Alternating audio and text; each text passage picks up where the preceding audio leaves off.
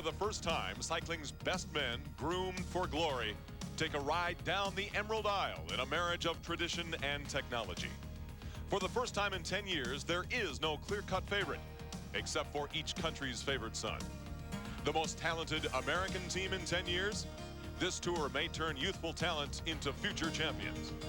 Jan Ullrich, a future so bright but dimmed by off-season celebrity, is back to prove that he can be one of the most dominant champions in Tour history. That is, if his determined teammate allows him that leadership. The French climbers who always beg for more mountains. The tiny Italian whose dream is as big as his heart and his ears.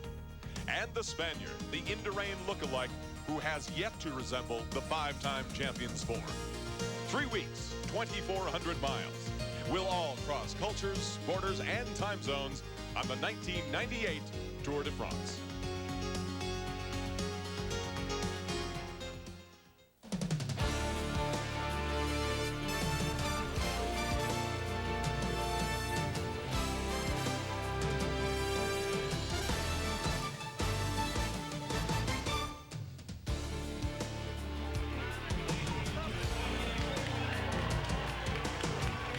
Frenchman Denis Leproux has just become the very first cyclist in the 85-year history of the Tour de France to compete here in Ireland.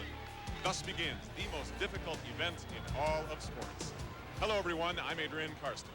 Aside from only World Cup soccer, the Tour de France is the most popular televised sport in the whole world. 950 million people will watch as 189 cyclists today leave on a 3-week bike ride that'll lead them down the road to glory and to agony. Now, 80% of the athletes here today have predicted that 24-year-old German defending champion Jan Ullrich will repeat as Tour de France champion again in '98. Our friend Phil Liggett returns for his 26th Tour de France. And Phil, I must ask you, why has Ullrich become the overwhelming pick of the peloton? Because the bike riders know a rider of sheer talent, and Jan Ullrich proved that last year when he was such a convincing winner in what was only his second Tour, and let's not forget either, at 23 years of age. Yes, all the rumors are true. He did start the season overweight. He has had poor form, but you know, he thinks only of winning the Tour de France. And when I saw him yesterday, he looked like a man sharp and ready to do battle. All right, now, Phil, let's consider the Americans. If you disregard Greg LeMond's miracle win in 1989 and those passionate stage victories by Lance Armstrong in the past decade, this potentially could be the most successful American team we've seen in 10 years. Absolutely, and why not? The Americans are no longer newcomers to the Tour de France now. They're very much an integral part of it. There are 6 Americans in the race this year, and 2 of them, maybe even 3, we expect to do extremely well. Watch out for Tyler Hamilton. He's now in his second Tour. He's a good rider. We know so because the Europeans tell us. We haven't seen the best of him yet. There's also George Hincapie, the new professional road race champion. I expect a stage win out of him at least. And the best till the last, Bobby Julich. Last year, that great time trial in Disney World, he finished 4th there. Well, I think now he's a man for a top 10 finish in the overall classification. 3 weeks and 2,400 miles, but we've condensed it into 60 seconds now. The 1998 Tour route map is sponsored by Mercury. For the first time ever, the Tour rides through Ireland for the first 3 days and 200 miles. We leave the Emerald Isle in County Cork and ferry across the English Channel, arriving in France on Bastille Day. The Flatlanders and sprinters have their days in the sun through the State 7 individual time trial, the first real test for the yellow jersey. Then the Tour turns south before the first mountain stages. Into the Pyrenees on the Tour's 10th day, now the climbers take over. Just 1 day's reprieve before we attack the French Alps. This will be the last chance for the climbers to attack the yellow jersey. In the heart of the Alps, they'll scale the cliffs of Olympic venues. Then, on the last day of July, we descend into what could be the most significant day of the '98 Tour. The final individual time trial that will probably produce our winner. Then the world's fastest train ride gets us home to the celebration in Paris. Back on the roads of Dublin, this is Eric Dekker, 28 years old, from the Netherlands, riding for Team Rabobank. Perhaps the best time trialer the Dutch have. He's a specialist, won last year's Tour of Holland. But here in Ireland, he has set the best early time at 6 minutes 25 seconds over 3.5 miles. Now here's Marty Jemison, one of 6 Americans on the '98 Tour. This his second Tour de France. Surprised himself and all of us really by even finishing last year's tour. 33 years of age. His second tour from Salt Lake City, Utah. Now remember, if our younger riders on the Postal Service team are to improve this year, certainly going to help to have Marty's mature attitude to lead them. Other young talent on the Postal Service squad: Tyler Hamilton, American champion George Hincapie, Frankie Andreu's old teammate Lance Armstrong you do not see there because Lance, of course, is in remission from testicular cancer.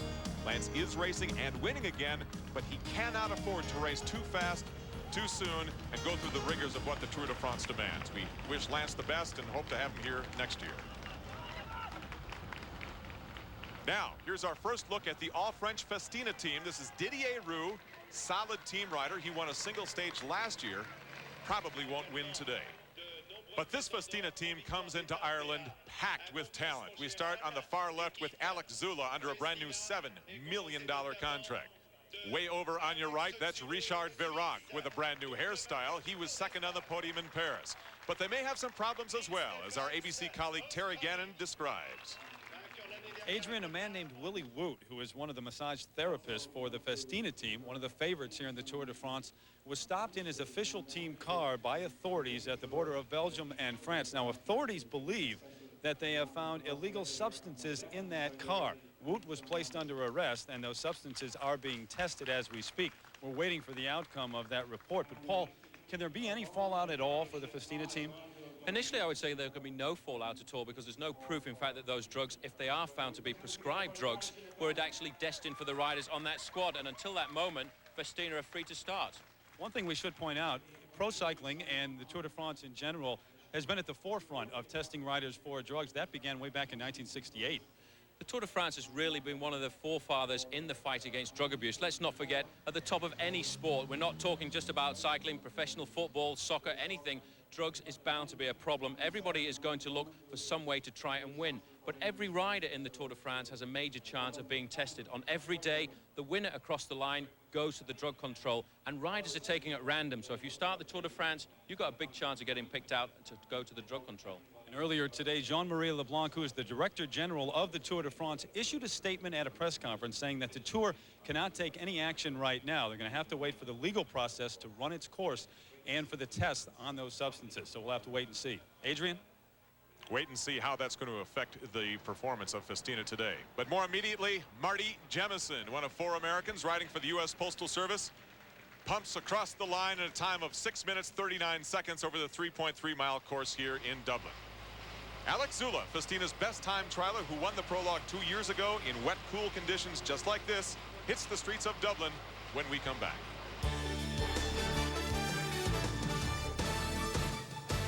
ESPN's exclusive presentation of the 1998 Tour de France is brought to you by Mercury. Go ahead, imagine yourself in a Mercury.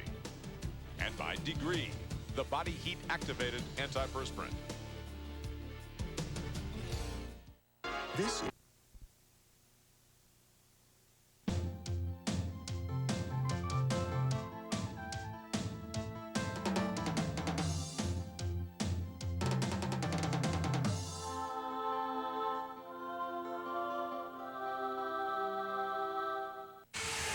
Hot tires fueling out the door. Feel the heat radiating out of your skin. It's nasty hot. We asked some of the hottest guys in the pits to switch antiperspirants. Ultra Dry Degree, body heat activated. Wow, I've never seen this before. When your body heat rises, Degree Ultra Dry's powerful new form releases extra protection when you need it most. This is one of the few products that can keep up with me. It kept me dry, ultra dry. Worked better than my old stick. New Degree Ultra Dry.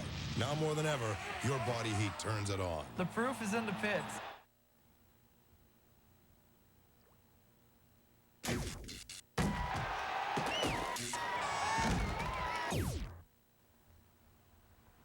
ESPN Sunday Night Football. Season begins September 6th.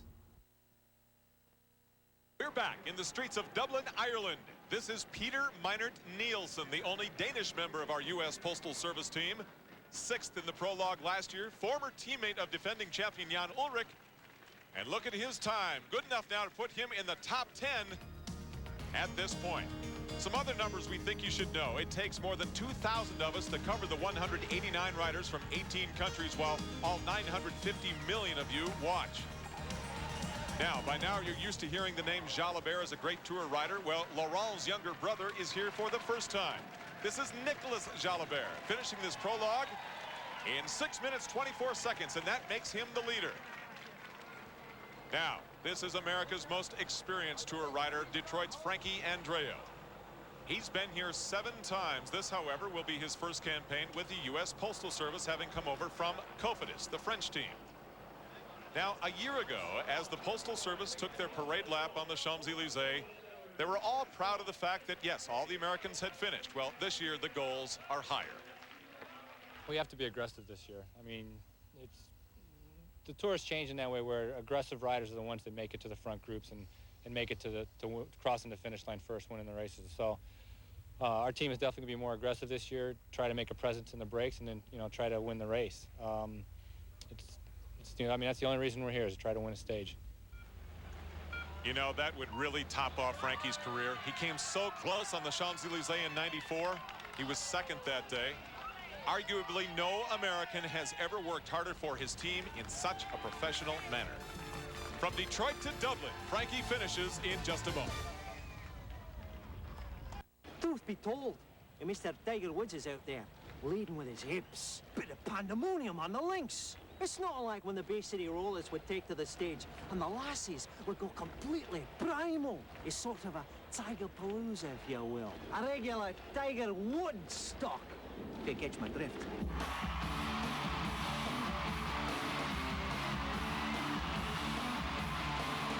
Brought to you locally by the Sprint International Golf Tournament. Are you ready for some volleyball? Well, get ready to spike it up. Spike It Up, the premier national amateur volleyball tour, is open to players of any age and ability.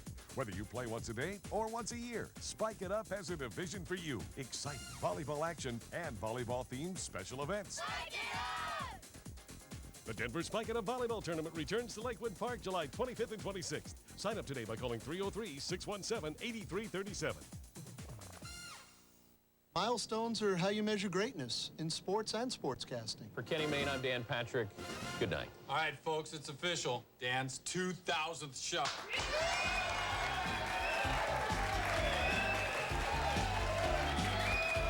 It was a big night. Everybody wanted a piece of history.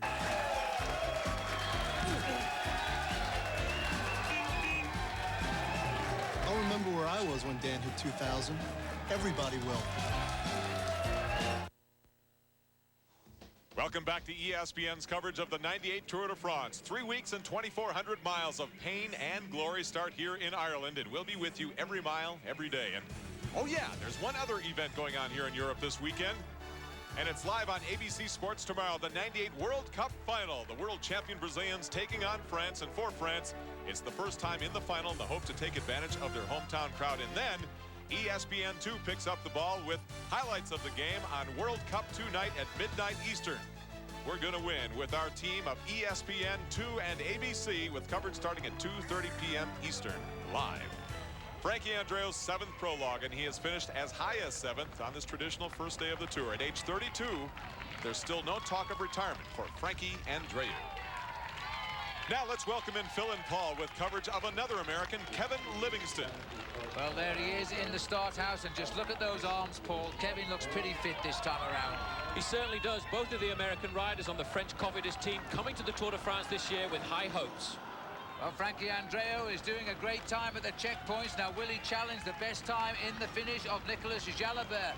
He, by the way, is the brother of Laurent. Laurent, of course, still to come. This is the finish now of Andreu, and he is going to challenge him. Look at the clock there. Jalabert, 6 minutes 24.79. Frankie Andreu is going to put US Postal on top of the leaderboard. That is an exceptional ride by Frankie. 6:23.24, best time. Another man who could rival that, Tyler Hamilton. Very good when it comes to the opening prologue time trials. He's out on the course right this moment for 5.6 kilometers as well. Well, you know that Frankie has set the trend for the team now. I wonder if he can run him close. Andreu, such a stalwart on the US Postal squad. But what about Livingstone? His time off Frankie Andreu's at the 3.6 kilometer check. And it looks as though Livingstone, even so, is going to have a respectable finish time here. He's in the top 30s and just under 50 kilometers now, just on 30 miles an hour there for Kevin Livingstone. Well, Frankie Andreu had the fastest time at the halfway split, but this man has just gone faster than him, and coming up to the finish line is going to be very close with the time of Andreu for Christophe Moreau of Festina. Moreau then having a great time trial season and striking a blow here for Festina. He will be the best time. It's only a matter of by how much here, because he's almost to the line. Christophe Moreau is going to be the new leader on the board, 6:17.32, and that is a very good time, and I think will take some beating.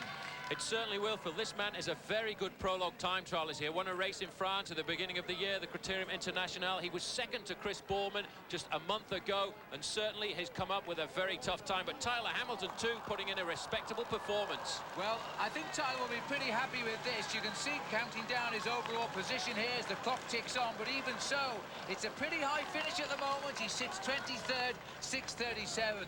But behind the scenes, Bjarne Riis is waiting for his start time. He must be concerned by the rain, which is starting to fall. How will he go? We'll find out soon. The Isuzu Amigo. Great for roads, great for no road. Great for fun, not so great for bicycle races. Hence, the Isuzu 21 Bike Salute to the Tour de France sweepstakes, where we're giving away 21 Lightspeed Ultimate Titanium road bikes now through August 3rd. Stop by your Isuzu dealer now and register to win. And while you're there, check out our new Amigo lease, $199 a month for 48 months, with $894 due at lease signing. Whoa, this is no place for a road bike.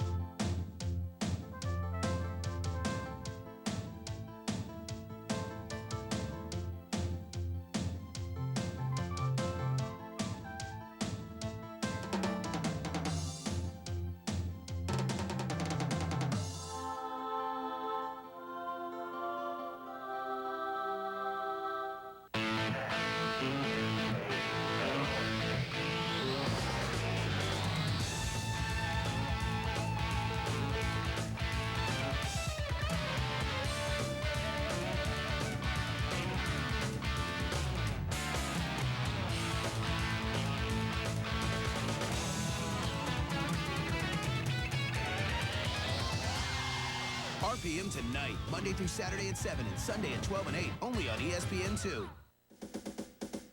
Discover the hitting secrets of America's finest baseball school in a professional instructional videotape. Teaching the mechanics of the Major League Swing features professional scout and instructor Tom Umansky and the same award-winning tested under fire techniques that have produced baseball world's back-to-back-to-back AAU national championship teams. Coach Umansky's study and analysis of thousands of baseball's best professional swings has yielded a no less than revolutionary approach to consistent hitting. It's proven, and you'll love its easy-to-understand, step-by-step video training methods. Teaching the mechanics of the Major League Swing benefits players of all ages and ability levels. A valuable addition to any coach's library, too, and it makes a great gift. Thousands have been sold at $39.95, but if you'll call now and use your credit card, you'll pay only $29.95. Call toll-free now, 1-800-344-8300. That's 1-800-344-8300. This is the tape that gets results. This year's Tour of favorites await their turn to ride the Prologue, among them the 96 champion, 34-year-old Bjarne Riis. His teammate and defending champion is Jan Ullrich, 10 years younger than Riis. Now, when you review the Team Telecom roster, the only new name you see from 97 is that of Frattini, the Italian. On paper, it's practically the same team with practically the same questions as last year. Who is their best candidate for the yellow jersey? Potentially an intra-squad power struggle. It is unique and dynamic. Bjarne Riis captured the 96 Tour by defeating five-time Tour champion Miguel Indurain. Backed by a powerful Telecom team, the experienced Dane looked to start a run of his own in 97. I think last year, 97, I was very strong. Maybe even stronger than the year before. But Riis would struggle early and eventually relinquish leadership of Team Telecom to a stronger Jan Ullrich. Although uneasy in his new role, Riis led the way for his younger teammates' first Tour victory. I think I'm gonna lie if I said that it didn't cause me any problems to give over the role as leader to Jan. Of course, it's hard. It's a hard moment when you have to do that. When you have to realize that you might not be the strongest this year. Despite his mixed feelings, Reese did his best to assist his teammate. The way I could help him was to stay near him, give him good advice, to give a little bit of my experience to him to win the tour. It is that experience that makes Reese a threat to once again challenge for the yellow jersey. But is Reese the true leader of Team Telecom? Then it's the big question, is Jan gonna ride for me? I think so. I think he is a good colleague, he's a good friend, he's a good sportsman. I'm sure he's gonna do it, and I certainly hope so. Well, Team Telecom may not be the only team that has this unique and dynamic power struggle. Here is Alex Zulle, a great time trialer and a very good climber. Who's the true leader of Festina, himself or Richard Virenque? This is the prologue for Alex Zulle. There's the start of Alex Zulle out of the ramp now, and the pressure on him today. The weather not quite as bad as it was a couple of years ago when he won in the rain at Saint-Brieuc. But Alex Zulle now heading up the spearhead pole for Festina. He certainly is. This man knows how to ride a very good prologue. An excellent ride by him last year when he came to the Tour de France with a broken collarbone which was repaired just beforehand, and he came away there with second place. So he'll be looking for the win today. After a disappointing Tour of Italy in the end when he led that race and finished more than half an hour behind, I wonder what he's thinking right now as he tries to go for best time.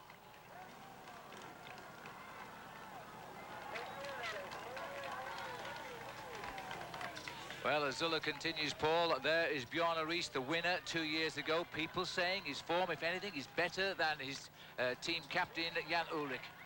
Well, it's going to be a special Tour de France for him this year. In fact, he's quite happy that Ullrich is the man taking all of the pressure as he goes out now facing 5.6 kilometers of this course. It'll be interesting to see just exactly how his form is, because in a prologue, you cannot hide. Well, I think Bjarne Riis secretly is feeling pretty good this year, and I know there's a lot of people thinking he might be the man to take back the title he conceded to Ullrich last year. Well, Phil, up ahead, it appears that for whatever pre-tour problems Team Festina may or may not have had, Alex Zulle has been unaffected. What a great opportunity here, Phil, for him to redeem himself after leading and then collapsing in the Tour of Italy.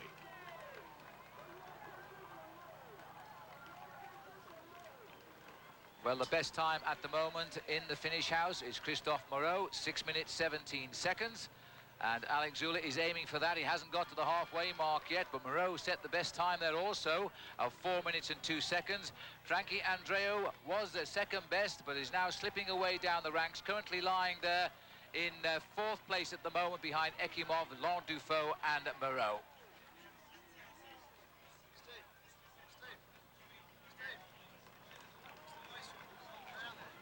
George Hincapie in the start house. Well, a man I've talked about as maybe winning a stage this year in the Tour de France. It won't be this one, I'm pretty sure of that. But Hincapie couldn't be more confident for this year's Tour, Paul. And he's certainly very happy indeed to be wearing the jersey he has on his shoulders, because that's the jersey of the national champion of the United States of America. And he really wanted to bring that across to Europe this year and fly the flag. At age 25, our youngest American here, just coming into his best years as a pro, George Hincapie. Meanwhile, Bjarne Riis, the leader of Team Telecom. This tour we'll find out.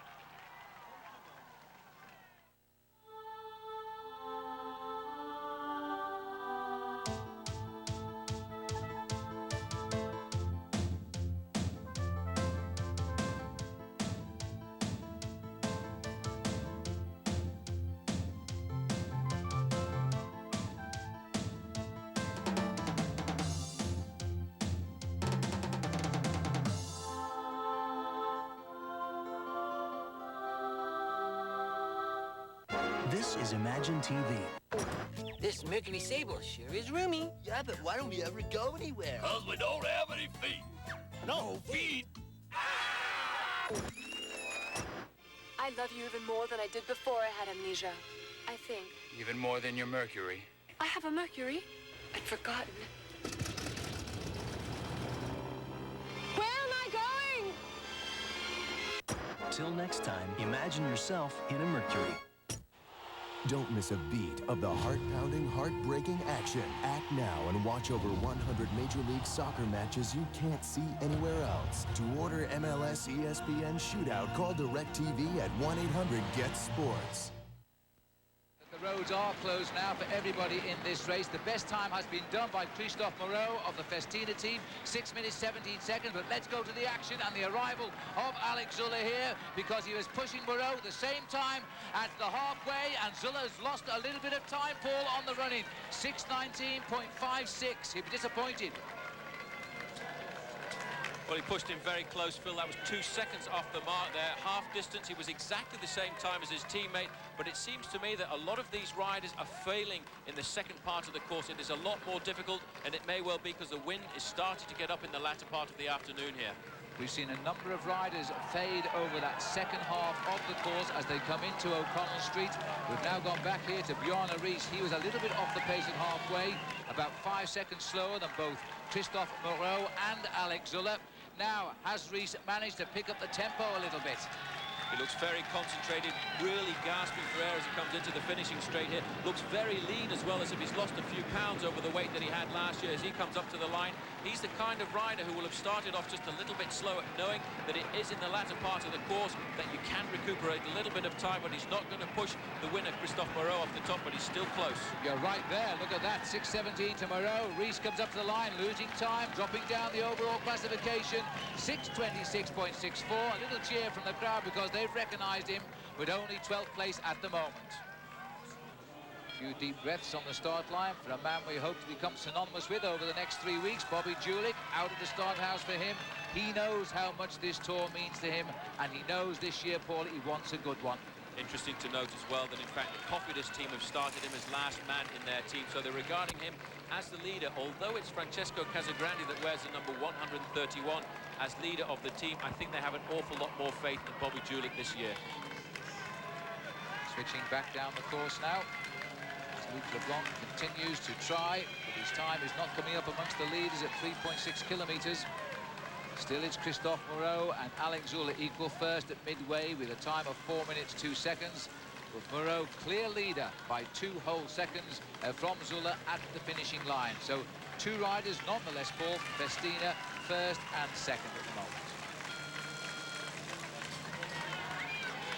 This looks like Magna of the La Française des Jeux team. Last couple of seconds countdown. A gentle roll off the ramp. The riders take no chances as they go down the ramp. They start up in the sky really for the benefit of the public to see them roll away. But the wise ones that take absolutely no risks whatsoever.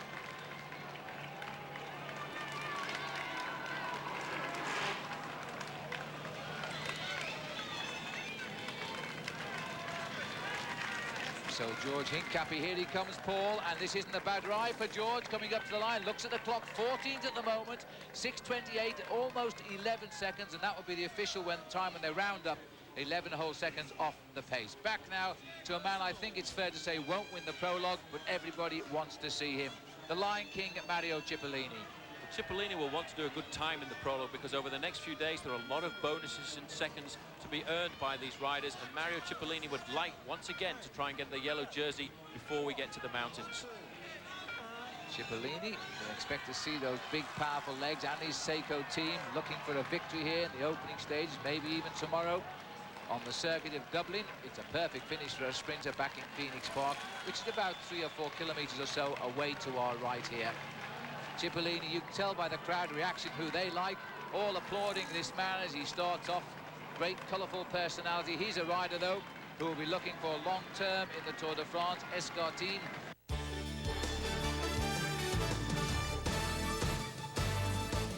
ESPN's exclusive presentation of the 1998 Tour de France is brought to you by Isuzu.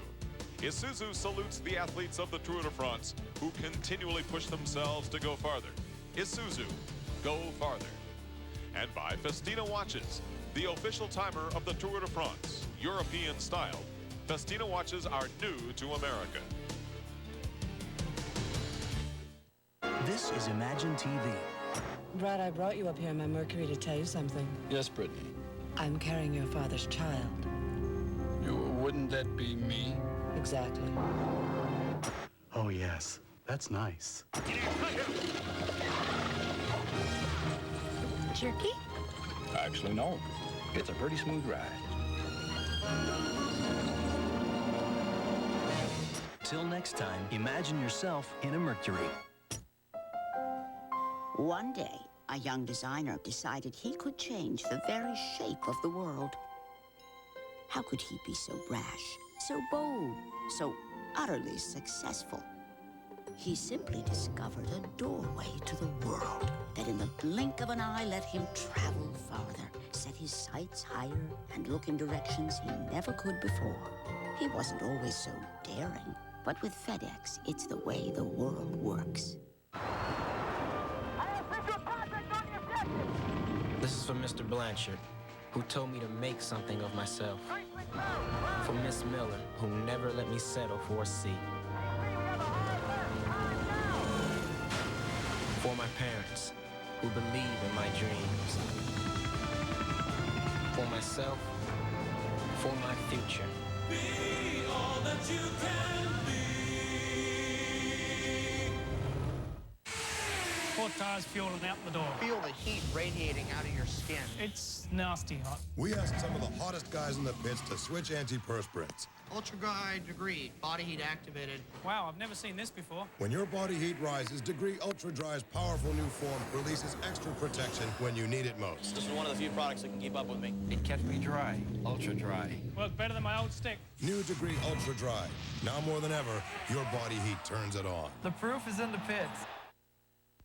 Welcome back to ESPN's coverage of the 98 Tour de France. You know, as this race expands internationally, so does our coverage. And to that end, you'll see tomorrow's Stage 1 on ESPN, on Sunday evening at 6 p.m. Eastern Time, and on ESPN2 at 12:30 a.m. late tomorrow night. The Tour on ESPN. The last 11 months for Jan Ullrich has been a crash course in learning how to handle celebrity status. It has also involved a crash diet, a year in his life. When the 1997 Tour de France began, Jan Ullrich's job was simple. Ride for teammate and defending Tour champion Bjarne Riis. But as Riis began to struggle, things changed. Given the nod by Team Telecom, Ullrich surged all the way to Tour victory. Returning home as Germany's first Tour de France champion was both a blessing and a curse for Ullrich. Being a national hero can be a full-time job. After the Tour de France, there are so many demands all the time, and I don't want to say no, but it all takes a lot of energy to keep going like that all the time.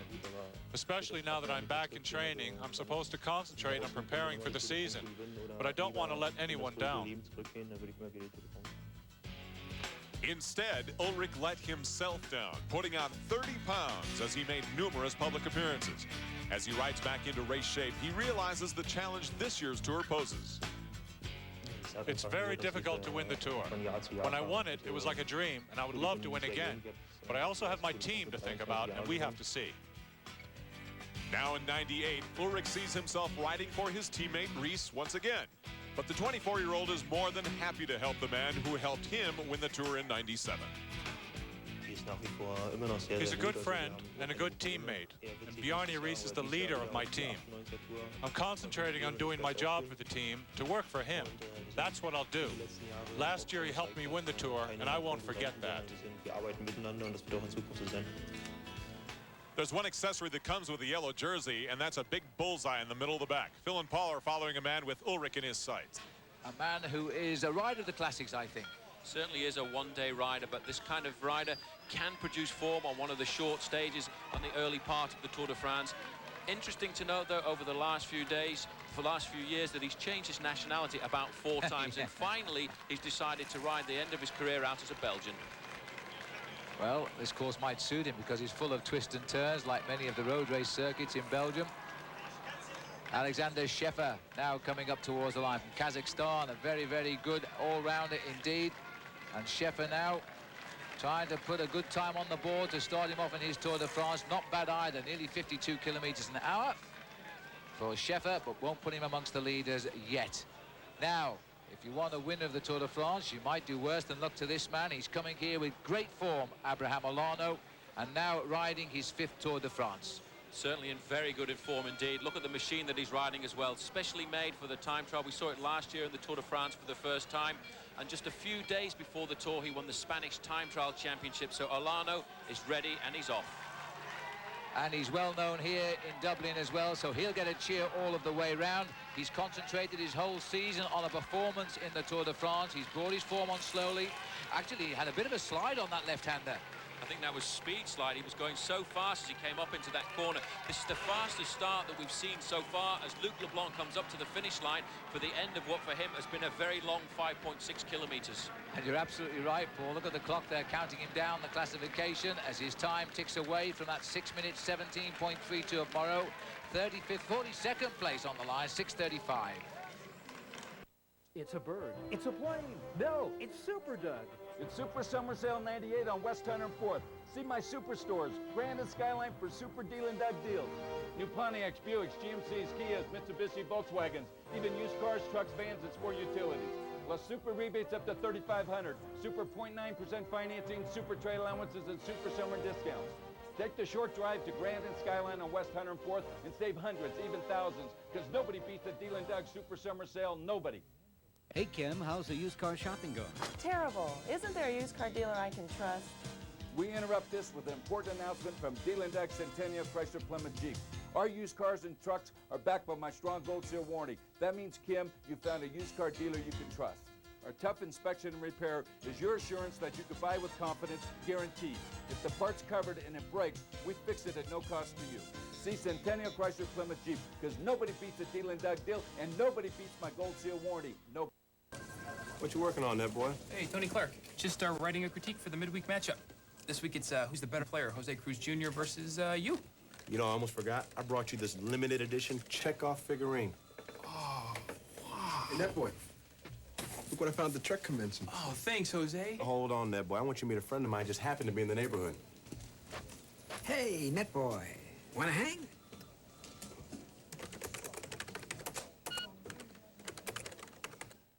What lower round draft pick just might stun the NBA by becoming his team's leading rebounder this year? The Sporting News knows. Do you? What hot goalie will dominate NHL offenses to power his team to a great season? The Sporting News knows. Do you? What surprising rookie sensation could send his team soaring into the Super Bowl? The Sporting News knows, and you can too when you call now to claim your no-cost 4-issue Sporting News mini subscription. Plus, reserve these great sports binoculars free. When it comes to the NFL, NBA, Major League Baseball, and the NHL, nobody keeps you in the know quite like the Sporting News. What GM's blockbuster trades will turn his pretenders into pennant contenders next season? The Sporting News knows, and now you will too. Call now for your no-cost 4-issue Sporting News mini subscription. If you like it, get 24 more issues, 28 in all, for 4 easy payments of just $4.99. Plus, get these great binoculars free with your paid subscription. Call now.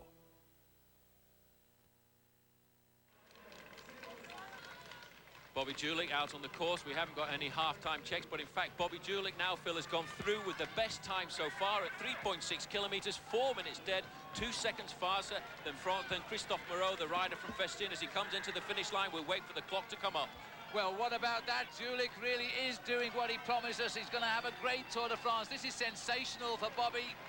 4 minutes dead, 2 seconds quicker than Moreau and Zulle. Now, can he hang on? Most people haven't in the latter part of the start order.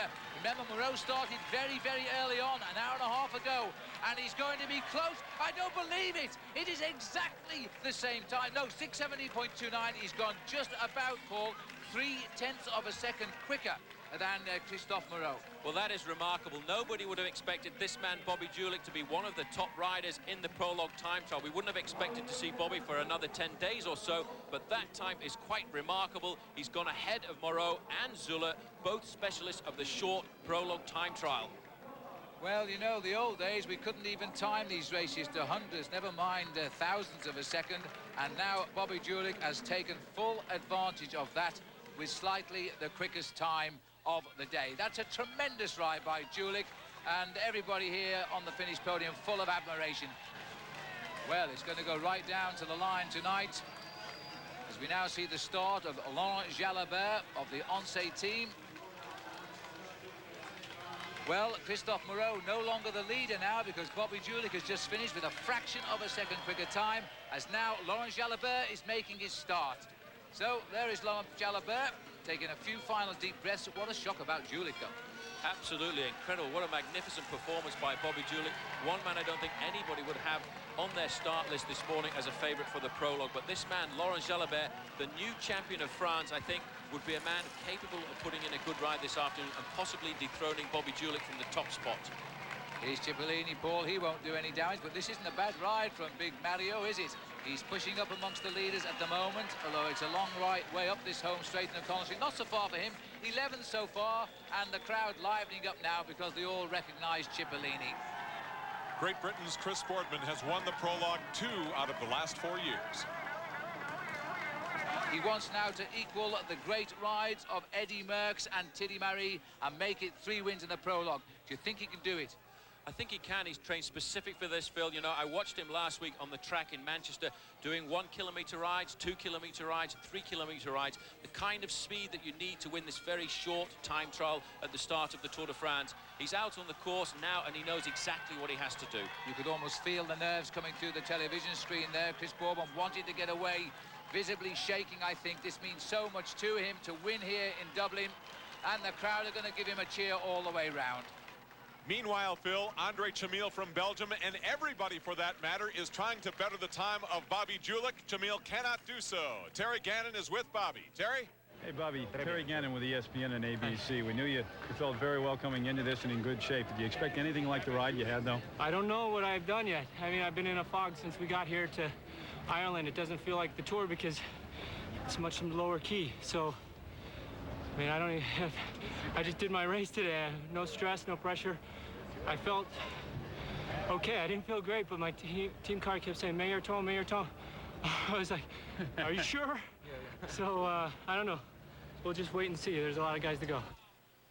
One of those guys to go is Marco Pantani, the tiny Italian, but a real heavyweight in this year's Tour, primarily because he has really improved his time trialing ability. He won a very difficult Giro d'Italia because of that improvement. After what was thought to be a career-ending accident kept him out of cycling for over a year and a half, Marco Pantani was resurrected in the 97 Tour in, of all places, the climb up L'Alpe d'Huez. Pantani crosses the line, the winner at Alpe d'Huez. Good fortune followed Pantani through the remainder of the 97 Tour, landing him 3rd on the final podium. He solidified his comeback this spring by capturing the Giro d'Italia. Although a flatter, less mountainous 98 Tour de France doesn't seem to favor this gifted climber, Pantani has other thoughts. This Tour doesn't have the great mountains that the climbers were waiting for. But remember, it's still going to be a very hard race. However, the few mountains that there are will be enough for me to gain time on my rivals. One such rival is Frenchman Richard Virenque. Like Pantani, Virenque is an exceptional climber, holding the polka dot jersey for the last 4 Tours de France. The fact that he's been wearing the jersey for some time tells you something. But he is also very aware that when Pantani is in shape, it's very difficult to try and follow him. But with a yellow jersey seemingly unlikely due to the Tour layout this year, Pantani's ultimate goal may come in challenging Virenque for the King of the Mountains. Before Richard Virenque can climb mountains, he has to climb stairs to officially sign in for today's first day of the 98 Tour in the Prologue and shake hands with the man who beat him by over 9 minutes, the defending champion, Jan Ullrich.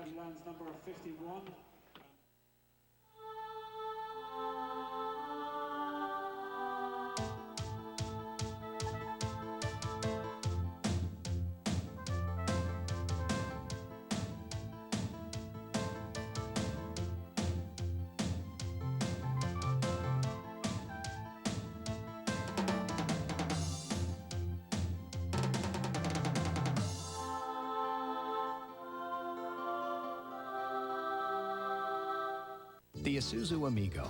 Great for roads, great for no road. Great for fun, not so great for bicycle races. Hence, presents the Isuzu 21 Bike Salute to the Tour de France sweepstakes, where we're giving away 21 Lightspeed Ultimate Titanium road bikes now through August 3rd. Stop by your Isuzu dealer now and register to win. And while you're there, check out our new Amigo lease, $199 a month for 48 months, with $894 due at lease signing. Whoa, this is no place for a road bike.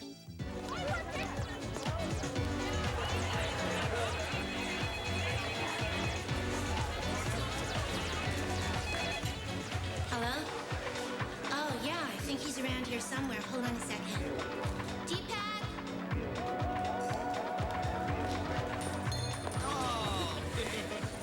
D-pad, your wife is on the phone. I'm not here. She wants to talk to you. I'm not here. American Bobby Julich is leading the Tour de France with the best time in the prologue of 6 minutes 17 seconds. Backstage, the defending champion Jan Ullrich knows that. Marco Pantani, how much has he improved in his time trialing? The man who's popular with all of the riders here at the Tour de France, all of the spectators as well, Marco Pantani, the pirate, the elephant. His name just conjures up a whole host of nicknames. But this man today will be thinking about just getting to the finish of this 5.6 kilometers, because for him, his objective is further down the road.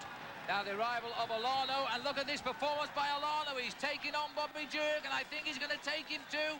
Olano, best time, 6:16.96. Abraham Olano is, as he says, in perfect condition for the Tour de France. Just take us through that, Paul. That is quite remarkable. You can see the concentration as he comes over the last few meters here. He came to the Tour de France in excellent form. He won the Spanish Time Trial Championships, and he's mastered his course precisely because he was down on Julich at halfway, and he kept the speed up high to go across the line at the finish, the new leader. But this is the man out on the course now, Christopher Boardman. This is the position of an ideal pursuiter, a track man, a man capable of riding at 54, 55 kilometers an hour. Well, here is Richard Virenque making his start under a little bit of a shadow today, because that news reaching us that over in France, a member of the team has been stopped at the French borders and arrested, having found a quantity of forbidden substances in the team car.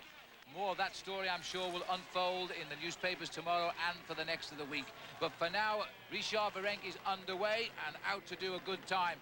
Bo Hamburger, winner this year of the Flèche Wallonne single-day classic, now seeing if he can produce a good time on the line.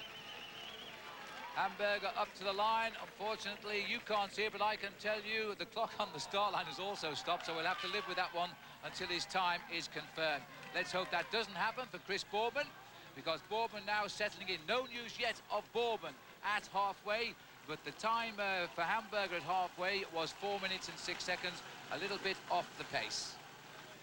Well, Boardman knows exactly how to ride these prologue time trials, but the man everybody's been waiting for is Jan Ullrich. He was third in the prologue last year. Today, he might just go a little bit better. Jan Ullrich, the last man to start of the 189 riders in this year's Tour de France, the privilege of the defending champion. The fat man for the last 6 months. I don't see any signs of that right now. There's none at all. I think the story's been hyped up just a little bit, because if you cast your minds back over the years, Greg LeMond used to put a lot of weight on during the winter months. Stephen Roche also used to gain an extra few pounds in the winter season as well. And I think for the moment, Jan Ullrich has come to the Tour de France at exactly the same weight as he had at the start last year. Well, we have Chris Boardman out on the course as we watch the big legs here of Jan Ullrich. Let me remind you also that Max Schander, he called it a time of 6 minutes and 42 seconds. Not bad for the man we hope will take out a road racing stage later in this tour. But right now, Ullrich has the streets of Dublin to himself. A man who won a world championship as an amateur. And now, as we go towards the finish, so too does Laurent Jalabert, the champion of France. Has he done a good ride, Paul? Look at his midway time. It's just 1 second off the time of Bobby Julich, but this man too will speed up as the race progresses. He's looking very strong. He's still got an awful lot of power. All these times, Phil, are going to go right down to the line. Well, Jalabert has gone well over this second half of the course. The threatened rain has not come. He's sprinting for it now. He's taking on Olano. It's going to be a push and shove on the line. He's just missed out by 0.09 of a second. Jalabert will slot in to the second place. I can't believe it, but Jalabert has pulled out something very, very special today. Incredible course out here. This is an ideal course for a prologue. Not too many corners, very straight, and this is the course for a strong man, a man capable of using massive gears, and the kind of gear that this man in the yellow jersey is using at the moment is monstrous. Now the second time check for Chris Boardman, he's gone through 4 seconds faster than Julich, so at half distance, Boardman now is the fastest man on the road. Well, come on, Chris, because I think Chris has tried to persuade everybody who's spoken to him he can't win this race. He seems to have been depressed. He's the only man on the course to have gone inside 4 minutes thus far. So Boardman is beginning to fire yet again as he races down the banks of the Liffey. Well, I spoke to him just a few days ago, and he said, I'm not sure if I can win the prologue at the Tour de France. I'm not sure how my form is. It's been up and down all year. I think he's been trying to get the pressure off him as we look at Giuseppe de Grande, and if we go back a little bit further down the line there, Boardman should be coming around that corner any moment now. Well, de Grande is in 17th for him at 6:25, but what, oh what, will Chris Boardman finish with now? Here is Boardman. Look at the crowds to the left. They are leaning across those barriers. If shouts get you to victory, then this will mean another prologue victory for Chris Boardman. That says his best time at 3.6 kilometres, but of course this race is 5.6 kilometres. Now he turns to the cheers of the crowd right down O'Connell Street here as Boardman swings in to the home straight now. He is going to have to sprint all of the way. Olano is home with a time of 6 minutes and 16 seconds. Boardman just gone through 6 minutes. He's got to be the best time. He's got to keep it going now to the line. And there are still others to follow. He must not ease up now. Boardman pushes all the way to the line. His head is up, his head is down. The time is the best. 6:12.36. Boardman has not let his fans down yet again, but of course still to come are Pantani, Virenque and Ullrich. Phil, this is the perfect point to give you today's race summary, brought to you by Degree Antiperspirant and Deodorant. The early leader in the prologue, Eric Decker of Holland, and France's Nicolas Jalabert were eclipsed by Christophe Marot, who set a time for Festina of 6 minutes 17 seconds, and that held for 93 riders. Then Bobby Julich of the United States took the lead. Abraham Olano beat Julich, but Chris Boardman, now finished, has to wait for Virenque, Pantani, and mostly Ullrich to find out if he's won another prologue. We'll find out who has won the prologue and the yellow jersey in just a moment.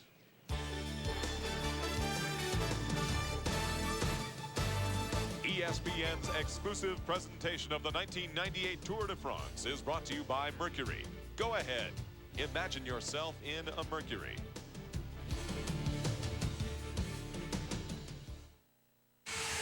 Four tires fueling out the door. Feel the heat radiating out of your skin. It's nasty hot. We asked some of the hottest guys in the pits to switch antiperspirants. Ultra dry Degree, body heat activated. Wow, I've never seen this before. When your body heat rises, Degree Ultra Dry's powerful new form releases extra protection when you need it most. This is one of the few products that can keep up with me. It kept me dry, ultra dry. Worked better than my old stick. New Degree Ultra Dry.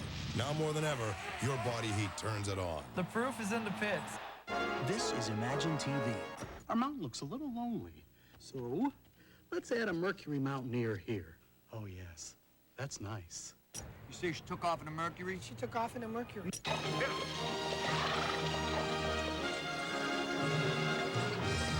Jerky? Actually, no. It's a pretty smooth ride.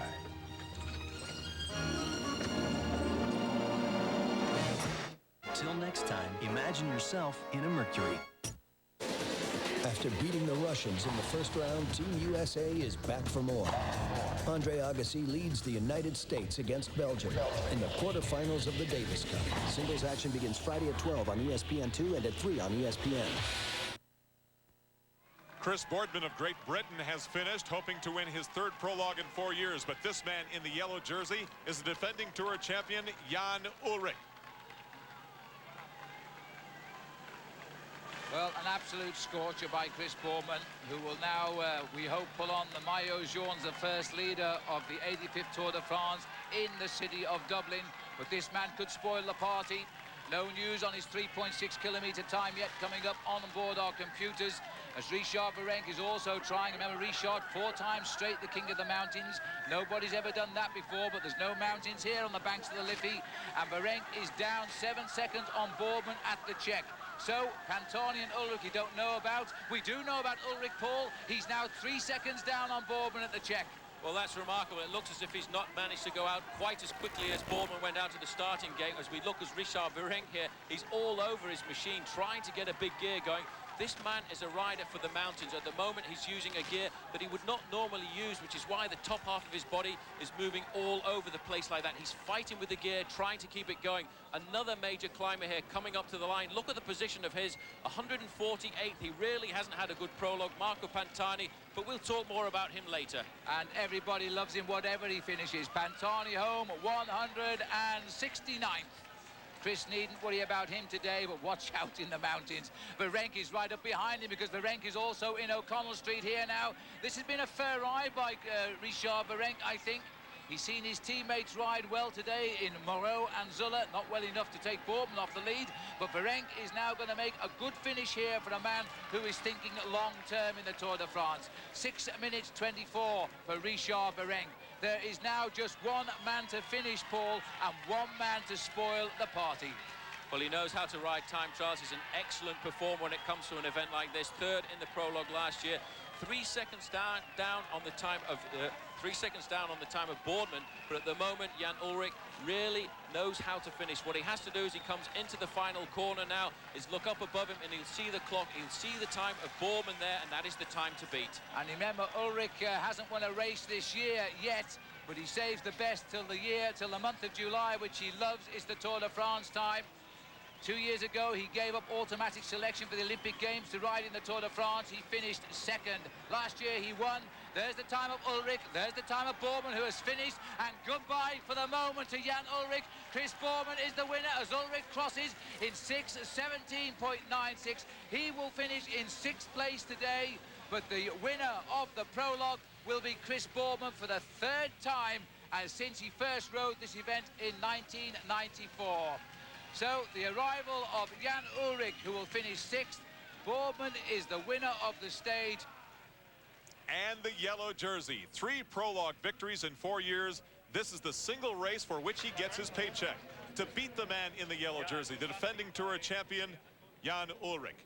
Chris Boardman, first again for the 3rd time in 4 years. He wears the yellow jersey tomorrow. Abraham Olano, the Spaniard, is 2nd. Laurent Jalabert. No surprise, he was 3rd. The big surprise of the day, American Bobby Julich finishing only 5 seconds behind the great time trialer Boardman. Jan Ullrich, the defending champion, 6th. Zulle 7th, no surprise. Look at Frankie Andreu, close to the top 10. Bjarne Riis, the 96 champion, 23rd. And young George Hincapie, our American champion, 26th today in the prologue, the first day of the 98 Tour. Marco Pantani has to be considered a favorite to win this year's Tour, but he finished 181st today, 48 seconds behind Chris Boardman. That's losing 8.5 seconds per kilometer, and they only raced 5.5 today. That shows you what a specialty time trialing really is.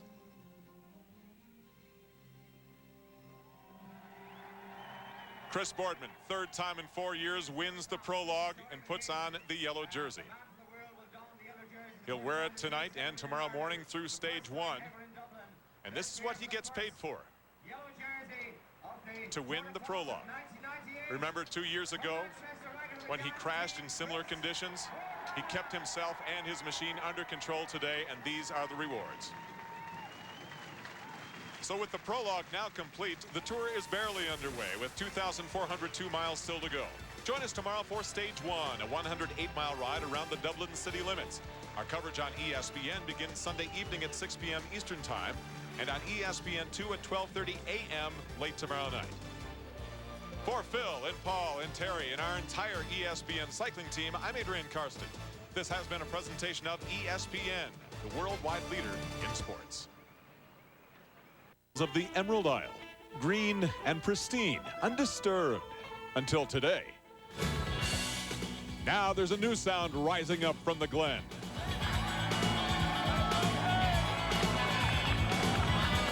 Cheers for the big Yank, American Bobby Julich. He beat just about everybody on the Tour's opening day. Even the dominant defending champion Jan Ullrich couldn't keep up. He lost the yellow jersey to a real pro's pro at the prologue, Chris Boardman. Now, how's that for a nice quiet weekend in Ireland?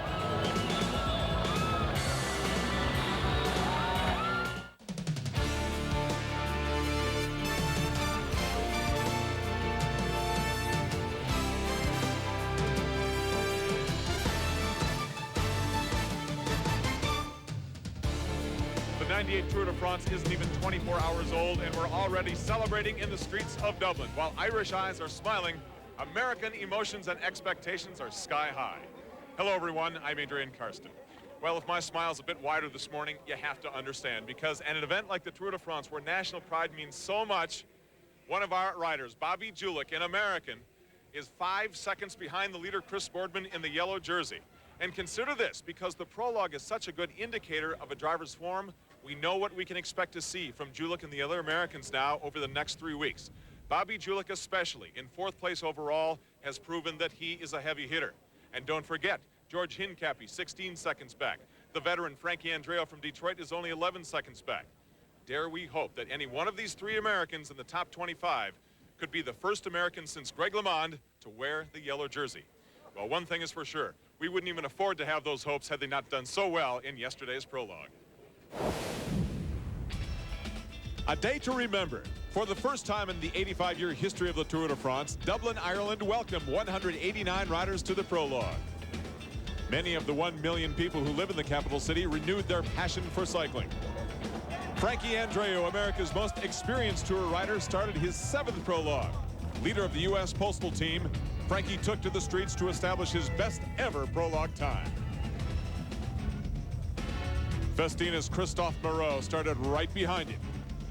Now, some pre-race distractions for Festina threatened to affect his performance, but he pushed right on through to establish the best early time. 6 minutes, 17 seconds. That lead would hold for 93 riders. Then the highlight of the day, American Bobby Julich in his 2nd tour stared down the 3.5-mile course. What a difference his initial ride on this day would make. He had come such a long way in a year's time. Team Cofidis started the 97 Tour de France absent a true leader, but finished with a newfound talent, American Bobby Julich. After an uninspired first half of the tour, Julich made his move. Julich is thrown away from the group. He's being chased by Casagrande. Now that's a good move by Bobby Julich today, because he can sprint as well. He's had a marvelous last day in the Alps of the Tour de France. My morale has never been better. I am so happy to be where I am and so grateful to be riding the way I am. If the chance is there, I'm going to take it. Take it he did, with 4 top 10 finishes in the final 6 stages and the highest overall finish by an American since 1992. 17th in the Tour de France. You need to show your abilities, and I believe I did that the last 10 days of the Tour de France. Team Cofidis became a believer as well, signing Bobby to a lucrative contract and elevating him to co-leader status. For a team to really put that much confidence in me and to pretty much gamble, because cycling is a what have you done for me lately sport, and it's done great things for my confidence, and it's done great things for me. Considered more of a climber, Julich concentrated on his time trialing in the offseason. You have to be an all-arounder. You have to be able to ride against the clock also, and that's basically what the Tour de France or every major stage race is an all-around thing. It's not necessarily a climber's race. Now, no longer in the shadows, Julich will be a rider to watch, but the learning curve to team leader is steep, and how he is able to cope may determine his performance in the 98 Tour de France. The curve is steep indeed, but Bobby has a way of straightening these things out. The final countdown, and then he was off. Now, he knew the time he had to beat, Moreau's 6:17, but he also knew he wasn't the best time trialer on the tour. But Bobby has surprised us before. Well, what about that? Julich really is doing what he promised us. He's going to have a great Tour de France. This is sensational for Bobby. 4 minutes dead, 2 seconds quicker than Moreau and Zulle. Now, can he hang on? Most people haven't in the latter part of the start order. Remember, Moreau started very, very early on, an hour and a half ago, and he's going to be close. I don't believe it. It is exactly the same time. No, 6:70.29. He's gone just about, Paul, 0.3 of a second quicker than Christophe Moreau. Well, that is remarkable. Nobody would have expected this man, Bobby Julich, to be one of the top riders in the Prologue time trial. We wouldn't have expected to see Bobby for another 10 days or so, but that time is quite remarkable. He's gone ahead of Moreau and Zulle, both specialists of the short Prologue time trial. I mean, I've been in a fog since we got here to Ireland. It doesn't feel like the Tour because it's much lower key. So, I mean, I just did my race today. No stress, no pressure. I felt okay. I didn't feel great, but my team car kept saying, Mayor Tom, Mayor Tom. I was like, are you sure? Yeah. So, I don't know. We'll just wait and see. There's a lot of guys to go. One of them, the true Prologue favorite, Great Britain's Chris Boardman. This is his specialty. Win this one race, the Prologue, and his job is done for the season. Right from the start, he was flying. Now he turns to the cheers of the crowd right down O'Connell Street here as Boardman swings in to the home straight now. He is going to have to sprint all of the way. Olano is home with a time of 6 minutes and 16 seconds.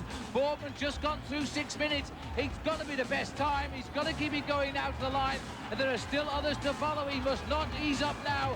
Boardman pushes all the way to the line. His head is up, his head is down. The time is the best. 6:12.36. Boardman has not let his fans down yet again. But the man everybody's been waiting for is Jan Ullrich. He was third in the Prologue last year. Today, he might just go a little bit better. Jan Ullrich, the last man to start of the 189 riders in this year's Tour de France, the privilege of the defending champion, the fat man for the last 6 months. I don't see any signs of that right now. There is now just one man to finish, Paul, and one man to spoil the party. Well, he knows how to ride time trials. He's an excellent performer when it comes to an event like this. Third in the Prologue last year. 3 seconds down on the time of 3 seconds down on the time of Boardman, but at the moment Jan Ullrich really knows how to finish. What he has to do is he comes into the final corner now, is look up above him and he'll see the clock, he'll see the time of Boardman there, and that is the time to beat. And remember, Ullrich hasn't won a race this year yet, but he saves the best till the month of July, which he loves, is the Tour de France time. 2 years ago, he gave up automatic selection for the Olympic Games to ride in the Tour de France. He finished second. Last year, he won. There's the time of Ullrich. There's the time of Boardman, who has finished. And goodbye for the moment to Jan Ullrich. Chris Boardman is the winner as Ullrich crosses in 6:17.96. He will finish in 6th place today. But the winner of the Prologue will be Chris Boardman for the 3rd time, and since he first rode this event in 1994. He admitted going through some depression and personal problems, but he never let that affect his performance. By only 4 seconds over Abraham Olano, Boardman wears the yellow jersey as the leader of the Tour de France. Jalabert, Julich, Moreau, and Ullrich were separated by just fractions of a second. Frankie Andreu is in 11th place overall. Bjarne Riis 23rd, and American champion George Hincapie 26th.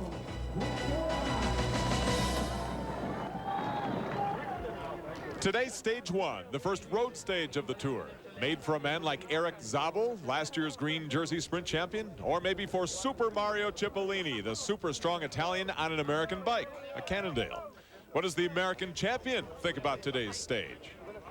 Well, today is going to be, I think it's going to be a different start to the Tour because there's going to be some small roads, and with this wind and it's supposed to rain, it's going to be pretty chaotic. So basically just stay up front and try not to miss the group when it splits. To keep the yellow jersey as long as he can, Boardman just needs to stay out of trouble. Now, two friends who share their British national pride. A tremendous performance yesterday by Chris Boardman. In fact, he told me just a few moments ago he wasn't at all nervous at the start. The reason being he didn't believe he could win. And so because he wasn't nervous, of course, his body gave the best and he won the stage. But now, Paul, he has to defend that maillot jaune on what is a very tough and windy day. Certainly a very difficult day. A lot of the riders always scared over the first few days of the Tour de France as well, because it's always a nervous race. Going over the Wicklow Gap, it will be difficult because of the wind and the weather conditions we have out here. But, you know, Mario Cipollini is 13 seconds behind. There's a 20-second time bonus on the finish line, and he loves to wear the yellow jersey. And Cipollini tried hard in the Prologue yesterday for one reason only, so today he could try and get his hands on that maillot jaune. But the Americans, not only with Julich having a good day yesterday, but now with George Hincapie also a few seconds back, he's a man that could win and take the lead. He certainly is. George is just 16 seconds behind the overall leader at the moment, Chris Boardman. And, you know, he did win the US Pro Championships just a couple of weeks ago in a sprint finish. He's improved dramatically. He has an awful lot of confidence. If he's going to take the yellow jersey, today's the day. Paul mentioned the wind at the top of Wicklow Gap. At 1,700 feet elevation, the wind's going to be whistling at 30 miles per hour. Only going to be about 60 degrees on the course today with rain from time to time. In downtown Dublin, Chris Boardman leads the Tour out of town on a 112-mile bike ride. Now let's take a look at today's route, brought to you by Mercury. It's basically a big loop through the Irish countryside that begins and ends in Dublin. Rolling terrain with 3 opportunities for the cyclists to sprint through intermediate lines and gain points toward the green sprinter's jersey. Here's the first sprint at the 10-mile mark in the town of Bray. At 40 miles per hour, Jan Svorada wins the sprint, plus a 6-second time bonus. Eric Zabel is second, and Frederic Moncasson third. He gets 2 seconds deducted from his overall time. So with 3-time bonus sprints within the race today and potentially a sprint finish at the finish line, a man like Mario Cipollini could gain greatly toward the yellow jersey. Out into the Irish countryside now, the 54-mile mark within this race to be exact. Phil Liggett and Paul Sherwen are standing by with a good look at Mario Cipollini's team Seiko as they move toward the front. Gentlemen? So the race is truly on its way now, and who will win the right to wear the next yellow jersey? But the morale of the Festina team, led by Richard Virenque and Alex Zulle, is at a low ebb following the arrest in France of a team member who was found carrying an amount of steroids. The team claim he was acting alone and not supplying riders of the Tour de France, but it has certainly pointed a finger of suspicion to some of the team riders in Festina. It's certainly leaving too a nasty taste, but for the moment, the Tour organization are taking no action. They are allowing French justice to take its course, although this story is set to continue when the race returns to France on Monday night. The organization have already said it is a very serious situation, and if anybody points directly to riders in the Tour de France, they will take action. And of course, that could mean disqualifications from the Tour. More to the moment, a day for the sprinters. The first road stage of the 98 Tour de France continues in a moment. This is Imagine TV.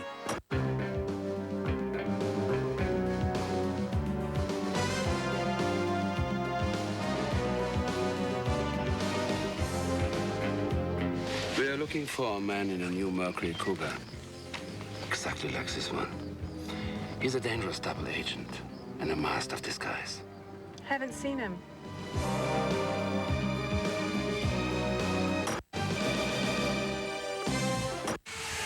Four tires fueling out the door. Feel the heat radiating out of your skin. It's nasty hot. We asked some of the hottest guys in the pits to switch antiperspirants. Ultra Guide, Degree, body heat activated. Wow, I've never seen this before. When your body heat rises, Degree Ultra Dry's powerful new form releases extra protection when you need it most. This is one of the few products that can keep up with me. It kept me dry, ultra dry. Worked better than my old stick. New Degree Ultra Dry. Now more than ever, your body heat turns it on. The proof is in the pits. This is for my grandfather, who always said I'd make the family proud. For my mom, who never let me out the door without my homework. For my dad, who worked the night shift to make our lives better. Flight 3 Alpha. Spotty. For myself, for my future. Be all that you can be.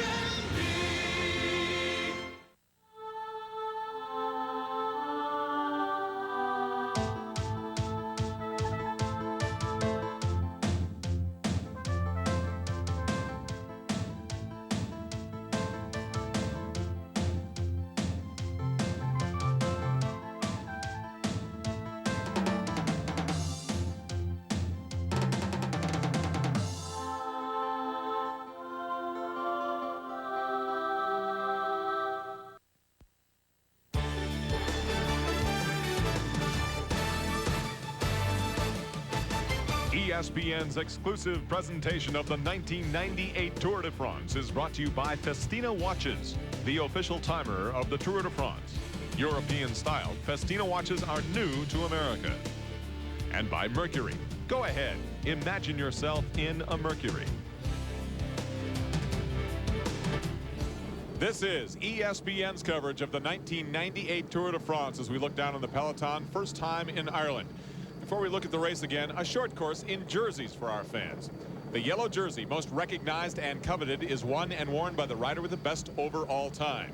The green jersey goes to the best sprinter, and the King of the Mountains jersey, white with red polka dots, is won by being the first to the top of these type of mountain climbs. Phil Liggett and Paul Sherwen take us up the very first one of the 98 Tour. The interesting thing is, Paul, after the Col de Wicklow Gap today up near Dublin, and of course the home area of Stephen Roche, the 1987 winner, tomorrow we're off to the Col de Carrick, which is the home of Sean Kelly, and the climb which Sean Kelly must have ridden hundreds of times during his sparkling career as a professional. Jose de Los Angeles of the Kelme squad, and this is Jackie Giron, dressed like the pirate today with his headband.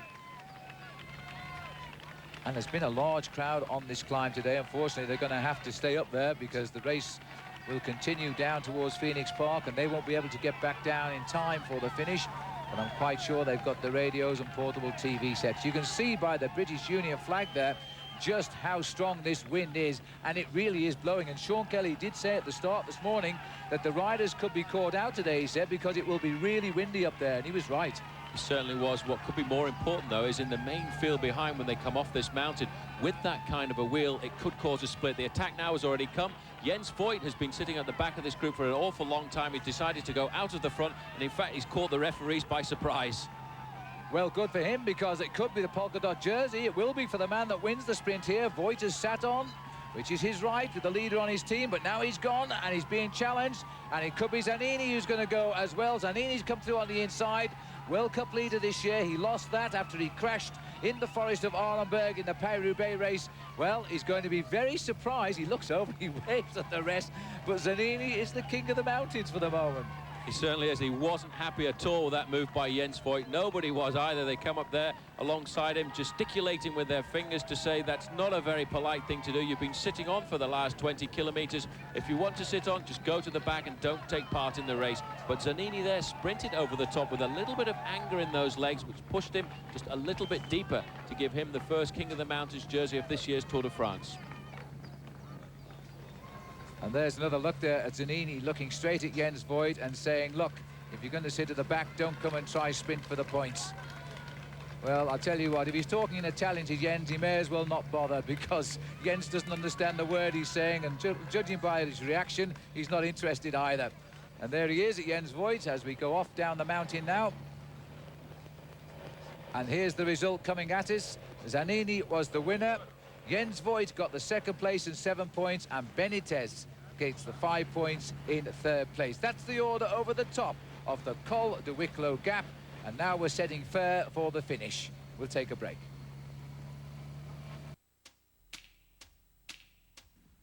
Saw this show the other night about the great Houdini. The guy could get out of anything, except yard work. He couldn't get out of jury duty. And don't think he didn't try. You know, he couldn't get out of that record club he joined. He couldn't get out of painting the house. He hated painting. Now you can wash your car with no effort at all. It's Swirl On 2. Just add soap or detergent, and the powerful rotating head and soft 8-inch brush wash away all the dirt. Add this extension handle and wash the outside of your house. Use this second extension handle to reach high windows. Attach this jet blaster nozzle and you can clean out your gutters. You get the complete Swirl On 2 system for only $19.95. For more information and the nearest dealer, call now. Milestones are how you measure greatness in sports and sportscasting. For Kenny Mayne, I'm Dan Patrick. Good night. All right, folks, it's official. Dan's 2,000th shot.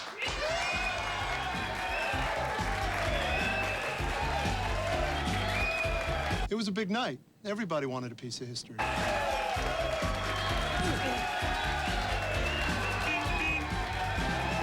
I'll remember where I was when Dan hit 2,000. Everybody will.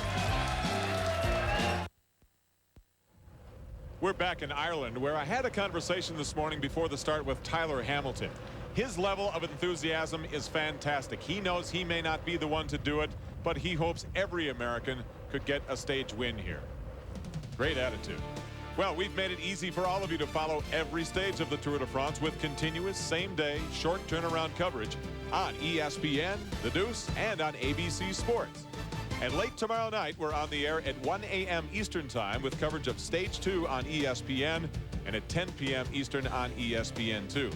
And you can also get immediate updates on the World Wide Web at ESPN Sports Zone and ABC.com. You know, there are some covering this year's tour who just don't want to leave Ireland. It's difficult to describe the spirit with which we've been received here, but Terry Gannon, with his Gaelic heritage, gives us a very good picture.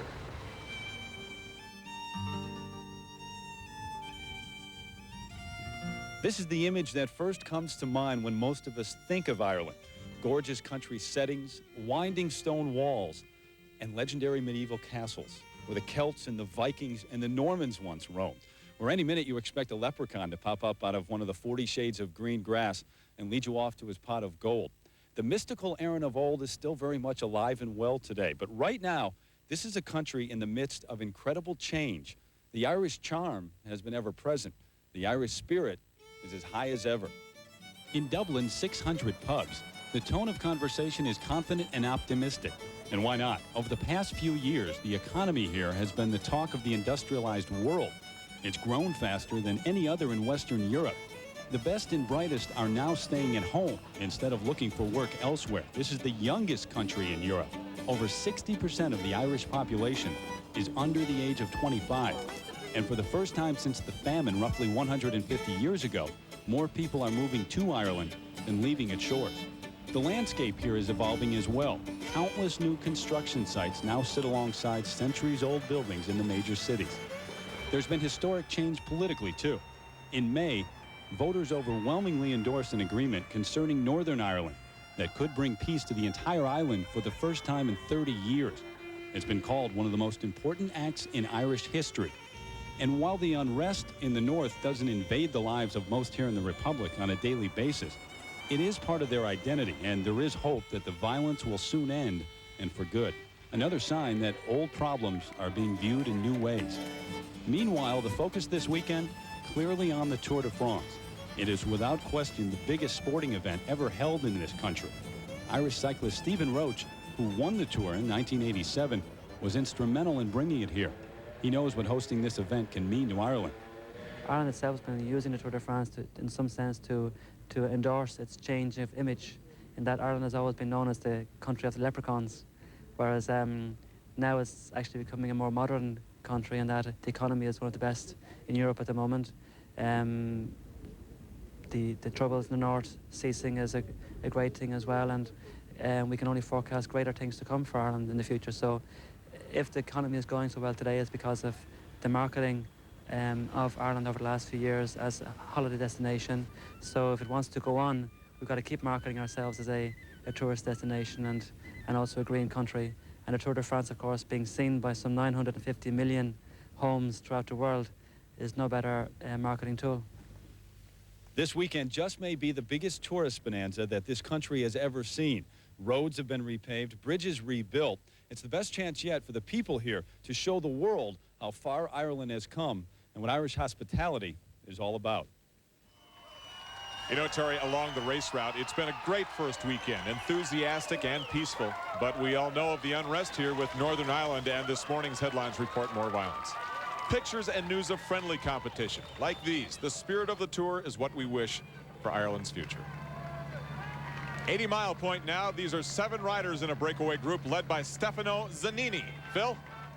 Well, they're still scurrying across the countryside here in Ireland, but the gap is coming down rather dramatically now. 1 minute and 5 seconds, the last check, and they have covered now something like 130 kilometers. So, Paul, about 80 miles covered of the race, and it looks as though the catch is going to come in the next, what, 10 miles?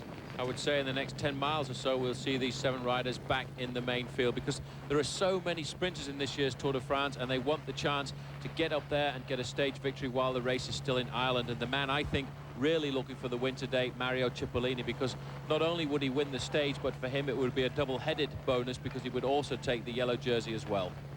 Can Cipollini do it? Or will Boardman wear the yellow jersey for another day? We'll find out when we return.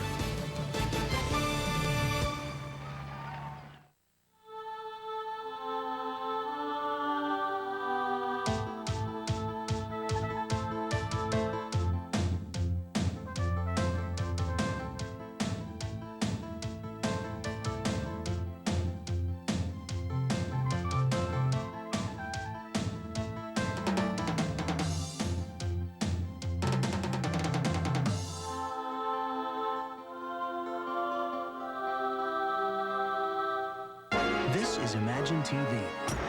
What's this? Ivan the Destroyer. No, I said go get the villager, not pillager.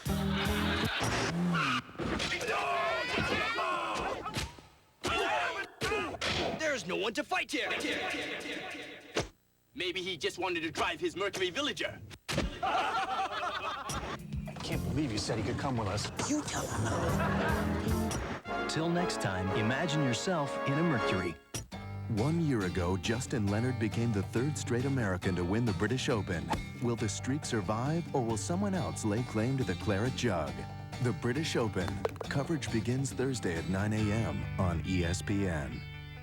This magazine captures the sizzle of sports, the glory, the joy, the pathos. What's up with Dion? Has he really found religion? Can he save America's team? Get me inside the Braves pitching staff. Are they the best ever? And give me the scoop of Punch and Igor. Are these free-swinging Rangers for real? Printed, baby! Stage 1 is one for the sprinters. In fact, tomorrow's stage goes right through the hometown of one of the best sprinters ever. He knows what it takes to be #1 in the world 5 years in a row after 5 stage wins on the Tour de France. Here's Sean Kelly. Well, I suppose you have to be able to go fast, first of all. You have to be able to sprint. You know, if you can't do that, well, then you say, what's the point in trying to stay up there and, you know, and never being able to win the sprints? And I think fearless is the word. You know, the sprinters are fearless, and you have to be fearless to stay up there with those guys in the final kilometres. And because there's a lot of weight throwing. You know, they lie against you and they push against you, and you have to be able to hold your position and not get pushed out of the good positions. And if you can't do that, well, then it's very hard to be a good sprinter. You have guys who are quite fast, and in the big bunch sprints, they don't really be successful because they're a little bit afraid. And they're very fast if they arrive in a small group. So, you know, it's a big bunch sprinter like a Cipollini and Zavel. It's a special breed. This bunch not that big. 7 men in the breakaway. Their lead on the peloton is shrinking. Let's return to Phil. We are now back with the leading group, and we are heading up now towards the third and final interim sprint on the road today, carrying again a 6-second win bonus, 4 seconds second for third place. We're approaching Blessington now. Almost 139 kilometres covered. This breakaway had started before Arclo because Stefano Zanini got the bonus there ahead of Jackie Durand and Crepaldi. That was the order when they last contested a sprint. But goodness me, Paul, that was something like 60 kilometres back. They've had a long, hard ride to get to this point of the race, and now in the long straights that we're starting to come into, the main field behind can actually see this leading group of 7 riders. I would think, though, that Chris Boardman will be quite happy with the fact that this group is still in front, because they will be taking up the bonus seconds which are available. 6 seconds for the first man across the line, 4 for second and 2 for third. 1,000 metres then to go, and remember, if this breakaway can survive, then Zanini needs all he can get out of this, and indeed so too does Jens Voigt, because he started the day just 18 seconds off the yellow jersey of his teammate Chris Boardman. And he's doing nothing in this breakaway because he's the policeman, just trying to watch and wait. Now, Zanini is the rider in the blue shorts, who's now been obliged to take the line through. And the chase still being led by the Seiko riders, but in fact, although they got very close, they now seem to be holding them at the moment, and probably because this breakaway is taking an interest now in the sprint here at Blessington. Paul Van Heeft, number 97, and look at this huge crowd here, Paul, as we get back down towards the city of Dublin.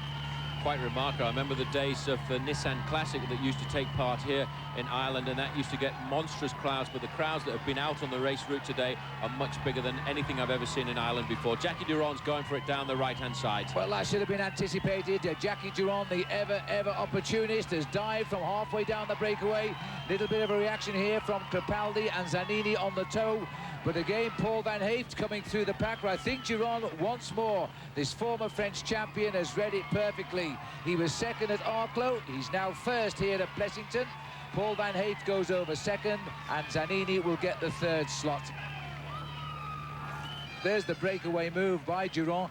They really should have been ready for it. They should have been. He was sitting just at the back of the group there, took everybody by surprise. Paul Van Heeft, the Belgian rider from Lotto, tried to react but was unable to, and that puts a few pounds into the pocket of Jackie Durand. Back with the main field, though, it's still Seiko at the front, and also a lot of help starting to come now from the TVM squad of Holland.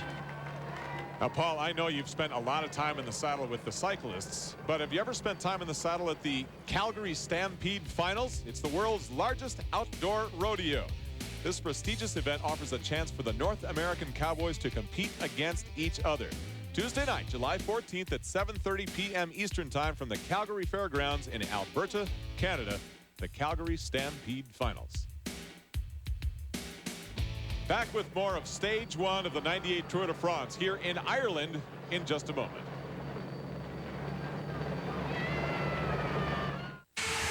Hot tires fueling out the door. Feel the heat radiating out of your skin. It's nasty hot. We asked some of the hottest guys in the pits to switch antiperspirants. Ultra dry degree, body heat activated. Wow, I've never seen this before. When your body heat rises, Degree Ultra Dry's powerful new form releases extra protection when you need it most. This is one of the few products that can keep up with me. It kept me dry, ultra dry. Worked better than my old stick. New Degree Ultra Dry.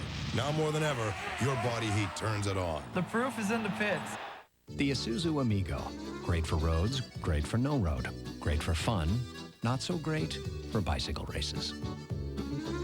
Hence, the Isuzu 21 Bikes Salute to the Tour de France sweepstakes, where we're giving away 21 Lightspeed Ultimate Titanium road bikes now through August 3rd. Stop by your Isuzu dealer now and register to win. And while you're there, check out our new Amigo lease, $199 a month for 48 months, with $894 due at lease signing. Whoa, this is no place for a road bike. It's a National League matchup in the mountains when Barry Bonds and the Giants scale the heights to take on Vinny Castilla and the Rockies. The Sunday night game of the week. Tonight at 8 on ESPN. It's a grand game.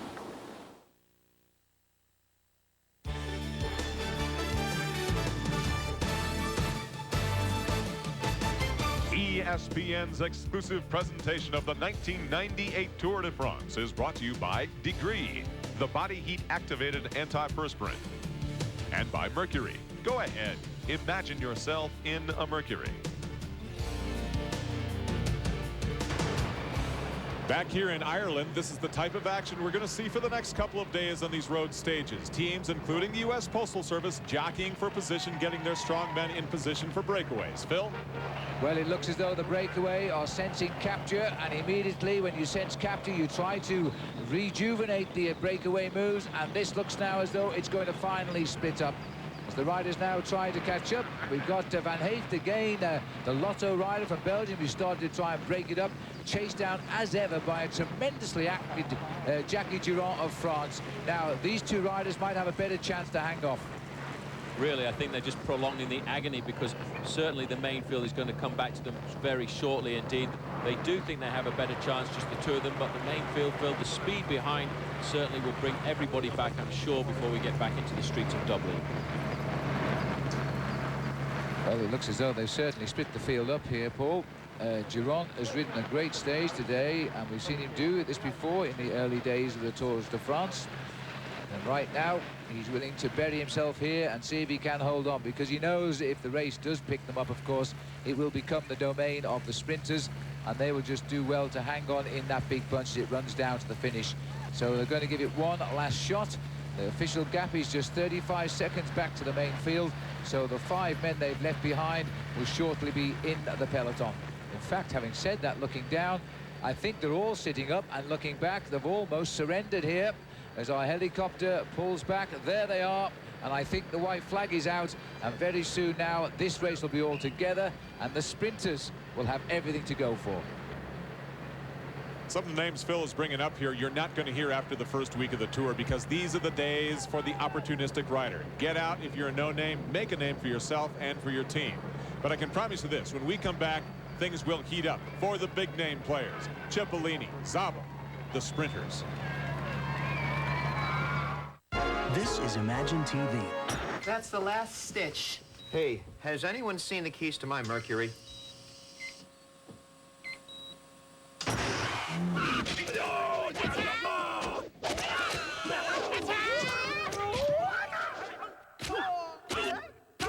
There's no one to fight here.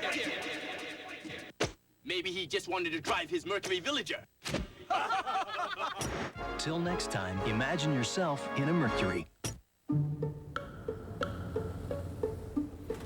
Earl, what's today? Sunday. Well, what's that? A FedEx truck. Earl, what's FedEx doing making deliveries on Sunday? You think we're the only ones working hard on Sunday? Now FedEx delivers on Sunday because the world works 7 days a week. Well, back to the grind. Sunday delivery from FedEx.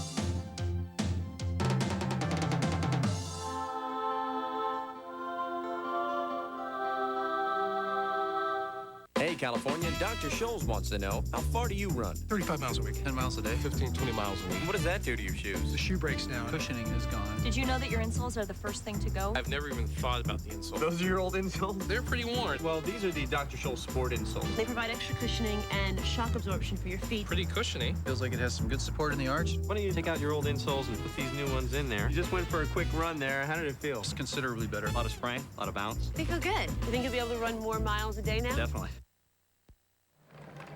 We are back with stage one, the first road stage of the 98 Tour de France on ESPN. That 7-man breakaway now numbers 2, and the final 2 are about to be reeled in by the peloton. The race is changing as quickly as the weather. First riders who are going to pass them, the pink jerseys of the Telecom team from Germany, and the Gannon jerseys of the overall leader Chris Boardman, who is still holding position here. From the helicopter, you can see him down to the right, about 10 men down the field in that yellow jersey. And Chris Boardman, I think, has had a great day today. He's shown a lot of race tactical sense, and I think all of a sudden, a Tour de France he thought he was going to hate, well, perhaps he's going to really like it after all.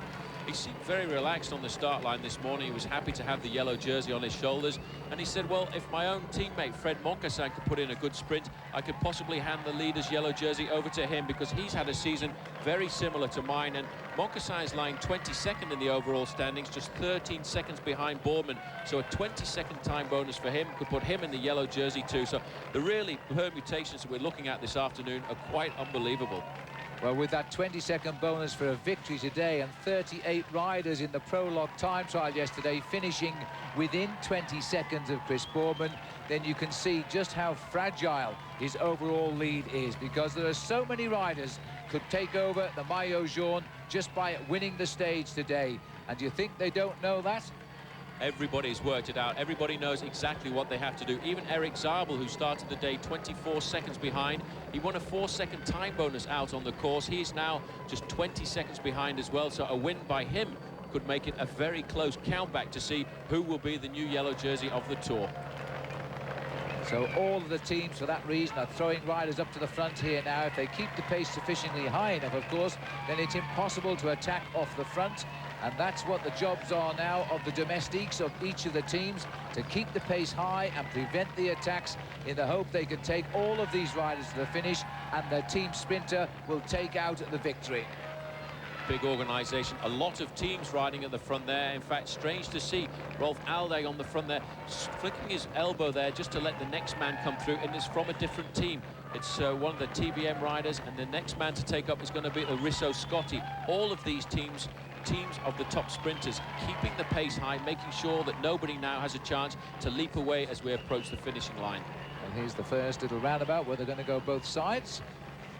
Always a very attractive shot, and nobody, thank heaven, has gone through the middle as they all come back together again on the other side.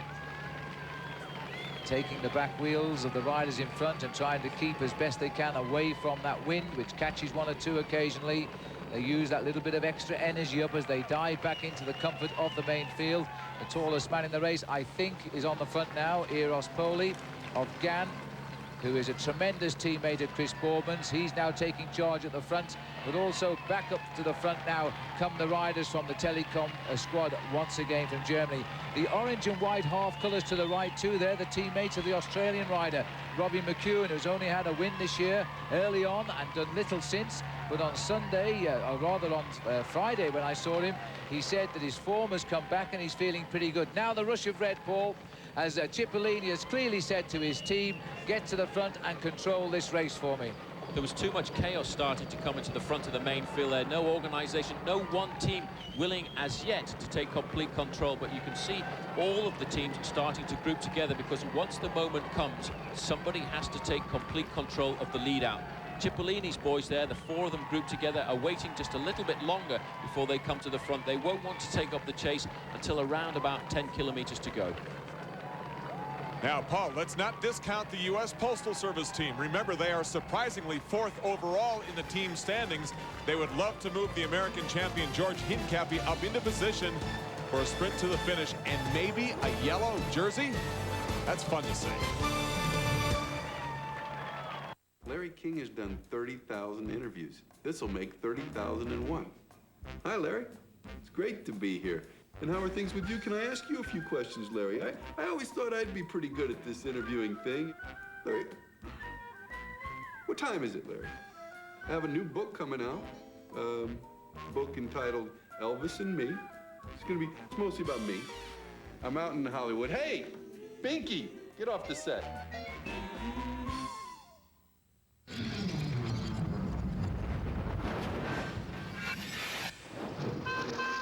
Do you ever just have one of those days?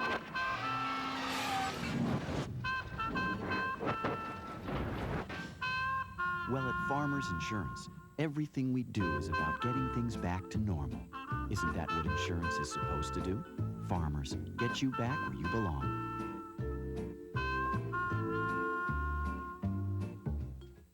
Old school? I'm old school. I'm old school. I've always been old school. He's sitting on 7-14. Old school like my shoes. Still curtain defense. Like Magic. Magic Johnson. Old school like Jackie Robinson. Live bias. But I might have been given a bad grade. Old school, like my father.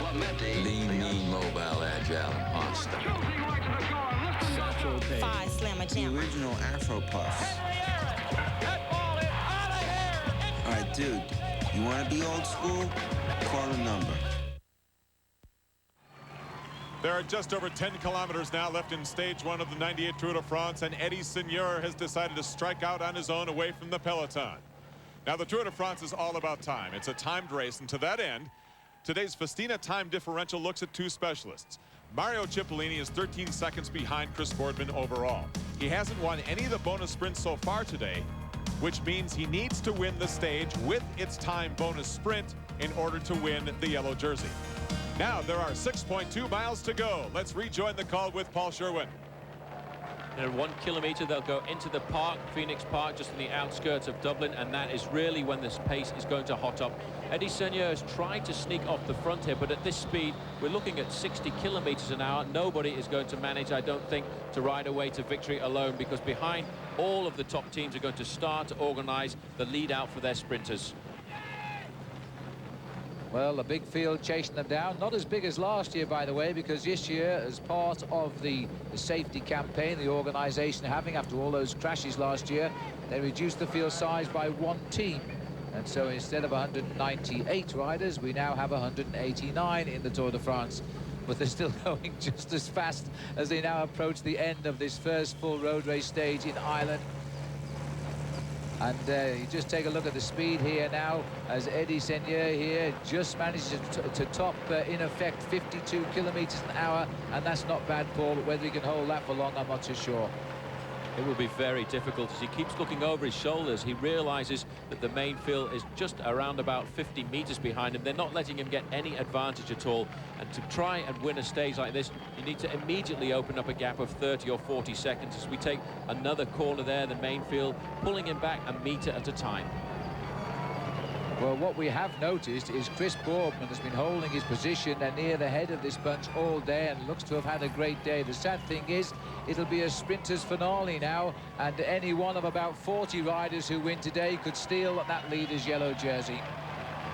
Eddie Seigneur back in the main field there, and a lot of the work being done on the front by the TVM riders now, thinking that it's going to be the chance of their man, Jeroen Blijlevens, to take the stage victory on the first road stage of this year's Tour de France. But a lot of teams moving towards the front to try and make sure that they can keep the pace high, and looking very shortly for the entrance into Phoenix Park, and there it is.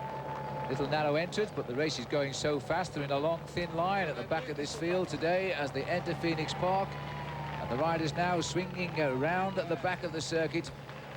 And Casino's had such a wonderful season. They've risen from a rather obscure team right up to world #2 this year by picking off the wins in a lot of smaller races around the world. And it wouldn't surprise me if they continue that sort of form in the Tour de France. But there's been a crash. Somebody has hit the central reservation there. I said that the park had its dangers, and there's a central reservation soon after they enter. And it looks to me, Paul, as, oh dear me, they've had a tremendous crash here. And this is one of the Seiko riders on the floor.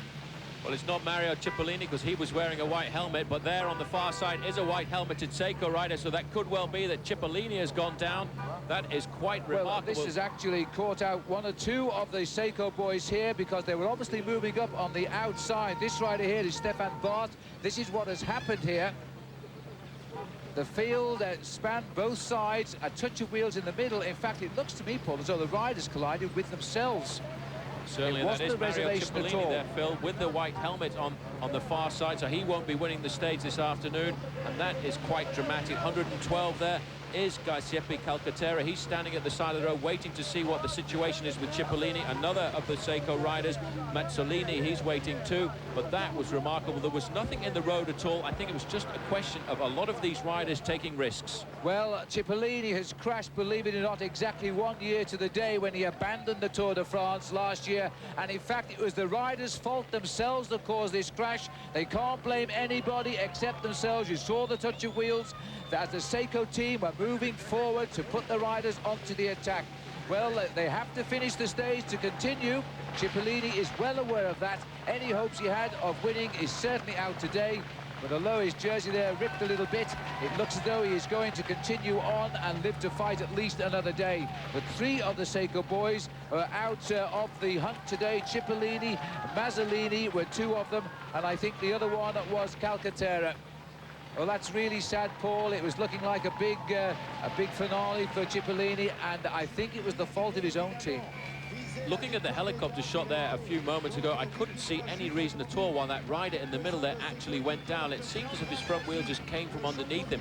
Quite a remarkable crash as the main field now are organising themselves back to the front. The champion of Italy on the front now as they come up to the finish line for the first time. That's Andrea Tafi. He was crowned just a few days ago, and leading out his own teammate Tom Steels, the champion of Belgium. And in fact, we've got 8 new national champions riding the Tour this year. All the national championships decided on the Sunday before the Tour de France starts. And we've got Andrea Tafi, the new champion of Italy, wearing the tricolour of his country as champion. And the yellow, black and red colours behind him is that of Tom Steels, the man made famous last year for the bottle-throwing incident when he threw his bottle at Frédéric Moncassin in the finishing sprint and was duly disqualified from the Tour. There's the start, there's the finish rather, when they come round next time. And without the Lion King now, because Cipollini is limping home towards the finish, a long way behind. The Gann team have got themselves back to the front, and they must feel now that Chris Boardman has an outside chance of keeping that yellow jersey.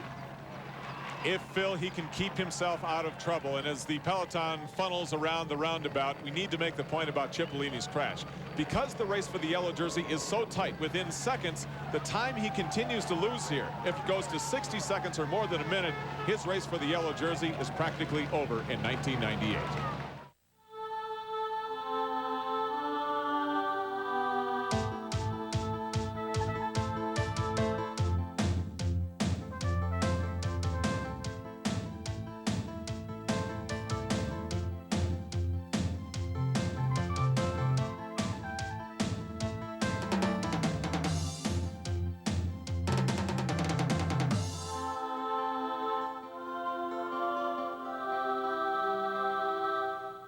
This is Imagine TV. This Mercury Sable sure is roomy. Yeah, but why don't we ever go anywhere? Because we don't have any feet. No feet? I love you even more than I did before I had amnesia. I think. Even more than your Mercury. I have a Mercury. I'd forgotten. Where am I going? Till next time, imagine yourself in a Mercury.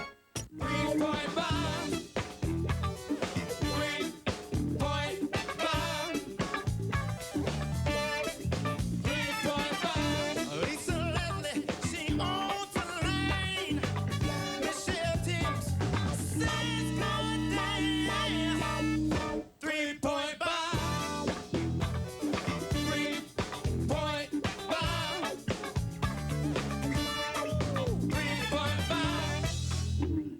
Mario Cipollini is not involved in this pack, going at about 30 miles per hour because of an earlier crash.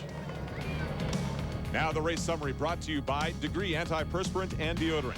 Well, the top men in contention for the yellow jersey missed out on the time bonuses because of breakaways. But then with 25 kilometers to go, the field was together. Mario Cipollini, looking to win this stage and take its time bonuses and thus step into the yellow jersey, crashed with 9 kilometers to go and lost his yellow dream. Now, with 2 kilometers to go, will Chris Boardman hold on to the yellow jersey, or will sprint bonuses decide the lead? As they start to fan out into the straights now with the barriers. Now down there in the middle, riders will be boxed in and will be trying to get out of it. The object now is to try and bring your sprinter to the front and deliver him so he can see the finishing line. It is a very, very good sprint finish here in Phoenix Park. It's a sprinter's delight, but you must judge it perfectly. You certainly have to. You can see in 5th and 6th position there, the 2 yellow jerseys. That's TVM. The second rider in the line will most certainly be Jeroen Blijlevens. But still, Mappé now have decided that they are going to keep it up. In 2nd position for Mappé is the big Belgian rider, Wilfred Peters. He's looking for his man, Tom Steels. Steels has slipped back a little bit. 4th position now for Jeroen Blijlevens. He's looking very comfortable. There's a Telecom rider in 2nd place, but this is going to be quite a dramatic sprint as we go under the 1 kilometer banner. Everybody in with a chance now. Chris Boardman is going to live in hope here. If he can retain his yellow jersey, it is in the lap of the sprinters now, because if the right sprinters win, they'll get the bonus that will take them over the fact of over Chris Boardman. Now Jeroen Blijlevens, and in fact Eric Zabel, 1, 2, 3, 4, 5th down. Eric Zabel in that white jersey with the German stripes on it, a little bit boxed in on the right of the banners at the moment. His Telecom team were looking for him, but he still has a lead out man there in Bjarne Riis himself. We look ahead on now to the picture, and there's still no real sprinters yet as Tom Steels tries to get out of it as well. This is going to be a surprise result here. You get that feeling now. In fact, the sprinters lead out men have now had enough. They're sitting up, they're looking over the shoulder. Zabel here is putting himself hopefully in the best place. As also Robbie McEwen is trying to get through, but the Rabobank rider there has pulled his foot clean off the pedal. Aldag is trying to come through on the right of our picture now. This is a real struggle for the line now. The new champion of France is trying to also come now. Jalabert is in there, as out of the pack comes Eric Zabel on the left. Zabel now is trying to deliver what will be his 15th win of the season. Steels has got it. Tom Steels come from nowhere, and so it's revenge for Tom Steels, thrown out of the Tour last year in a sprint. He comes back, and on the very first day possible, he takes the stage on the line. The champion of Belgium, he retained that title the other week, is the winner of the stage, and that was a great finish for Steels. He will be absolutely delighted with that result, because for him it will be total revenge. And here we can see it. This should have been curtains for everybody when Eric Zabel got to the front like this with that black, yellow and red champions jersey of Belgium of Tom Steels. He knows the right wheel to follow. You can see the speed of Zabel, how he's taken everybody clear of the field, and then the man from Belgium knew he'd saved just enough as he moved out of the slipstream and then started to put in the finishing power burst. The rider just behind him looks like it might be Eric Decker, but certainly there's no doubt about the winner. It was Tom Steels ahead of Eric Zabel. There's the face of Zabel, the new champion, and that's the face of the man who just won the first road race stage of the Tour de France, Tom Steels. So a day of many emotions, one of redemption for Tom Steels with his first stage win, and one of disaster for Mario Cipollini. Watch the center of your screen, all the riders in red. That's Team Seiko. The rider goes down, and Mario Cipollini right over the top of his bicycle. The Tour de France can be very delicate and violent at the same time. With this crash, his race for the yellow jersey effectively over.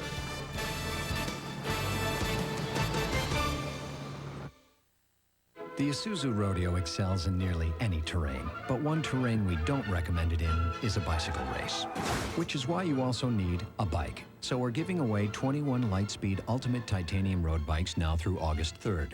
It's the Isuzu 21 Bike Salute to the Tour de France sweepstakes. Stop by your Isuzu dealer now and register to win. And while you're there, check out our new Rodeo lease, $249 a month for 48 months with $14.93 due at lease signing. And please, confine your rodeo to appropriate terrain. Four tires fueling out the door. Feel the heat radiating out of your skin. It's nasty hot. We asked some of the hottest guys in the pits to switch antiperspirants. Ultra Degree, body heat activated. Wow, I've never seen this before. When your body heat rises, Degree Ultra Dry's powerful new form releases extra protection when you need it most. This is one of the few products that can keep up with me. It kept me dry, ultra dry. Worked better than my old stick. New Degree Ultra Dry. Now more than ever, your body heat turns it on. The proof is in the pits. After beating the Russians in the first round, Team USA is back for more. Andre Agassi leads the United States against Belgium in the quarterfinals of the Davis Cup. Singles action begins Friday at 12 on ESPN2 and at 3 on ESPN.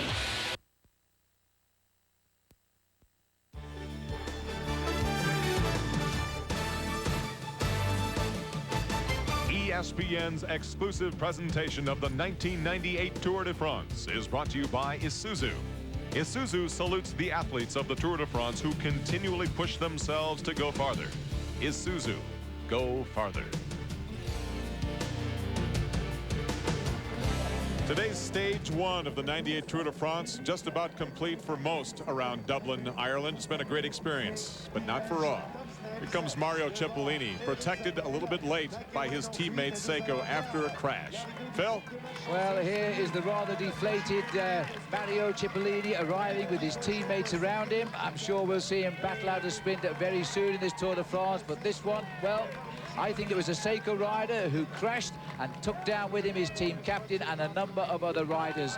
So Cipollini today loses time, and that might make it now very difficult for him to see the Maillot Jaune in this year's Tour. But a day of sweet revenge for Tom Steels. Phil gets his first stage win, but still a very dangerous rider. Eric Zabel second. George Hincapie, one of the Americans, 14th. Tyler Hamilton, 28th, and Bobby Julich back at 45th. Terry Gannon is with today's winner. Tell me how things set up so perfectly for you at the end, and describe the sprint for me, if you will. Yeah, the team started to work at the last lap, and then we just hold on to Stefano Zanini's wheel just until the last corner, just until the last kilometer. And then it was important to choose the right position. And you always know when a sprint like this, bit uphill, it's very important to look an eye out for Zabel. And when he started, I was just in his wheel, and then I just went through with him. No significant changes overall in the 98 Tour de France. Chris Boardman still wears the yellow jersey by only 4 seconds over Abraham Olano, then Laurent Jalabert. American Bobby Julich hanging tough at number 4. Remember, he's full of surprises. Jan Ullrich at number 6 found that out yesterday. And George Hincapie, the American champion, 26th overall. He was 14th today. Tomorrow might be another opportunity for him to participate in a sprint at the finish. Depends on the weather to a degree. Earlier today, Bobby Julich told us that he wasn't going to be heard from for about 10 days until we got into the mountains. Well, in position number 4, it'd be kind of hard not to take an opportunity when it presents itself. Chris Boardman from Great Britain yesterday won his 3rd prologue in 4 years, continues to wear the yellow jersey, the overall leader of the 1998 Tour de France. He dedicated yesterday's victory to his wife, as a matter of fact. It's fun to see him smiling. So the Tour de France has now traveled 116 miles. We still have 2,290 miles of Irish and French countryside to see. Join us tomorrow for coverage of Stage 2 that goes from Enniscorthy to the Irish coast in the city of Cork. We're on the air at 10 p.m. Eastern Time on the Deuce, and Tuesday at 12:30 a.m. Eastern Time on ESPN.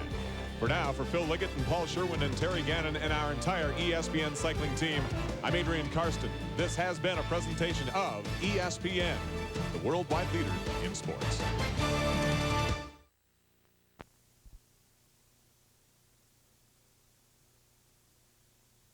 This day in the history of sports, their World Cup runneth over. And by tomorrow, they'll be calling this a homecoming party for the 1998 Tour de France.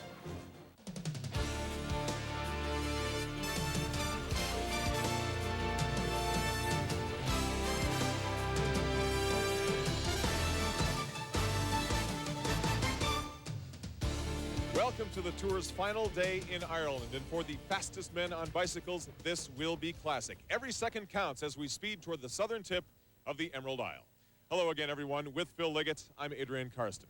You know, it's ironic in a race that takes 3 weeks and 2,400 miles that on a day like today, it's the smallest measure of time that makes the biggest difference to the specialists. And the men we focus on today, Phil, the sprinters, because they really realize and appreciate the single-day value of the yellow jersey. And today, it's worth its weight in gold.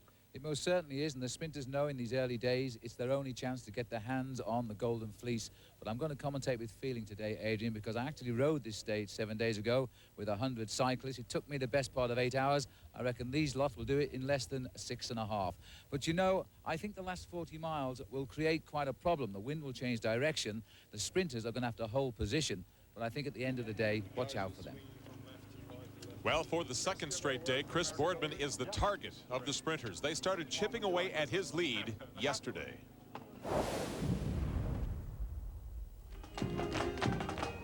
Sunday's first road stage of this tour started in downtown Dublin with Irish jigs and river dancers keeping time. On the tour, it's all about time. American Bobby Julich thinks it's about time to challenge for the yellow jersey, 4th overall. The U.S. Postal Service and Peter Meinert Nielsen looking for their first stage win. Of course, it could come from anyone, even Tyler Hamilton. But their captain had a different prediction. I think Cipollini's going to be taking care of that today. You know, he's going to be going like mad to try and get that jersey. And if the bonus sprint's on the way, if George is able to manage to get in there or for the finish, then hey, try and take advantage of it. But when you're sprinting against the best guys, it's hard to get top 3 to get those time seconds. So I think today, I think Seiko's just going to do everything, for Cipo. Predictions complete. Into the Glen we go on a 112-mile bike hike that would round the roads of the countryside near Dublin.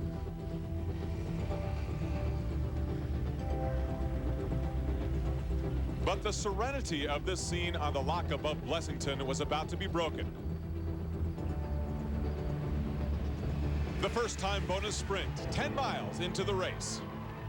Jackie Durand's going for it down the right-hand side. Well, that should have been anticipated. Jackie Durand, the ever opportunist, has dived from halfway down the breakaway. Little bit of a reaction here from Crepaldi and Zanini on the toe. But again, Paul Van Hayt coming through the pack. But I think Durand, once more, this former French champion, has read it perfectly. Now, because only seconds separated some of the sprinters from the yellow jersey, Chris Boardman had to stay near the front, out of trouble, safe from attacks.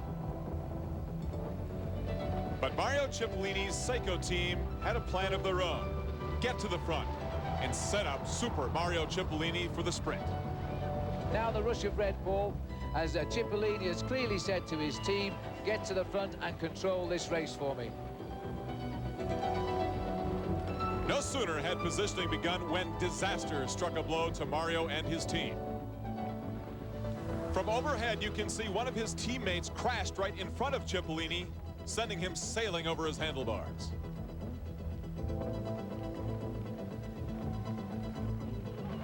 Now Cipo, seeming none the worse for wear, got back out of his bike and continued, but the damage was done. He was losing time. At the finish line, a mad dash for the stage win.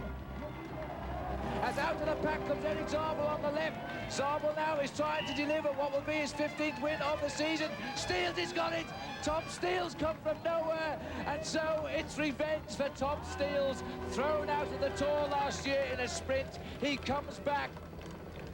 A year ago in a similar situation, watch Steels, highlighted here, throws a water bottle at a fellow competitor. But today he found a way to obtain revenge. His first ever stage victory in his short tour career. Steele's win had very little effect on the overall standings, however. Boardman kept the yellow jersey by holding a 4-second lead over Abraham Olano. Laurent Jalabert is third, fractions of time ahead of American Bobby Julich. Defending champion Jan Ullrich is sixth, and Frankie Andreu is 14th. But Chris Boardman holds on to the yellow jersey for his second consecutive day. The question is now, how long will he wear it? The French cyclist said, we'll answer that question tomorrow, because last night they celebrated with their World Cup championship, a first for France. Richard Virenque and Festina can't wait to get home. Neither can another Frenchman who was in the yellow jersey last year. We were very happy, but not in good condition to have a big party. And I think we're going to do it after the Champs-Élysées. But before the Champs-Élysées, one of the most beautiful send-offs the Tour has ever seen this morning. Stage 2 departing from Enniscorthy. What a reception the riders have received here in Ireland. So, how do we get from the Emerald Isle to France? Well, most of the riders ride the plane. The rest of us, 2,000 media strong, take the ferry boat. Will arrive tonight. Now the overview of today's route, sponsored by Mercury.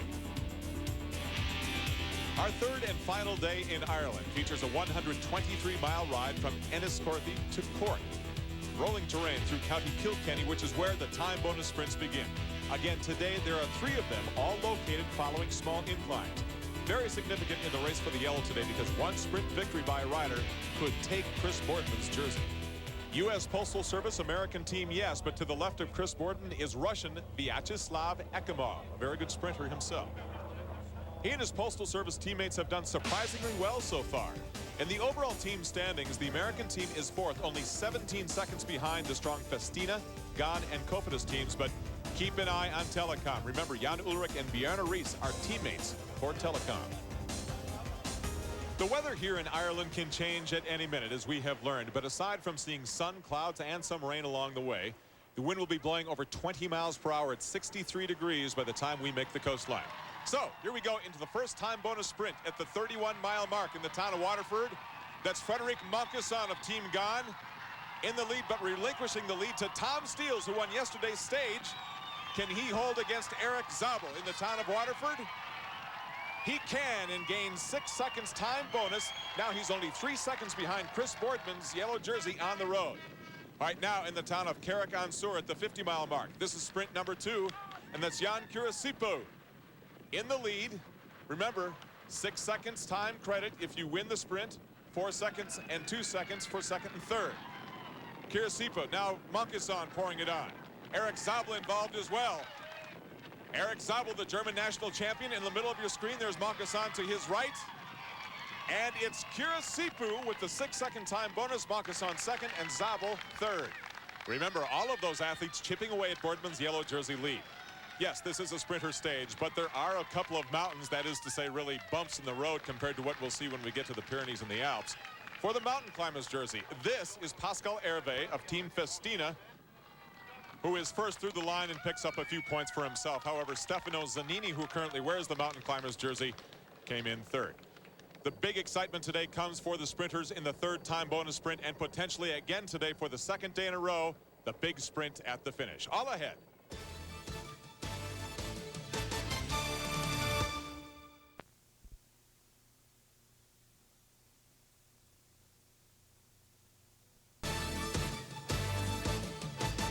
ESPN's exclusive presentation of the 1998 Tour de France is brought to you by Mercury. Go ahead, imagine yourself in a Mercury. And by Degree, the body heat activated antiperspirant. Irish cycling fans haven't been this passionate about cycling since the days of Stephen Roche and Sean Kelly. As we welcome you back to the 78-mile mark of today's stage 2 on the Côte de Curtiswood, road cycled by our own Phil Liggett. Well, Adrian, after riding much of the course today at touring pace, and I must say before enormous crowds, we now have an attack here on the second climb of the day. It's called Curtiswood. It's known locally as the Sweep, as it brings the riders away from Dungarvan now and heading down towards Youghal. And the man on the attack is the only rider on the Asics team who's ridden a previous Tour de France, and this is Fabio Roscioli. Also, he won a stage of the Tour de France after a very long breakaway into Marseille. It really is a good move by him at the moment, because in the main field, everybody just sitting back a little bit. And Stefano Zanini, the leader of the King of the Mountains competition after his high placing yesterday, will be looking to try and get himself in the points to make sure he can keep that jersey for one more day. Well, he's made sure he's staying in competition there, because he got third place on the climb out of Carrick-on-Suir, the hometown of Sean Kelly. That climb won by Pascal Hervé of the Festina team, and the last year's winner of the Tour of Switzerland, Christophe Agneluto. He was over in second place. You can see now why the local people call it the Sweep, because of that long left-hand curve here, which changes the wind from cross tail to head as they go up towards the finish. They're now generally riding in a direct direction to Cork, but there's still quite a few miles to go. Which, Phil, includes one final very significant time bonus sprint, which may affect the outcome of tomorrow's yellow jersey leader. Well, soon after our coverage of the Tour de France tomorrow night, check out Pro Beach Hockey on ESPN2 as the best inline skaters in the world compete in this fast-paced 5-on-5 outdoor game. It's the excitement of ice hockey with the speed and daring maneuvers of inline skating. That's tomorrow night after our Tour de France coverage at 10 p.m. Eastern Time on ESPN2. Back on the sweep, we're watching Stefano Zanini in the polka dot mountain climbers jersey, ready to make his move on Pascal Hervé. Let's go back to Phil Liggett. Zanini will wait as long as he can before he makes a run. Hervé's trying to break into the Mappe team here as they come up towards the line. So as they come up now towards the top of the climb of Curtis Wood, it looks as though Pascal Hervé is trying to take on the polka dot jersey of Stefano Zanini here. Zanini now launched the finish. Hervé's into third place, but Zanini is going to take the line comfortably. He's checking just to make sure there's no reaction from Hervé. But this will increase the overall lead in the King of the Mountains from...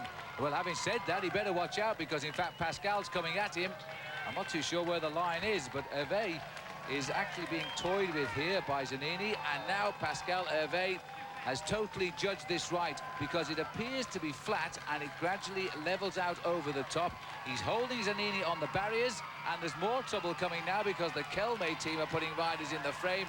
And Zanini's really missed out there, Paul. And on the line, I think, in fact, Hervé got beaten as well. I think he did, but more importantly, Zanini was in the top three, so he got an extra point there, so he'll keep the King of the Mountains competition there for one more day. The man who went over in first position, I think, was Serrano of the Kelme squad, but that will go down to a decision by the judges. Good point, Paul, but a reminder, this is a sprinter's race, and there's still one big-time bonus sprint yet to come. Marco Pantani, a pre-tour favorite who won the Tour of Italy, but there's no need for him now at the back of the race to pin his ears back yet. He's riding defensively. These first 10 days just waiting for the Pyrenees. Then he'll make his move. We'll be with the 98 Tour right through August 2nd in Paris, and you can watch with us on ESPN, The Deuce, and ABC Sports. Tomorrow our coverage of Stage 3 goes on the air at 7:30 p.m. Eastern Time on The Deuce and early Wednesday morning on ESPN. You can even get immediate updates on ESPN Sports Zone at ESPN.com. Back on the roads at the head of the race, the field getting ready now for the final bonus sprint in the town of Yall. Let's rejoin Phil. Well, we're now just inside 1,000. There's been a crash, Paul. There's been a touch of wheels there, and right in the center of the field, a number of riders fallen. Now, there was no reason for that crash. They're on a perfectly good straight road here. A moment's inattentiveness there, and somebody went down at a very high speed indeed as the riders started to warm up. Chris Boardman's gone down, Phil. One of the riders down in that crash is Chris Boardman. There he is at the side of the road. He was trying to stay very close to the front, and he's down and not looking good at the moment. Well, I think he's completely stunned. It was a very heavy fall. It happened as riders started the attack for the sprint, and a touch of wheels. The doctor, Gerard Porte, is on hand immediately there as two riders touch wheels. A number of riders followed down in quick succession. And the worst problem with this sort of accident, Paul, is this is Johan Brunel here, who won a stage of the Tour a few years ago, which to this day is still the fastest stage ever. We're moving quickly back up to the sprint now, and Eric Zabel here is racing for Boardman's vacant yellow jersey. And Zabel will get the bonus, and he will take the yellow with that. Fred Moncassin, who was there in third place as well. But the riders now restarting from the crash scene, and we're waiting now to see if we can pick up further news of Chris Boardman, who looks at the moment to be quite stunned from that accident. Well, Boardman is still down and out. There's a big traffic jam behind him. The team doctor, Gerard Porte, is alongside him there, making sure that he gets all the medical assistance necessary. But Boardman, I think, has obviously been knocked out by that crash there. You can see the rest of the team cars now starting to pick up and get up to their riders who also have been involved in the crash. But Boardman, I think, Phil, must have come unconscious with that crash, and he was trying to stay near the front. He must have touched the wheel, and he just went down. Well, this is indeed a sad sight here as the race comes towards the end in Ireland. If Chris Boardman has lost consciousness, surely he'll come back okay. But the thing is that if he has lost consciousness, then I think that they will not allow him to continue in the Tour de France anyway. And so we'll have to wait for news now. Gerard Porte is checking him out. Chris Boardman in the maillot jaune, the race leadership of the Tour de France, now looking like his Tour de France is over. Well, let's have a look, Paul, and see if we can see what happened. They were starting to pull the line out for the sprint here. There you see Chris, in fact, looked to be the first rider to touch a wheel and fall there. He rolled dangerously close to that wall, and I do believe collided with the wall. and Johan Brunel also fell in that crash. Well, the condition of Chris Boardman obviously supersedes what happened in that final bonus sprint we've been promoting, but I have the results, and that is that Eric Zabel in the town of Yall won the sprint, Fabrizio Guidi was second, and Frederic Moncusson was third, which means now, if Boardman cannot continue, on the road at least, Eric Zabel has taken the yellow jersey. When we return, we will update the condition of Chris Boardman. The Isuzu Amigo. Great. In the yellow jersey, has worn it for the last 2 days, but within the last 2 minutes, he touched the wheel of another rider. The crash did not seem to be provoked by any aggressive move. Watch to the right center of your screen. Here's the replay. Right there, Boardman goes down and slams into that wall right on the bridge. And one other rider fell down. As I say, unprovoked by another rider, just seemed that he touched the wheel. Now, he is conscious, as I say, has full movement of all of his extremities. That's the good news. Obviously will not be able to continue this race today, however. Remember a crash 2 years ago? He had to drop out in '94 after he won the Prologue. But up ahead, the peloton continues, as the Tour de France always does. And up at the front of the peloton now, Eric Zabel, by virtue of winning that last time bonus sprint in the city of Yall, actually wears the yellow jersey on the road. Let's rejoin the race call now with Phil. There's been another crash here. There's been another tumble that's happened again on a straight road. Now, last year, the riders complained of narrow roads and crashes, but look at this, Paul. Couldn't get much wider than this, and we've got Laurent Jalabert down there. The champion of France is wanting service, and that's where it happened, right in the centre there of the main field. And they've gone down like a pack of cards. That is amazing. Well, that's bad for Jalabert because he's lying in third place in the overall standings, just 5 seconds down.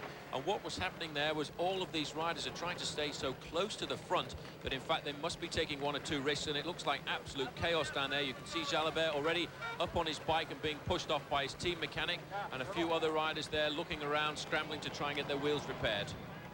Well, Jalabert, right up there in third place today in the overall classification, is now in the Cipollini position of yesterday, set to lose time. Here he is, he's got back in the saddle, but remember, in a mass pileup like that, then the main field has gone on. He's now trying to catch back in what is a very difficult headwind, and he won't do it by himself. He'll need help from his teammates or from other riders returning. And again, the Seiko riders involved in the crash, they must be wondering what is happening to their tour. Phil, an opportunity now to bring all the elements of a very busy, disastrous day together in the race summary brought to you by Isuzu.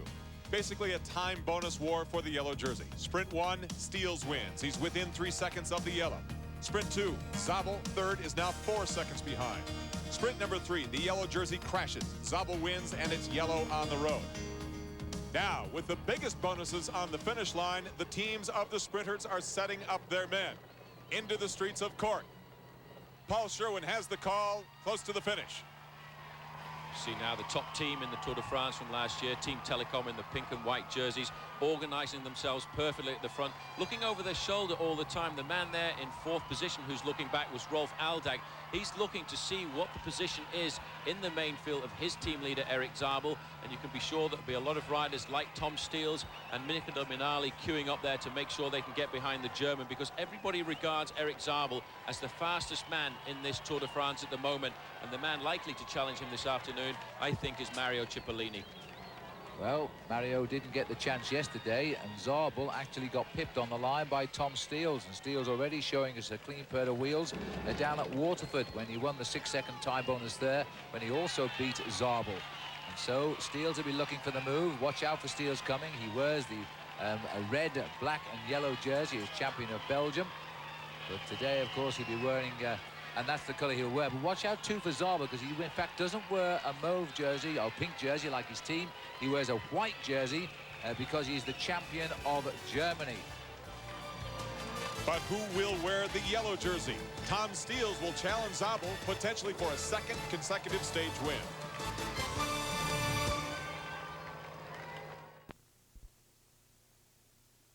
Very dangerous day. 2 crashes, but that's behind us. We're watching 2 races now for the stage win and for the yellow jersey. This is not a moment for the nervous now. Those riders not interested will slip slowly to the back of this big field. But remember, to get the same time as the rider who wins the stage, you must stay in the big field as well. Otherwise, the clock will give you a separate time, and the race favourites always wary of that in case the race splits up in the last kilometre or so. TVM, though, I think, Paul, today, and they're trying to keep the action. If we go on to the last kilometre here, are looking and hoping that Jerome Blyleven will finish it off for them today. Well, even after a very hard turn there, he's disappeared from the front now, just leaving one final TVM rider who, in fact, has slipped just a little bit off the front there. Not great organisation. Now it's the Gann team taking over. Eros Poli on the front. In second position behind him is Magnus Baxet. In third place, you can be sure, is going to be the shape of Frédéric Moncassin. So maybe Moncassin will turn it around for Gann this afternoon. First place across the line will give him the yellow jersey, but Zabel's there. Zabel is there, and Tom Steels is here too, wearing the green jersey today, and not his national championship of Belgian colours, so you can see Steels hunting for the second win. Moncassin in a great place at the moment, second wheel in the bunch as they come for the line. But this could be Zanini now leading out. Watch out for Zanini, well in that polka dot jersey, a good sprinter. This again is a battle of the sprinters now. Moncassin coming to the right of our picture now. Up on the inside comes Cipollini. Watch the left and the right. It looks like Van Heeft is having a go too. This is going to be a tight finish now as they dig for the line. Zabel is going to try and take it on the line. But as they come up towards the line, it's going to be a win for Jan Svorada, the champion of the Czech Republic. He has absolutely pulled the eyes over everybody. And Svorada comes out of the pack and takes the stage, steals the glory. And I'll have to wait and tell you who got the places, and then I might be able to tell you who is now the new leader of the Tour de France. Well, let's have a look at the sprint again now. This was really a superb finish. There's Jan Svorada lying second at the moment. The polka dot jersey of Zanini trying to creep through, an attack there by Paul Van Heeft of the Lotto team. And then the riders started to wind up for the finish, and the rider from the Rabobank was Robbie McEwen, the Australian, who finished third yesterday. He's the orange half colours there, now second in the line, but they couldn't get onto the back wheel of Jan Svorada here, and none of them. Cipollini coming with a late run, showing us the speed he has in those legs, but it will be second for McEwen and third for Mario Cipollini. Tom Steels was somewhere in there, but for my money now, the new leader of the Tour de France will be Eric Zabel of Germany. But by virtue of that great effort on the line, Jan Svorada wins his first stage victory in 4 years. You're right, Phil. Eric Zabel did win the yellow jersey. He was 17th in today's stage. So Jan Svorada wins his first stage in 4 years. They're tough to come by. McEwen was second. Mario Cipollini was third. George Hincapie, when the big attack occurred today, he was right there, but did not get that stage win. The American champion still opportunistic, looking for his first over stage win on the Tour de France. Eric Zabel now in the yellow jersey. He'll carry that into France because of Chris Boardman's crash. He now leads the Tour by 7 seconds over Tom Steels. Chris Boardman conscious at University Hospital here in Cork. And Eric Zabel, as I say, wears the yellow jersey. Bobby Julich 6th overall, but really second of the non-sprinters. Frankie Andreu 16th right now. Eric Zabel, the great sprinter, now the overall leader of the 1998 Tour de France. Tour now has traveled 240 miles through the Emerald Isle. We have 2,116 miles of the French countryside yet to see. It begins tomorrow with Stage 3, Bastille Day in France. Join us Tuesday for Stage 3 coverage at 7:30 p.m. Eastern Time on The Deuce, and early Wednesday morning at 1 a.m. Eastern on ESPN. For Phil Liggett, for Paul Sherwen, and our entire ESPN cycling team, I'm Adrian Karsten. This has been a presentation of ESPN, the worldwide leader in sports.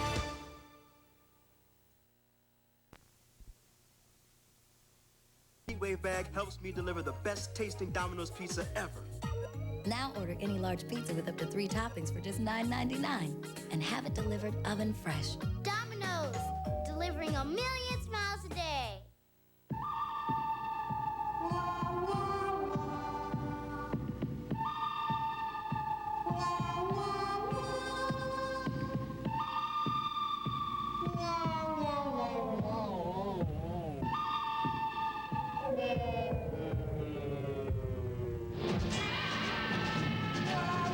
Mobil 1 synthetic motor oil. Even at 35 degrees below zero, nothing outperforms Mobil 1.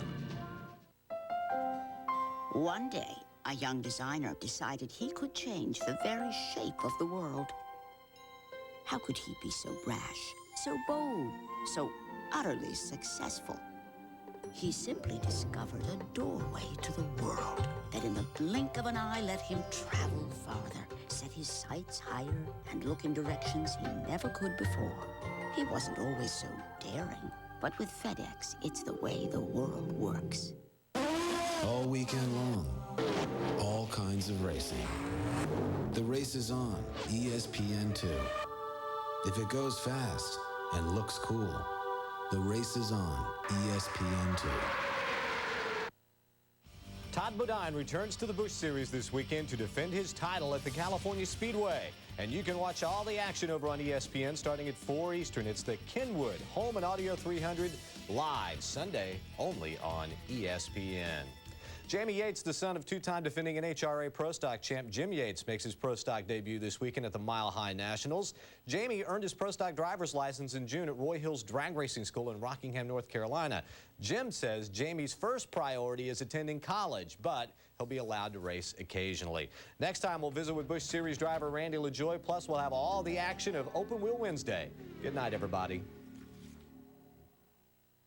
The Tour's Wheel of Fortune spins unpredictably. Ask Mario Cipollini, whose hopes of getting the yellow jersey were dashed with a Stage 1 crash. Or ask two-day leader Chris Boardman, whose near tragedy almost cost much, much more. Now the yellow belongs to Erik Zabel. How will the Tour's wheel spin for him?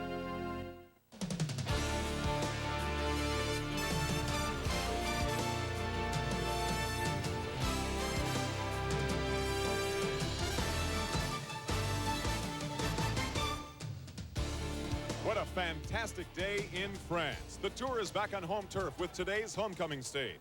The World Cup celebration hasn't toned down at all, and everyone here is celebrating Bastille Day. Hello, everyone. I'm Adrian Karsten.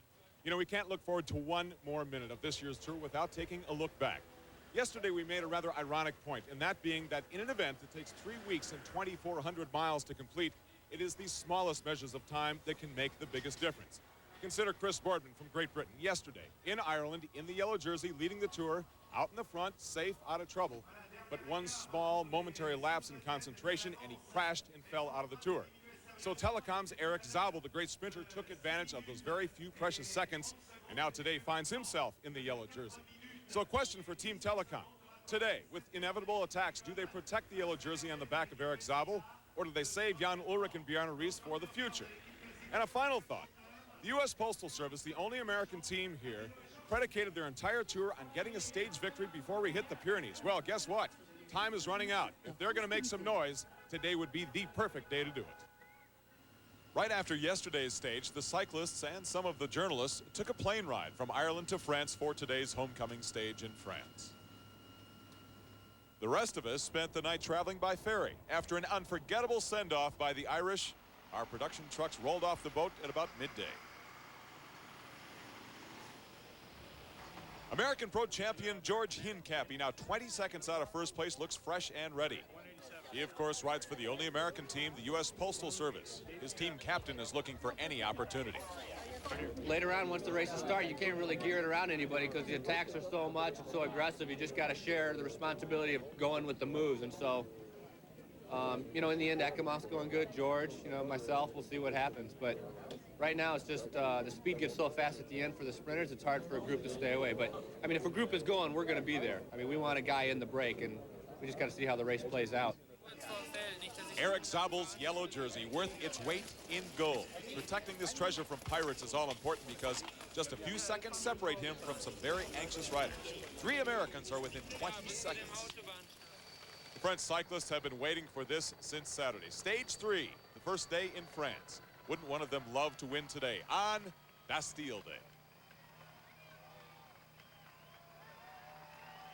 Now, here's the route they'll be following, and it's sponsored by Mercury. From Roscoff to Lorient, it's 101 miles, and you heard Frankie say it, another day for sprinters. They'll show their stuff at the 23, 40, and 78-mile marks. That's where the time bonus sprints are located. 2 great races today. One for the green sprinter's jersey, and of course, the race for the yellow. And there is one small mountain climb, the Category 3, indicated by the red square. Of course, the big mountains are yet to come. Bobby Julich is close to the yellow, only 9 seconds behind Erik Zabel, but he's riding defensively until we hit those mountains. Now, let's take a look at where the principals line up in the overall standings. Eric Zabel is in the lead only by 7 seconds over Tom Steels and Frederic Moncasson. Abraham Olano, Laurent Jalabert, and Bobby Julich are separated by fractions of a second. Andreu and Hincapie are both worth watching. They're in the top 30. I mentioned Chris Boardman's momentary lapse in concentration yesterday. Here's how it happened. You see him tumble down. All he did was touch the wheel of the man ahead of him, and then he crashed into that wall. Those are the fortunes of the Tour. The yellow jersey can be both a blessing and a curse. You know, when you consider Boardman's Tour de France career, if he didn't have any bad luck, he wouldn't have any luck at all. But as always, the Tour continues. And now Phil Liggett is standing by with some very good news.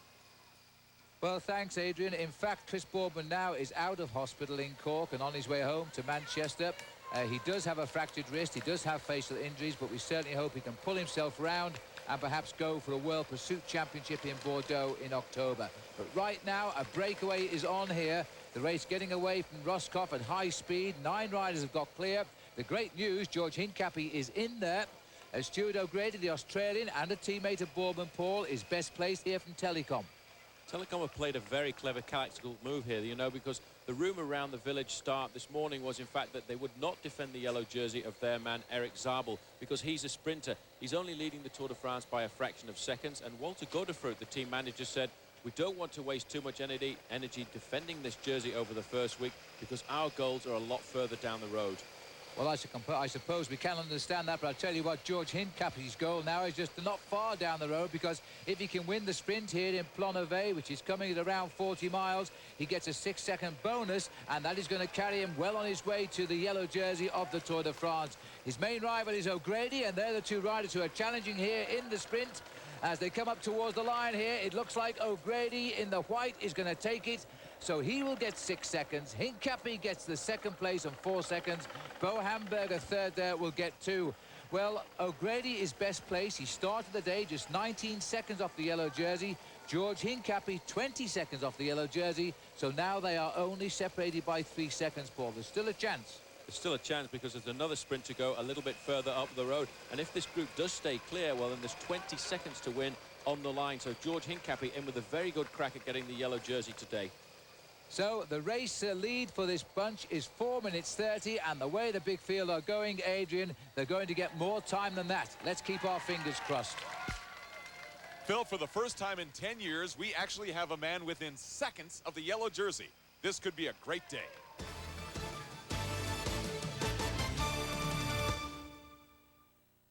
This is Imagine TV. What's this? Ivan the Destroyer. No, I said go get the villager, not pillager.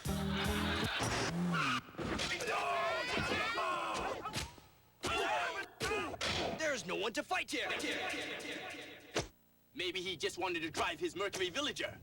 I can't believe you said he could come with us. You tell him no. Till next time, imagine yourself in a Mercury.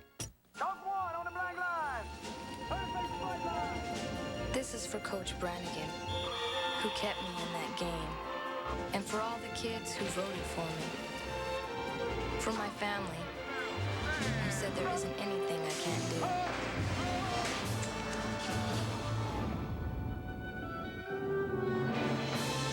And for myself, who believes it.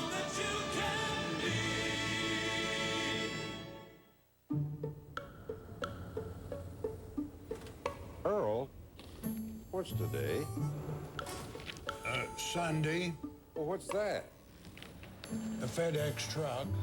Earl, what's FedEx doing making deliveries on Sunday? You think we're the only ones working hard on Sunday? Now FedEx delivers on Sunday because the world works 7 days a week. Well, back to the grind. Sunday delivery from FedEx.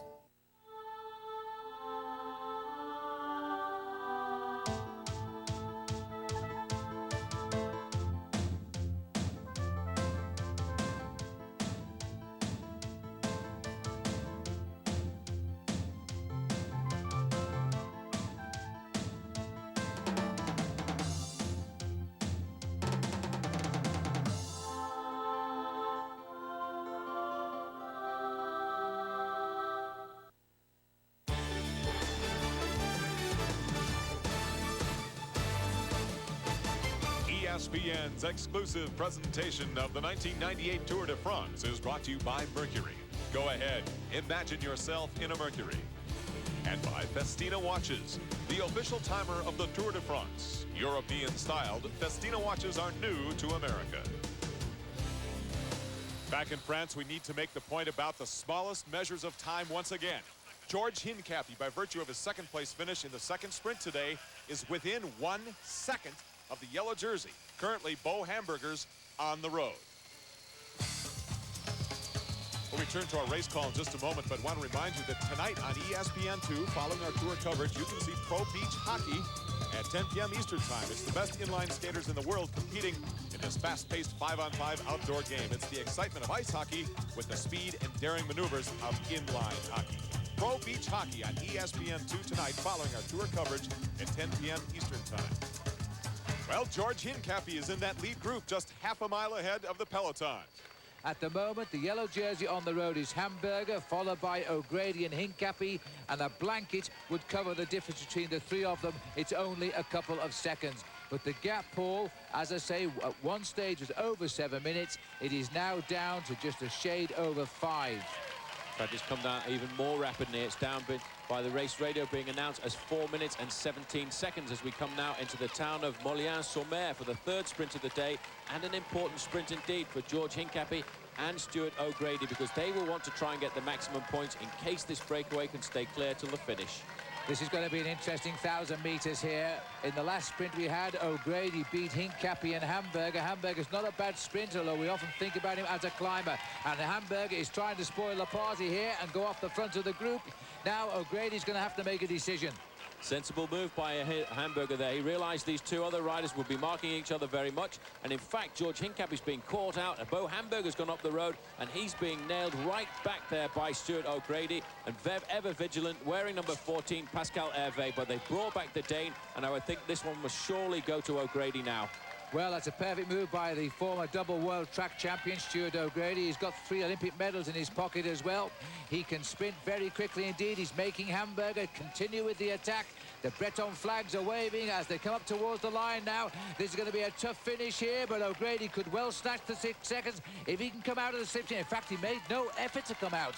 He allowed Hamburger to take it. O'Grady gets the second place sprint, and the third place will go to Pascal Hervé, who, by the way, has done enough today to become the new leader in the King of the Mountains competition. So, Phil, although Georgie didn't place in that final sprint right there, there's 21 miles to go, so everything will come down to the final sprint. I'm Ed Bozarth, your Chevrolet dealer at 2001 South Havana. Because of our tremendous purchasing power, you can purchase this 1997 Cavalier or any one of the 50 we have to choose from for only $89.95. That's $149 a month, loaded with air conditioning, automatic transmission, power disc brakes, and the balance of factory warranty. Cavalier, America's family car, for only $149 a month.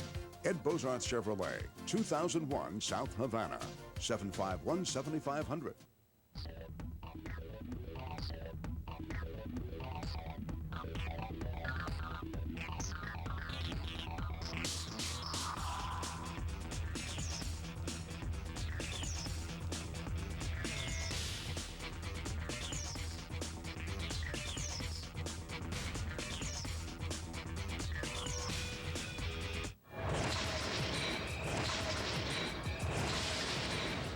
AutomallUSA.com. On August 14, 1996, my husband and former ESPN sportscaster Tom Mees drowned in a neighbor's swimming pool. He never learned to swim. Please don't let this happen to your family. My children and I urge you to call the Red Cross in your community and learn about swimming and water safety for all ages. It's important to keep your family safe, and no one has more ways of teaching you and your children than your local Red Cross. The rewards are priceless.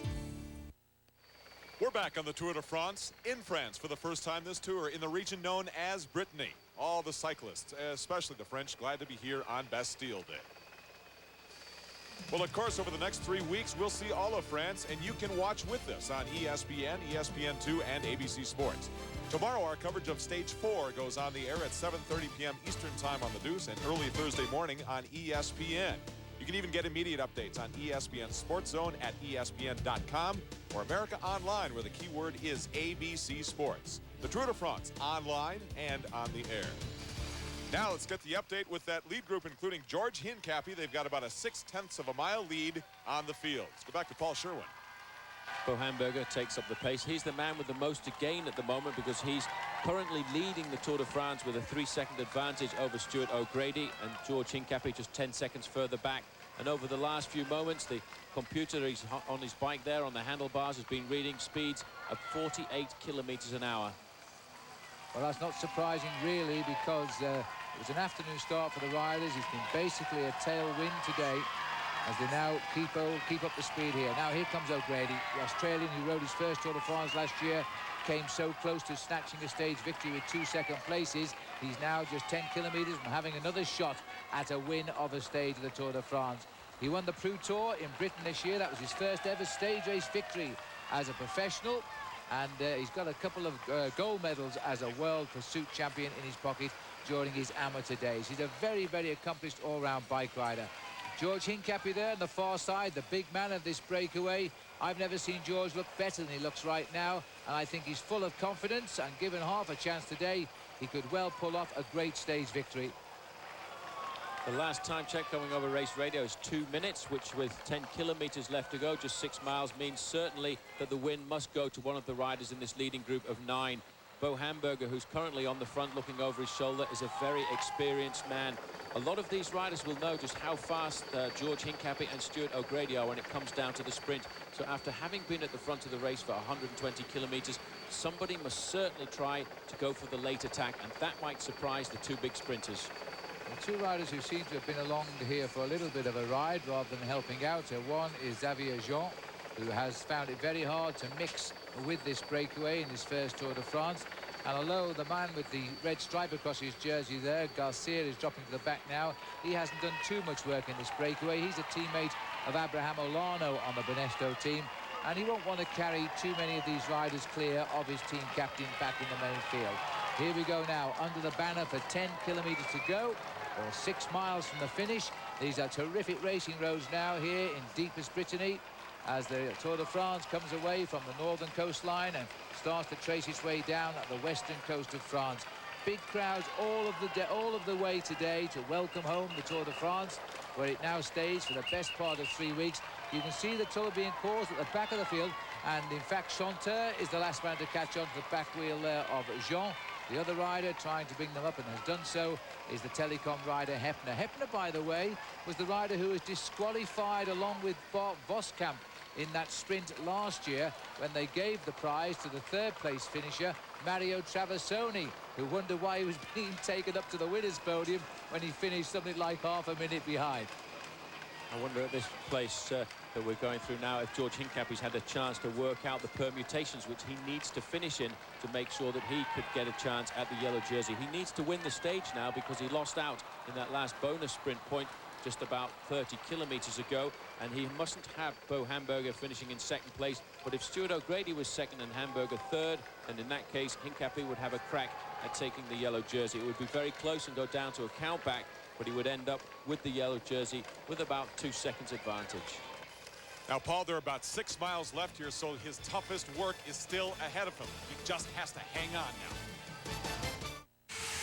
4 tires fueling out the door. Feel the heat radiating out of your skin. It's nasty hot. We asked some of the hottest guys in the pits to switch antiperspirants. Ultra Dry Degree, body heat activated. Wow, I've never seen this before. When your body heat rises, Degree Ultra Dry's powerful new form releases extra protection when you need it most. This is one of the few products that can keep up with me. It kept me dry, ultra dry. Worked better than my old stick. New Degree Ultra Dry. Now more than ever, your body heat turns it on. The proof is in the pits. This is Imagine TV.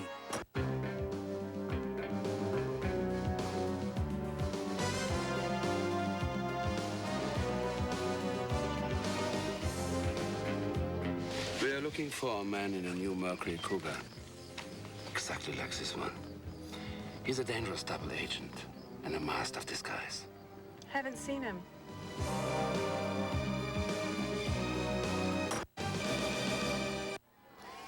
We're back in France where we have a medical update. Just minutes ago, we were told about Chris Boardman, and that is that aside from some facial cuts you saw in the videotape replay, he did break his left arm. Could have been a lot worse.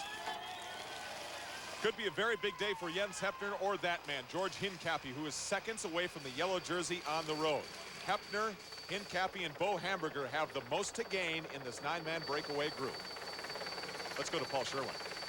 Just a question of survival now. They've ridden and got the big gap that they wanted to. They now know that they're going to survive the gap over the main field, now down to 1 minute and 45 seconds. But for these riders, what's important now is to make sure that nobody gets away on their own, nobody surprises them with a late attack.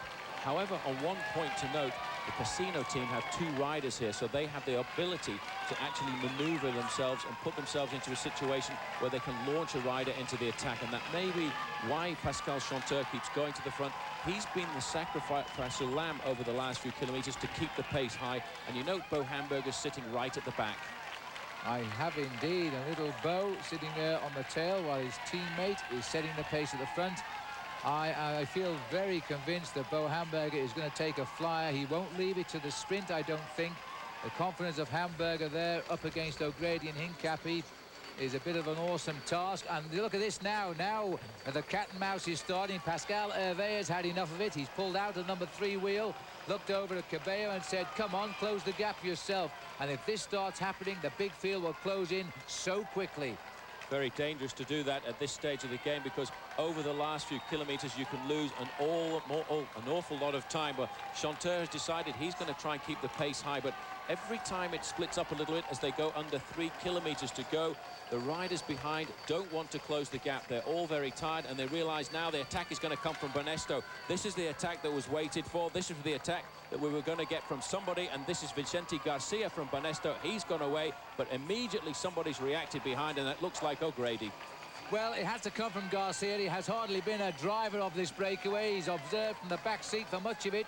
He's taken a flyer. If he won, it would be a terrific surprise for both him and Banesto. But Stuart O'Grady has been waiting for the move to come. He's quickly marked. Heppner's marked across as well. So we've now got O'Grady and Heppner. Now, Stuart really wants to hide a little bit here and not put himself right on the nose of this, because a little bit of inexperience in road racing for O'Grady. He tends to do a little bit too much work. But watch out for Hervé going through now on the barriers. Hervé, the man who a moment ago was trying to re-establish the breakaway, has waited for the confusion and has taken his chance. Now, he actually won a stage of the Giro d'Italia, the Tour of Italy, in a manner like this, but that did finish uphill. It might be a different task here on the flat. Well, there's a fresh man in the breakaway with a pink and white jersey of Team Telecom there. Heppner now realizes he's been sitting at the back of this break quite a lot now, and he's nailed him down. He's pulled him back. He was waiting for these kind of counterattacks, and he does have somebody with him. 3 riders now in a front split off the group of 9. Well, this is amazing. We thought somebody would try it. We expected it to come from Bo Hamburger. They're struggling to regroup the 9 men here and try again. And Wise moves at the front. You must have another little dig and go for this is Xavier Jean, who's in his first Tour de France. He's been in temporary retirement. He's come out on this team, and it looks as though he's finding his legs now. Well, he has, and so is Heppner, though. Heppner is so rested. He's been sitting at the back. He's been working as the policeman for Team Telecom, and he has the energy still and the acceleration to go with these moves. And this might be the decisive split now, because I'm not sure who is going to take up the chase behind, but the chase should come from the Casino team, because they have 2 men, and it looks as if Pascal Chanteur again is being asked to close it down. Of these 2 men, Heppner the one with more experience. Now the race summary brought to you by Festina. The U.S. Postal Service team went on the attack today. American George Hincapie sparked a 9-man breakaway that had at 1.7 minutes on the field. After the 3-time bonus sprints, Hincapie now is in a great position to take the yellow jersey. Although, as we head toward the finish line now, it is Dane Bo Hamburger who is yellow on the road. What a fantastic day for American George Hincapie. His effort today, very aggressive, certainly honored his national championship. What is to come? The tour has only just begun. The Isuzu Amigo. Great for roads, great for no road. Great for fun, not so great for bicycle races. Hence, the Isuzu 21 Bike Salute to the Tour de France sweepstakes, where we're giving away 21 Lightspeed Ultimate Titanium road bikes now through August 3rd. Stop by your Isuzu dealer now and register to win. And while you're there, check out our new Amigo lease, $199 a month for 48 months, with $894 due at lease signing. Whoa, this is no place for a road bike. Four tires fueling out the door. Feel the heat radiating out of your skin. It's nasty hot. We asked some of the hottest guys in the pits to switch antiperspirants. Ultra Guide Degree, body heat activated. Wow, I've never seen this before. When your body heat rises, Degree Ultra Dry's powerful new form releases extra protection when you need it most. This is one of the few products that can keep up with me. It kept me dry, ultra dry. Worked better than my old stick. New Degree Ultra Dry. Now more than ever, your body heat turns it on. The proof is in the pits. After beating the Russians in the first round, Team USA is back for more.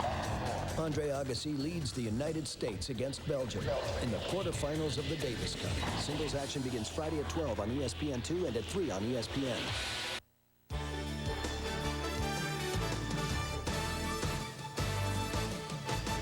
ESPN's exclusive presentation of the 1998 Tour de France is brought to you by Isuzu. Isuzu salutes the athletes of the Tour de France who continually push themselves to go farther. Isuzu, go farther. Welcome back to the final mile of today's Stage 3. We wondered earlier today if Telecom would protect Zabel's yellow. Well, now his teammate Jens Heppner is making a run at it. There's Heppner now. He's got himself in the front. He's going to have to decide whether he goes or not shortly.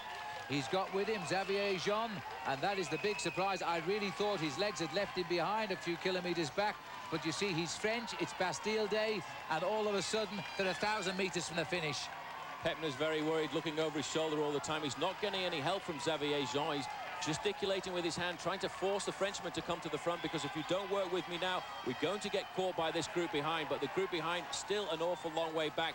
All of the work being done by Chanteur, and it looks as if it very much is going to go to one of the two riders in the front, unless Chanteur can do something very special. Well, Heppner's decided he's going to have to try and open it up here, so he's going to start going first. The former East German on the Telecom team. Jean has got his wheel, he's gritting his teeth and hanging on. The race is coming at him on the far side, but they're not going to pick them up now. They've been outwitted by the move here that came from Jean, picked up by Heppner. Has Heppner got the strength here? I think he might have, because he's been a passenger all day. So Telecom are going to take this one out at the end of a long day in the saddle, or are they? Heppner's held off long enough now. If he hooks him, he'll lose. And look at this. Heppner has got it on the line. Jean was desperately close, but my goodness me, Jens Heppner has taken the victory for Telecom. But I do believe that George Hincapie of the United States was best of the rest and got a brilliant third place. And we're going to go to count back now on time bonuses to see who is the new leader of the Tour de France. At the moment, we believe it'll be George Hincapie. It'll be Bo Hamburger, with George Hincapie just a couple of seconds back. Here comes the main field now. Didn't they cruise in over the last kilometre? The gap is now down to a matter of seconds from an enormous 7 minutes at midway. We've got the Polti boys coming up now as they try to get greedy up to the finishing line. He's their sprinter. But this has been a day for not the sprinters, funny enough, in the end, with a victory by Jens Heppner. And Big Mario has got himself onto the front now. Mario Cipollini leading out Eric Zabel. The maillot jaune won't know yet his teammates won, as there's now a further run up from the right. And again, it is Jan Svorada, who won yesterday, who's showing he still has some speed in those legs as they race up towards the line, but the legs have just clamped down. It was close. And it was very close, but I don't think, indeed, that Cipollini took it on the line. But we await for the official result.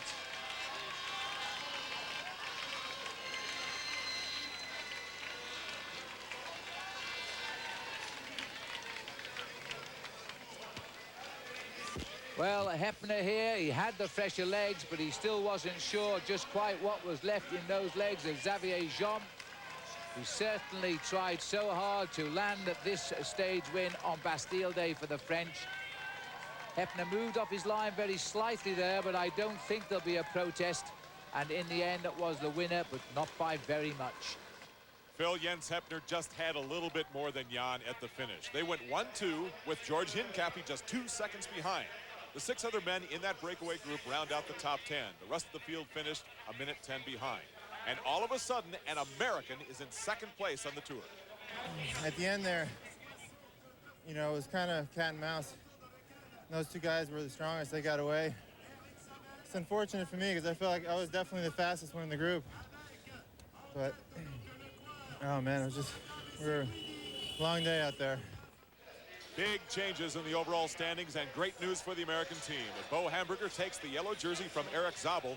Just 2 seconds behind him is American champion George Hincapie. O'Grady and Hefner are 3rd and 4th.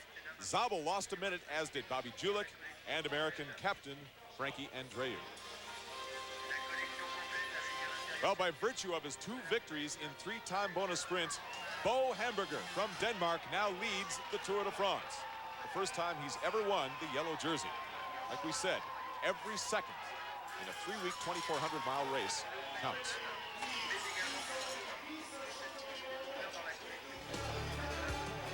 So ends leg 3 of the 98 Tour de France. We have now traveled 345 miles with 2,061 miles of French countryside still to be seen. Long way to go. Take a look at tomorrow's Stage 4 when we go on the air on ESPN2 at 7:30 p.m. Eastern Time and on ESPN early Thursday morning at 3. So tomorrow becomes a huge day for American cycling. For Phil Liggett and Paul Sherwen and our entire ESPN cycling team, I'm Adrian Karsten. This has turn number 2. A-main at the start. Brooke Katnow hits the wall, collecting Darren Pittman, Wade Nygaard, Joe Gertie. Up front, the top 3, putting on a great show. Stephen Mark Kinzer along with Sammy Swindell. And check out Stevie Smith, after charging his way through the pack, clips a tractor tire on the inside of the track with only 4 to go. 3 to go now. Swindell passes Steve Kinzer on the outside to take the lead, and Sammy takes the win along with the $16,000 first prize. Outlaws also in Somerset, Wisconsin. Stevie Smith passes Mark Kinzer on the high side to take over the lead. Smith hangs on to win his 9th feature win. He continues to lead the points. 410 sprints, Williams Grove warm-ups. Jeff Rohrbaugh flips in turns 1 and 2. That coming after the wing collapsed. In the feature, Lance Deweese dives to the inside to make the move around Jeff Shepard. And Deweese wins it with Donnie Kreitz second, Freddie Raymer finishing 3rd. Now to Lincoln Speedway, Brooke Weibly, John Mackinson, Shawn Michael all flip in a wild crash in turn 1. And there's the red car of Freddie Raymer. It's also involved, but he comes all the way from the back of the pack to take the lead away from Chris Aish with only 3 laps to go. Fast Freddie takes the win, his 12th straight feature victory at Lincoln Speedway. Check out George Suprick at Sealands Grove. Loses his wing and flips wildly.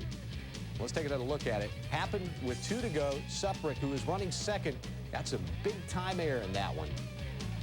Back up front, Deweese wins the race. Schaefer is second, and Raymer finished in the 3rd spot. Finally, the IMCA Sprints at Ventura Raceway. Kevin Kiersey gets into Denny McVie, and he barrel rolls wildly, hits the wall, suffering a slight concussion. Kiersey goes on to win it. Kenny White second. Bill Welch finishes in the 3rd spot. And Wednesday, Just for Men Fast Fact. Now, actually, it's the results of an ESPN Sports Zone poll. Nearly 3/4 of those who voted thinks Alex Zanardi should leave kart for Formula One. Man, this gray hair makes me look old. And do what I did. Get rid of it. You were gray? I never knew that. No one can tell you use the remarkable hair coloring called Just for Men. Simply shampoo in, then rinse. In only 5 minutes, this unique Just for Men formula blends away the gray, actually matches your gray to your real color. Even I can't tell what used to be gray. Thanks. Just for Men. Looks so natural, even friends can't tell. It starts here. It starts here. It also starts here and here. And it all starts right here at Walmart, home of the EverStart battery. All the cold cranking power your truck, car, boat, or more will ever need. Power you can count on when you need it most. And since it's at Walmart, you can also count on a good price. EverStart. The name says it all. Looking vibrant is reserved for the very young. Do you believe that? Neither do I. Maturing skin can look vital too. But how? Clinical tests have proven that a new line of moisturizers from Oil of Olay, which combine a complex of Olay moisturizers, essential oils, and vitamins, revitalize the appearance of maturing skin and help bring back its look of healthy vitality. Women who have used it said their skin felt revitalized, more radiant. And the name?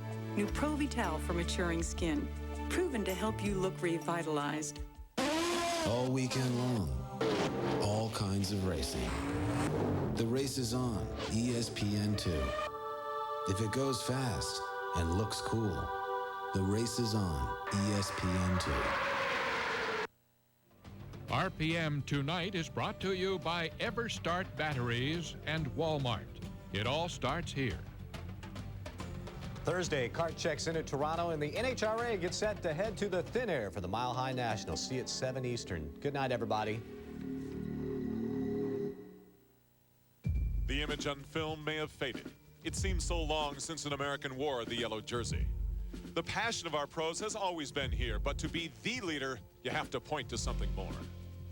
Last year, we saw a sign, the potential talent of a future champion. But today, that hope may turn to glory. We couldn't be any closer to the ultimate prize than our champion is right now.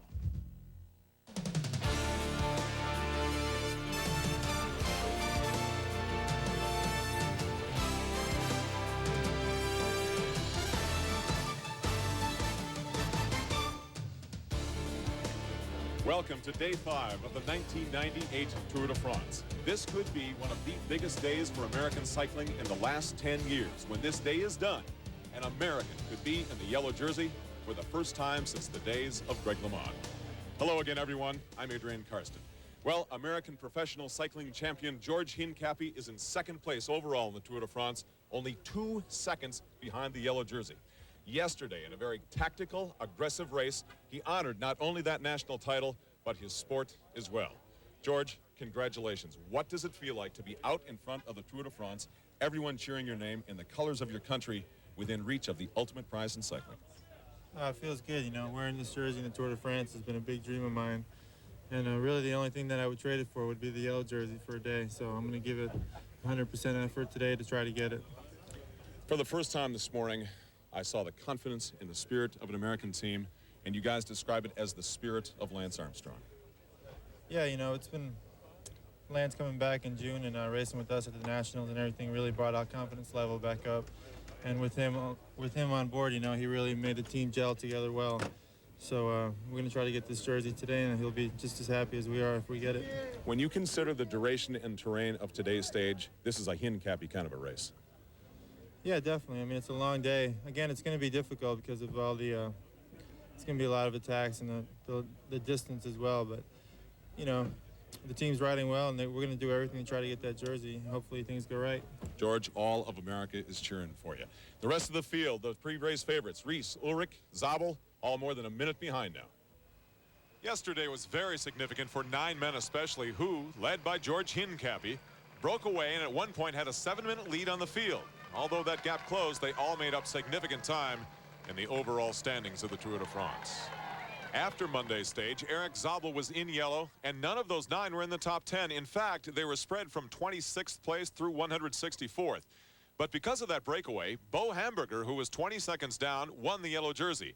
Georgie jumped to second, and Francisco Cabello catapulted to 9th overall. Seconds always make the difference. Bike doesn't actually belong to the 5-time champion Eddie Merckx. It belongs to Stuart O'Grady, who is in 3rd place overall and has the same goal as Hincapie. Now let's call Phil Liggett, long distance. Well, Adrian, we are about as far away from you today as will be the whole Tour de France. This is the longest stage, of course, and just under 160 miles to Cholet. Little wind blowing. Hamburger in yellow, yes, but we feel today it'll be a battle between 2 men. Stuart O'Grady of Australia and George Hincapie of the United States. It certainly should go to one of those 2 riders because they're both very good sprinters, but different kind of sprinters. Hincapie, the stronger man. Stuart O'Grady from the track, a lot more rapid in the interim points races. Now, if it is to be the American, how is he going to do it? I think George Hincapie will have to wait till the end because his power is at the end of 252 kilometers, and he will try and wait for the big time bonuses as he comes across the line behind us. But out on the road, Stuart O'Grady has 3 chances to get time bonuses, so it really, Phil, could go down to this very last finish line behind me. We'd love to see George in the yellow even for a day, but the Tour isn't won in the first week. Bjarne Riis is the type of rider who could win it in the 3rd. For another, the future is now. Get the yellow jersey for sure. So I think we have 3 bonification sprints on the road, and there's bonification on the finish line, and I think that we definitely want to go for those bonification. We really want that jersey. So on a cloudy morning in Plouay, stage 4 of the Tour departs with a new leader. Denmark's Bo Hamburger is wearing the yellow jersey for the first time in his Tour career. But for how long? Now let's take a look at today's Hincapie friendly course sponsored by Mercury.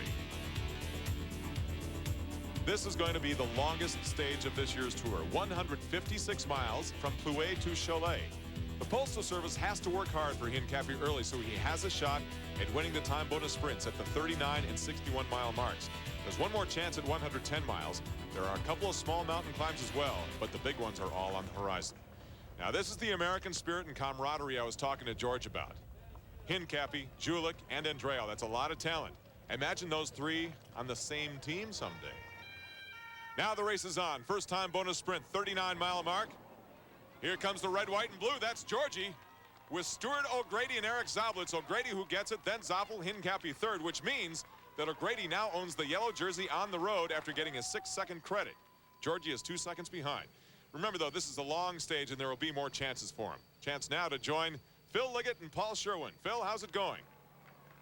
Well, Adrian, at the moment, it's all going the way of Stuart O'Grady, it seems, because at Payac, at the second sprint, after 102 kilometres, that's around 63 miles covered, there again, Paul O'Grady getting the better of Jan Svorada and being led out for the 6-second bonus by his fast-sprinting teammate, Frederic Moncassin.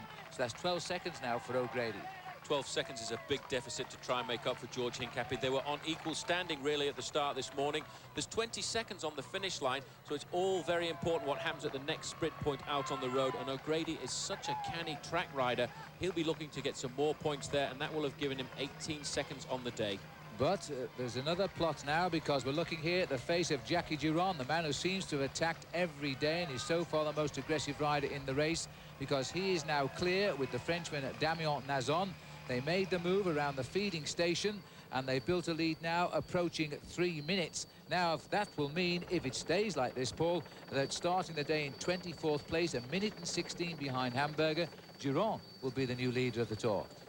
Of course, Phil, there are a lot of other riders who are part of that main field who would love to be in Jackie's position, and we have a long way to go. In that main field called the peloton, the central point of reference for the race, it's a French word, obviously. Riders break away from or are dropped from the peloton. Now, the breakaway is considered formed when one or more riders, like these two Frenchmen, gain at least 10 seconds on the main field, as they have done here. About 3 minutes lead, as a matter of fact. So, the education of today's Stage 4 will continue when we return to the Tour de France.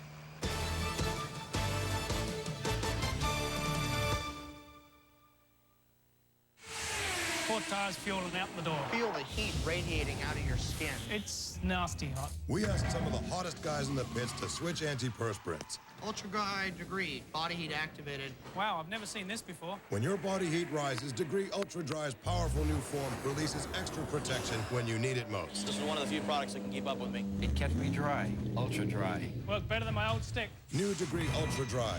Now more than ever, your body heat turns it on. The proof is in the pits. This is for my grandfather, who always said I'd make the family proud. For my mom, who never let me out the door without my homework. For my dad, who worked the night shift to make our lives better. Flight 3 Alpha. Spotted. For myself. For my future. This morning, a quiet man in Wales decided to stir imaginations around the world. Soon, classrooms became kingdoms. Dinosaurs roamed the earth, and all it took was the wave of a wand, the twinkle of an eye, and suddenly he could open minds, take dreams farther, and create more excitement than ever before. He wasn't always so powerful, but with FedEx, it's the way the world works. This is Imagine TV. That's the last stitch. Hey, has anyone seen the keys to my Mercury?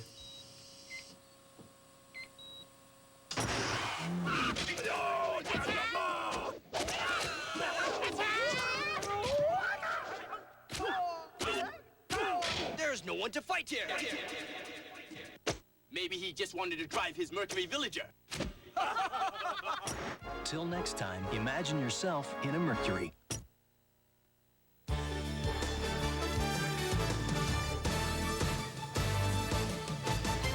ESPN's exclusive presentation of the 1998 Tour de France is brought to you by Degree. the body heat activated antiperspirant. And by Mercury. Go ahead, imagine yourself in a Mercury. This is ESPN's coverage of the 1998 Tour de France. Today's stage 4, a big day for American George Hincapie. If he's going to get the yellow, he's going to need some help, and it could come from a very good friend. The yellow jersey is the pinnacle of our sport, and man, if he can take that, I mean, you're going to see full gas from George, and you know, if any of us can get up there and help him, you better believe we're going to do it. Well, the very best Georgie could do is pick up a 2-second time bonus. That would be 3rd place at the final bonus sprint, because Jackie Durand and Damien Nazon are going to be 1st and 2nd through the finish line. Jackie Durand would like to win these 6 seconds. They might be important by the end of the day. They certainly could be by the time we get down to the finish line here in Cholet. But incredible to note, Phil, the last hour of the race has been covered at 49.5 kilometers per hour, which is well up near 30 miles an hour. So the speed definitely coming from that tailwind, and everybody trying to pull these riders back, because they are, in fact, in with a good chance of staying clear. And Nazon is not going to attempt to challenge Durand here. It's not important to Damien Nazon, a 6-second bonus, because he's more than 5 minutes behind the race lead in 173rd position. He will try to help Durand and hope that he can take the stage at the end. So Jackie Durand gets the 6-second bonus, Nazon gets 4, and it'll be interesting to see what sort of sprint we get for the 2 remaining seconds on offer today, because George Hincapie and Stuart O'Grady and Bo Hamburger really should start to try and pick those 2 seconds up. So Georgie could wear yellow tonight, but now the pressure is really on. Well, there's more international sports competition starting Friday on ESPN with Davis Cup tennis quarterfinal action. It's Belgium versus the United States. U.S. is looking to take a step closer to obtaining the Davis Cup trophy, prize they haven't won since '95, but they have to beat Belgium to reach the semifinals, which are held in September. That's Davis Cup tennis starting noon Eastern time on Friday. Damien Nazon continues to work with Jackie Durand to stay away from the main field. There's still a race for 3rd in the final time bonus sprint and a 2-second bonus. Here's the sprint now for the 3rd place, and again looks though O'Grady is going to try and get the lead out here, but in fact Bo Hamburger's team also trying to steal the 2 seconds and might get it here. This is Moncassin who's going to go, and O'Grady launches as well. O'Grady comes clearly away. Hincapie on his wheel, and no offense there, but he had to squeeze past Moncassin. A very good sprint indeed, but 2 seconds I think going to Stuart O'Grady. That now puts him 11 seconds in the lead on paper, but he still has to worry about the whereabouts of Jackie Durand. Very tight sprint between those 2 riders there. Certainly you can see George Hincapie knew which wheel he had to follow. There was no, I don't think, infraction there against Hincapie. He was trying to come up through the inside. Moncassin led out Stuart O'Grady, and there just wasn't any space for the American rider to come through. But this man is proving to be very good when it comes to the intermediary sprints.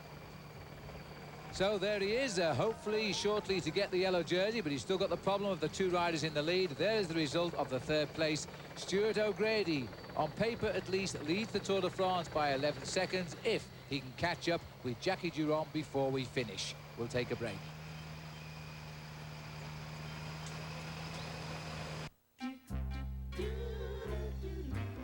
Have you seen that show on cable where they look into all that weird and unusual stuff?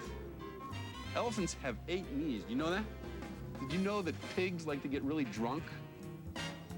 Pigs will tip a few. Did you know this? There are some tree frogs that can bark like a dog. It's a cool show. How you doing? Did you know this? Yaks get sick at sea level.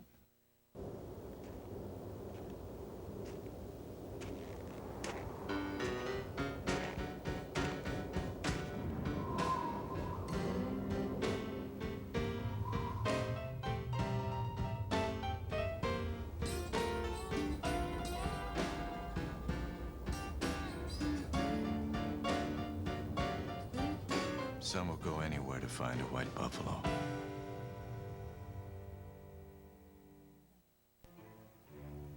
You know, some people think the best thing about ESPN magazine is the writing.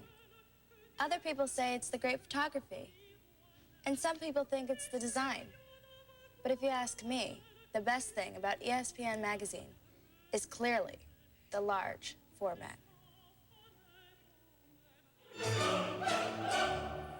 These subscription cards, however, are driving me crazy.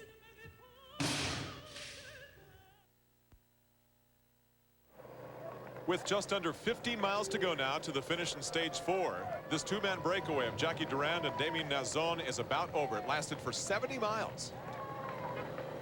And here we're looking now, smiles again from the two breakaways. A long time in the lead for Jackie Durand and Damien Nazon. But although the lead went out to almost 4 minutes, with inside 25 kilometers from the finish, the white flag is again up because the main field has chased them down. And it wasn't just the GAN team, Paul. It was, in fact, a number of teams who brought them back. It certainly was. GAN played a very good card in just making sure that those two riders didn't get too much of an advantage, because they knew once we got closer to the finish, they would get help from the Mapei team of Tom Steels and also from the Seiko Cannondale team of Mario Cipollini. That's exactly what happened. And around about 20 kilometers to go, it's all come back together. So I think we should see again a festival for the sprinters. It's been a long day in the saddle for the riders. No reports of anybody being behind the main field at the moment. So as far as we can work out, we've got a big field of 186 riders racing for the finish now in Cholet. A lot of sprinters will fancy their chances because the sprints we've seen so far have set us up with a number of riders who have come close, like Robbie McEwen of Australia, and this might well be a big day of celebration for Australia today, with Stuart O'Grady trying to become only the second rider from that country to pull on the maillot jaune. The other one, of course, is Phil Anderson. Probably the most exciting part of this race yet to come at the finish. We anticipate another mad sprint. You know, the next 3 days are going to be some of the most exciting of the tour for the sprinters and the time trialers. You can watch it all on ESPN, The Deuce, and ABC. Tomorrow, our coverage of Stage 5 goes on the air at 7:30 p.m. Eastern Time on The Deuce and at 12:30 a.m. Eastern Time on ESPN.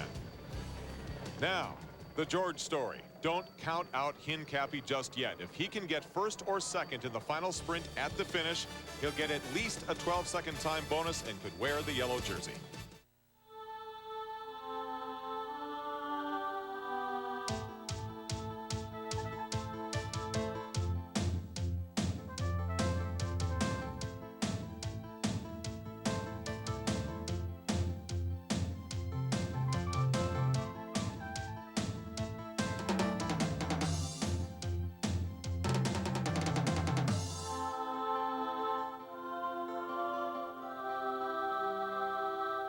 The Isuzu Amigo. Great for roads, great for no road.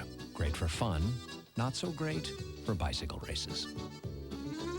Hence, the Isuzu 21 Bike Salute to the Tour de France sweepstakes, where we're giving away 21 Lightspeed Ultimate Titanium road bikes now through August 3rd. Stop by your Isuzu dealer now and register to win. And while you're there, check out our new Amigo lease, $199 a month for 48 months, with $894 due at lease signing. Whoa, this is no place for a road bike. Old school like Cassius Clay.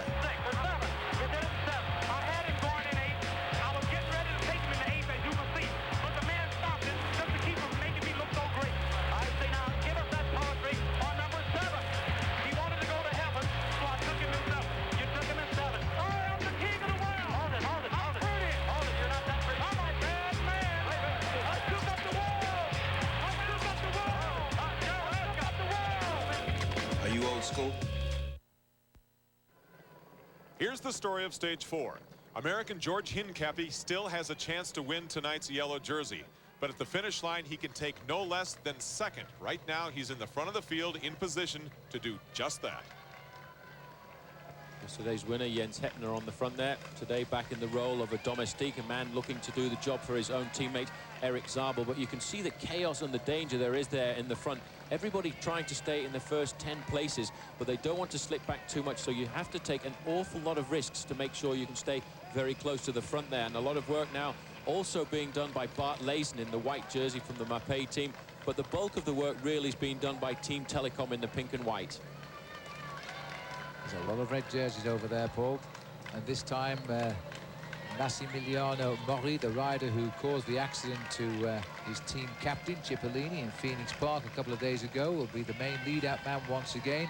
Incidentally, a nice little story there, because the first thing that Cipollini did when he got back to the hotel, he found Mori in tears, and in fact Nazon here slipping off the back, the pace just proving a little bit too much. But just to go back to that tale of the Seiko, he found Maury riding his first Tour de France in tears because he felt he'd let down the great Mario Cipollini and brought him off his bike. Mario went up, put his arm around him and said, "Don't worry," he said, "there'll be plenty of more opportunities for me to win and you to take me to the line." And he felt as team captain that was his job. That was nice of him. Certainly what they would call a grand seigneur in the jargon of professional cycling. A great man, and that's what leading a team is all about, being able to look after your teammates when you're losing, not only when you're winning. Now, just look at the speed of the main field here, remembering they have now been in the saddle just short of 6 hours today. They've flown across, they've been riding. You can see the speed they're actually moving at now. It's approaching 55 kilometers an hour. They are driving this field along. And while the pace stays like this, there is no man able to get off the front because I don't think it's humanly possible. Only a few riders in history have been able to do that sort of thing. Yaroslav Ekimov for the US Postal Service is one of those kind of riders, a pursuiter, a trackman. But interesting to note, Phil, I have seen George Hincapie riding quite close to the front at the moment. He is currently 11 seconds behind Stuart O'Grady in the overall standings. So if he could produce one of his great sprints of his career and his life today and take the win, he could dislodge the Australian from the top spot. 20 seconds is the win bonus. So O'Grady at the moment has an 11-second lead over Hamburger and Hincapie.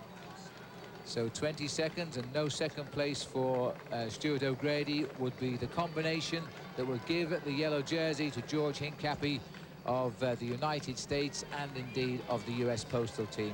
George coming from Long Island there in New York, but these days living down in Charlotte. But he's going to have to take on Mario Cipollini, and he is a fast finisher if it all works out for him. Just before the finish, we've got some nasty turns that could disrupt the pure sprint finishers before they come into the straight, and that might be crucial today. George Hincapie is a very good sprinter. He's not a pure sprinter, which means he's going to have to rise above his abilities if he's going to win today's stage. Now today's race summary brought to you by Isuzu. George started the day in second place, 2 seconds behind the leader, Bo Hamburger. Australian Stuart O'Grady got the better of Hincapie, though, in the time bonus sprints and is now yellow on the road. The two-man breakaway, which at one point led by 3 minutes, has been reeled in by the peloton. Now, with just under 4 miles to go, American pro cycling champion George Hincapie and Stuart O'Grady are about to go into their final battle for the yellow jersey. The finish is coming right up. This is Imagine TV.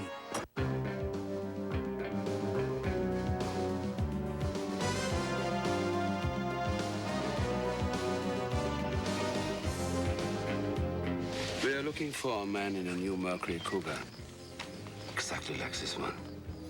He's a dangerous double agent and a master of disguise. Haven't seen him.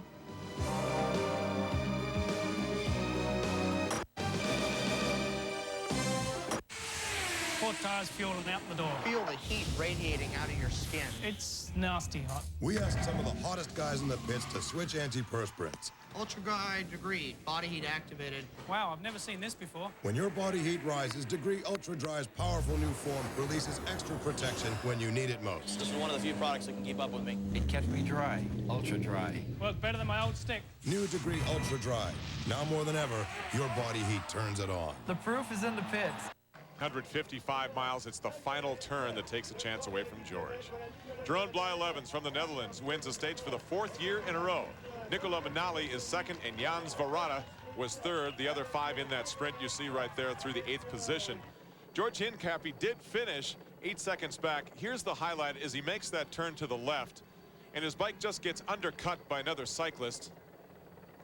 And down he goes on his left side. He was able to get back up. He's not seriously injured. Terry Gannon is standing by with George Hincapie, who did have a very courageous ride today. What happened? I don't know. We just came around one of those roundabouts, and like 3 or 4 guys in front of me just stacked it up, and there wasn't anything I could do except go over them. You look back at the day, it seemed you were so close on the sprints, and O'Grady had a Moncosan working along with him. There didn't seem to be anyone working with you. Well, my guys were keeping me at the front, 5K before the sprint, and you know, with Moccasin, that's his specialty, so he's one of the best riders in the world for that. And to have O'Grady, to have him is a big advantage, but you know, me and O'Grady are real similar riders, and on any given day, he can be faster than me, or I can be faster than him, and today he was faster than me, but you know, I'm disappointed, but there's still tomorrow. So today's big battle for the yellow jersey goes to Stuart O'Grady from Australia. Bo Hamburger and George Hincapie virtually deadlocked, 11 seconds back at second and third. The cutoff Eric Zabel at position number 10. Everyone beyond him, including Bobby Julich and Frankie Andreu, more than a minute behind now.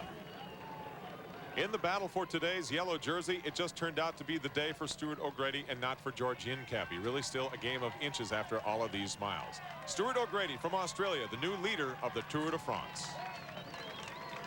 Through 4 legs now, the Tour has traveled 502 miles. We still have 1,904 miles and 2.5 weeks to go. Tomorrow's another day for George Hincapie. That'll be in stage 5. It'll go on the air on ESPN2 at 7:30 p.m. Eastern Time. And early Friday morning on ESPN at 12:30. Don't move. Okay, now, does it hurt when I do this? No! Okay, possible torn meniscus. Is there any pain when I do this? Oh, all right. You've dislocated your patella. I'm gonna have to set it. Hang on. Okay. You are an orthopedic surgeon. No, but I did stay at a Holiday Inn Express last night.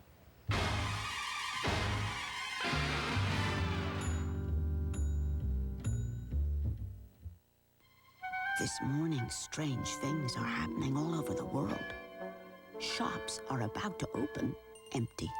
Parts suppliers are partless, and assembly workers have nothing to assemble. Is this any way to run a business? With FedEx, it is.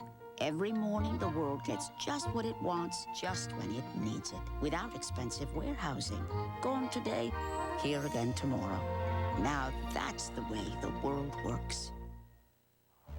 Today's technologically advanced cars brake better than ever before.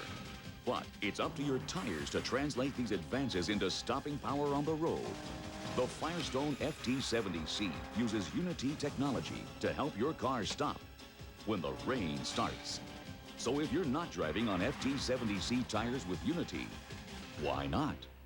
The Firestone FT70C with Unity Ultimate Tire Technology, built to stop in the wet.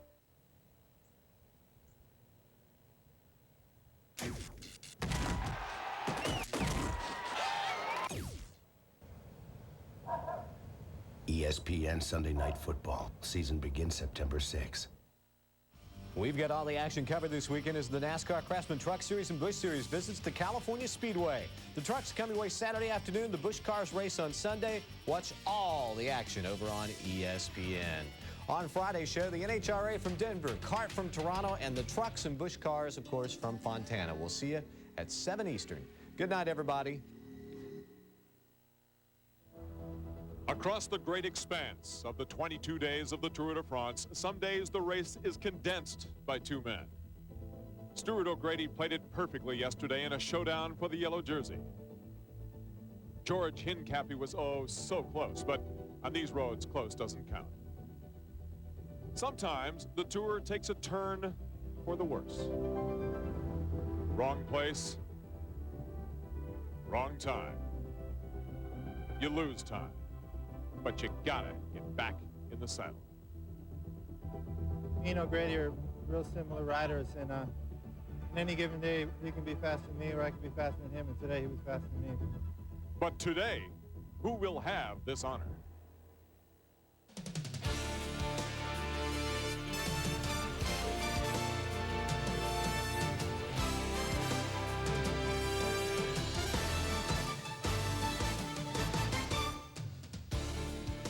The greatest bike race in the world is the Tour de France, but it's the one-on-one matchups within this big game that takes our focus today. Stage 5 promises another race within the race. Hello again, everyone. With Phil Liggett, I'm Adrian Karsten. You know, for a lot of these cyclists, the most honorable thing they can accomplish in their career is to wear the yellow jersey, Phil, even if for a single day. Well, Australian Stuart O'Grady has now done it. In a head-to-head matchup with American George Hincapie, it was O'Grady who was in the right place at the right time with the right kind of support to allow him to be the overall leader now. Yes, he's got a good team around him. They helped him a lot yesterday, especially Frédéric Moncassin, who was the lead-out man to make sure he grabbed those small-time bonuses. And by the way, if you dial the parents of Stuart O'Grady now in Adelaide in Australia, the answer phone says, "Hi, everybody. This is the home of the new yellow jersey. We're out celebrating." All right, will George Hincapie answer the call now? Americans today have nothing to hang their heads about. Georgie, the American professional cycling champion, is in third place, only 11 seconds behind the yellow jersey. Of course, and George Hincapie could be the next wearer of the maillot jaune. His team, though, are going to have to do a similar job as what the Gann team has done for O'Grady, and that's helped George get up there, get in the sprints, and get those time bonuses. It's going to be a tough ride for everyone up front today. The weather might play a factor. To the fans here in France, all these athletes are heroes, but for Richard Virenque and Team Festina, there's some news that may tarnish this team's reputation. Our ABC colleague Terry Gannon is standing by now with the update on a story that broke last Saturday before the prologue. Adrian, the legal troubles for Team Festina continue to mount. Yesterday, the director sportif, Bruno Roussel, along with one of the team doctors, were taken into custody by French police. They have been detained overnight for questioning as a result of the investigation into one of the team masseurs, who has been charged with transporting illegal substances. And now, Paul, this takes it to a new level. A team manager perhaps implicated. Where does it lead things? Well, I think Jean-Marie Leblanc, the organizer of the Tour de France, has taken the best stand so far. He does not want to move against the Team Festina until anything is actually proven legally. But something has to be done very quickly, Terry, because for the moment, all of the riders of the Festina squad, like Alex Zulle and Richard Virenque, are being painted with a black brush. But not only the Team Festina, the whole of the Tour de France. So I really believe something has to be done quickly. Zulle and Virenque and Team Festina overall, one of the favorites in this year's Tour de France, and their future, their very near future here in the 85th edition, certainly in question. Adrian? Terry, this is no small matter now. Over 800 vials of performance-enhancing drugs were seized at the Belgian border. The Soigneur says he was under team orders, but Festina claims he was not. No such clouds hanging over our U.S. postal team. We were invited to their hotel this morning to sit in on their team meeting. Unique opportunity. Let's listen to the game plan with team director Johnny Wells. So I think the objective, if you can get George to get a few seconds on the road, and then let the sprinter take charge of it, because for sure, like Cipollini yesterday crashed again, and maybe today he's going to be one of the fast occasions to be there. So they will control the race towards the end, so that can benefit us, you know. Well, then the benefit of the bus ride to the start line to carry out this game plan. The race, the finish, another night, another hotel, every day for 3 weeks on the Tour de France. The man who is the focus of their strategy, this man, Stuart O'Grady, the leader of the Tour, who knows how to make an entrance. This is a bubbly time for Team Gann. Already 2 members of their team have worn the yellow jersey. The other man, of course, Chris Boardman. Now we're ready to roll from Cholet to Châteauroux. The wind will be at their back all the way. And remember, George Hincapie rides well in the rain. Now here's a look at the route they'll take today, sponsored by Mercury. 141 miles today through the northwest corner of the country, right through old-fashioned France. The heart of cycling, this is one of the Tour's flattest stages. Now, at the 2150 and 116-mile points, this is where the time bonus sprints are located and where George has an opportunity to close the gap on O'Grady, maybe even grab the yellow jersey. Here we are in the town of Argenton, 21 miles in, the first bonus sprint. Keep an eye on Jan Svorada on the left in the green jersey. Here comes George Hincapie, the American, on the right. And it's going to be Svorada taking the first sprint, Hincapie second, and Zabel third, which means now that George has picked up 4 seconds of bonus, and he is now within 7 seconds of the yellow jersey. So for the second straight day, it's the race within the race. Hincapie versus O'Grady for the yellow jersey. On a wet, cold, windy day, let's join Phil Liggett. Well, Adrian, the second sprint was quite a tussle. It looked as though it would have involved the men in white, but in fact, the man who was first across the line, Paul, was Wilfried Peters of Mappe. Moncassin was second, Zabel third. But the talking point was the crash at the back, which seemed to involve virtually all of the Gann team except Moncassin. It certainly did. One man who went down there as well was Stuart O'Grady, so that kept him out of the sprint. George Hincapie must have been tangled up there as well, because he too was involved in the first sprint, getting himself across the line in second place. So interesting to note that a lot of confusion in the second sprint, and still status quo, 7 seconds advantage for Stuart O'Grady over George Hincapie. And the slight rain which continues to fall is really making the roads very greasy indeed.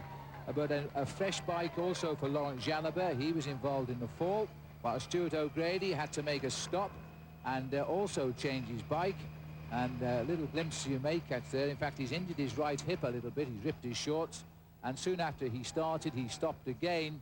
and he popped back and grabbed hold of the side of the team car and just had a little chat and a little bit of treatment on the way. But anyway, everybody back in the race, and there were other problems to worry about now because 3 riders soon after that got clear. Thierry Gouvenou, Art Veerhouten was the man who started the breakaway, then Gouvenou and Fabio Roche joined up. The gap is such now at approaching 4 minutes that Gouvenou, in theory, is the leader of the Tour. That's the way it looks at the moment, but I'm sure these riders will pull the 3 leaders back before we get to the finish line. But this is a big advantage for Stuart O'Grady because it means the time bonuses at the 3rd sprint are going to go to these 3 men. Well, let's look back behind the peloton now. We have one of our cameras inside one of the Postal Service team cars with team director Johnny Welts, who's getting an update on that crash and how we fared from Ekimov. Did you go down, Iggy? Yeah, I crashed too. You crashed too, and George also? I didn't see George there. No, I did, because it didn't say in the radio. That was okay, I was just on the top somebody. Yeah? Shit, man. Yeah, what's crazy to make a sprint there, eh? That was the white lines, you know? Yeah, but even in the car, we just slipped, you know, when we went down the corner, so we've been lucky, eh? Okay, Iggy. Already a dangerous day, but the Postal Service boys are safe and sound when we return.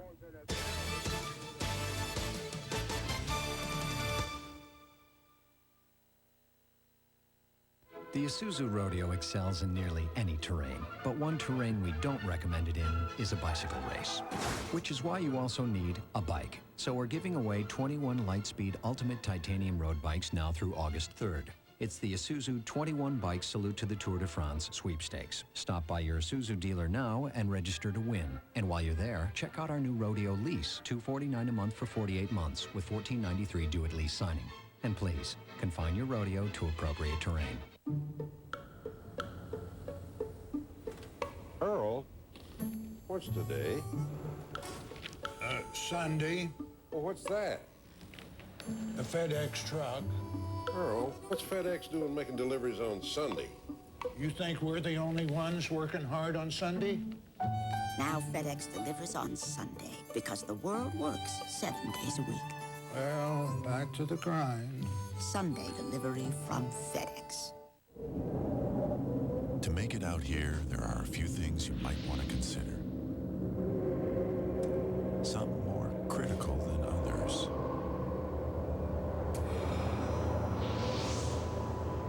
To build, test, and manage business software, 4 out of 5 of the world's largest corporations rely on CompuWare.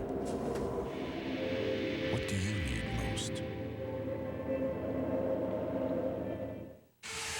4 tires fueling out the door. Feel the heat radiating out of your skin. It's nasty hot. We asked some of the hottest guys in the pits to switch antiperspirants. Ultra Guide Degree, body heat activated. Wow, I've never seen this before. When your body heat rises, Degree Ultra Dry's powerful new form releases extra protection when you need it most. This is one of the few products that can keep up with me. It kept me dry, ultra dry. Worked better than my old stick. New Degree Ultra Dry.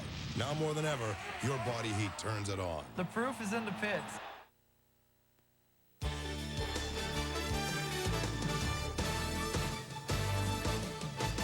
ESPN's exclusive presentation of the 1998 Tour de France is brought to you by Isuzu.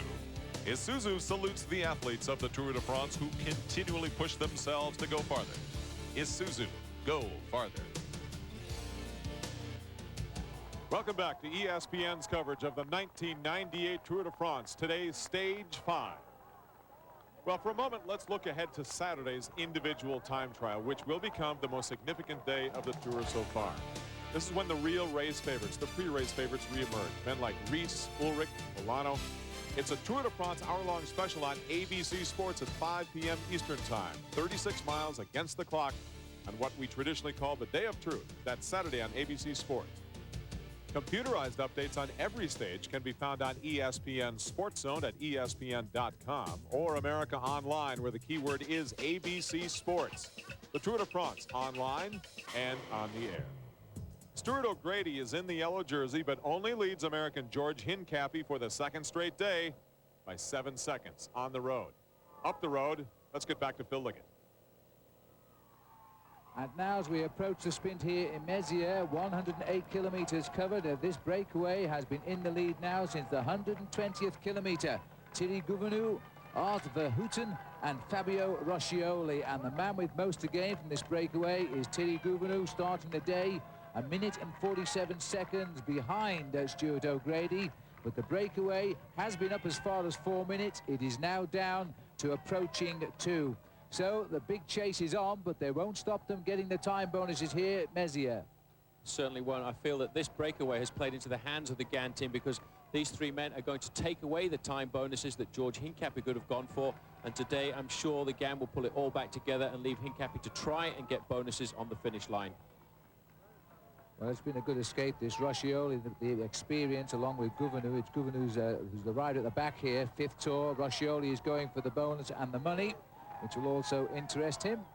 And Gouvenou obviously thinking long-term and not worried too much about 6 seconds. So Gouvenou, Verhoeven and Roscioli, rather, Gouvenou and Verhoeven was the order over the line. So the situation now is that Fabio Roscioli looking for the stage win to match the one he got in Marseille back in 1993, and not too concerned about the 6 seconds bonus on the way. With that race behind, Paul, they've had a rough ride today in many ways, the Gann, but at last they look as though they've organised the chase. They've organised themselves very well. They've left these riders out very much like the riders were left out yesterday and pulled back into the fold at the very last minute, because they realise what's going to happen as they get closer to the finish. If this group has an advantage of just 2 minutes, then the teams of the sprinters will come to the front and they'll get pulled up just naturally. So, Paul, in light of the fact that Georgie picks up no bonus time in that third time bonus sprint on the road, it means for the second consecutive day, it's all going to come down to the sprint at the finish. He's 7 seconds behind the yellow jersey right now. No, it's not a fire sale, but at Centennial Chrysler Plymouth Jeep, our red-hot deal and Doug deals are burning the competition. That means the best prices you've seen all year on new Jeeps, Chryslers, and Plymouths. Even reduced sale prices on every used car, truck, van, and sport utility. Plus 19% financing and factory rebates up to $2,000. If you're ever going to buy or lease, see us now. Deal and Doug Centennial Chrysler Plymouth Jeep, Arapahoe Road East. Don't get burned somewhere else, because nobody beats a Deal and Doug deal. Nobody, or I'll give you the car. Exclusively from TNT, the best movie studio on television, come some of the most highly acclaimed and respected original films starring Hollywood's greatest talents. TNT has been proud to present such recent critical and popular successes as Moses, Broken Trust, Andersonville, Riders of the Purple Sage, and Crazy Horse. TNT movies are brought to you in part locally by Kaufman's Tall and Big Men's Shop. In soccer, the goal isn't just to score. The goal is to move grown men to tears and to score. Act now and watch over 100 Major League Soccer matches you can't see anywhere else. After the World Cup, some of the world's best players are headed to America and the MLS. Don't miss a beat of the heart-pounding, heart-breaking action. To see a free preview on July 25th, call your cable company or DirecTV at 1-800-GET-SPORTS.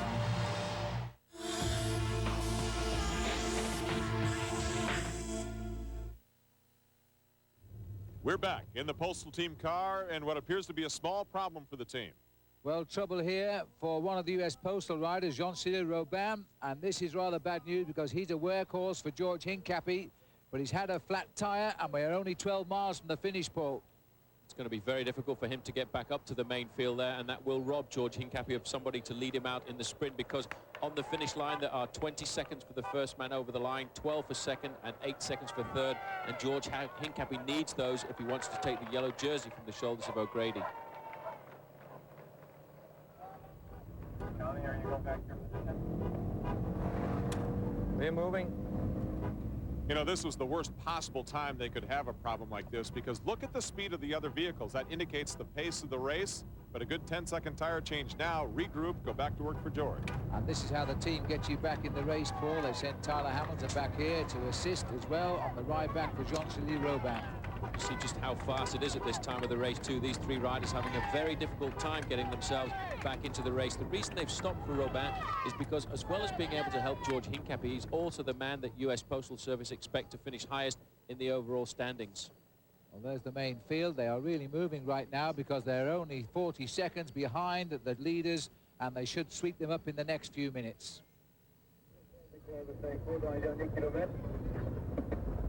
So George is up around there with those Psycho guys, and yeah, where the action is. So let's hope those things develop right. So good news for the American Postal Service. You heard the head coach. He feels like they dodged a bullet here as the breakaway has been pulled back in. The sprinters teams are in the front. Who else is up there? American champion George Hincapie. It's all going to come down to the final sprint. Remember, Paul said he needs to make up 7 seconds, and a third-place finish would give him an 8-second bonus. Therefore, he would win the yellow jersey by 1 second. This is Imagine TV.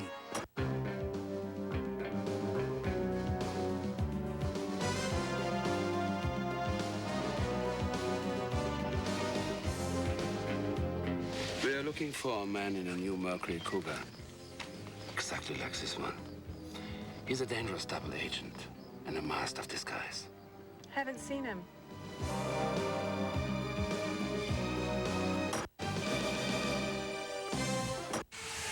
Four tires fueling out the door. Feel the heat radiating out of your skin. It's nasty hot. We asked some of the hottest guys in the pits to switch antiperspirants. Ultra guide degree, body heat activated. Wow, I've never seen this before. When your body heat rises, Degree Ultra Dry's powerful new form releases extra protection when you need it most. This is one of the few products that can keep up with me. It kept me dry, ultra dry. Worked better than my old stick. New Degree Ultra Dry. Now more than ever, your body heat turns it on. The proof is in the pits. Just under 4 miles to go now. The last few miles of today's Stage 5. All the strong sprinters teams getting their men up in front into position for the sprint at the finish. Back to Phil and Paul. Looks like it's going to be a wild sprint again today. Everybody moving up. Everyone looking to try and stay in the top 10 or 15 places. Every now and again you can get a glimpse of the yellow jersey. But I have seen a lot of George Hincapie too riding up there in the top 10 or 15 places. So it will be a match looking for the top 3 places for Stuart O'Grady and George Hincapie, trying to rival the big sprinters. Well, time's running out for Big George because even George will tell you he's not going to do a lot in the mountains except survive like many of the riders. If he's going to get his hands on that maillot jaune for the United States, it's going to have to happen pretty soon.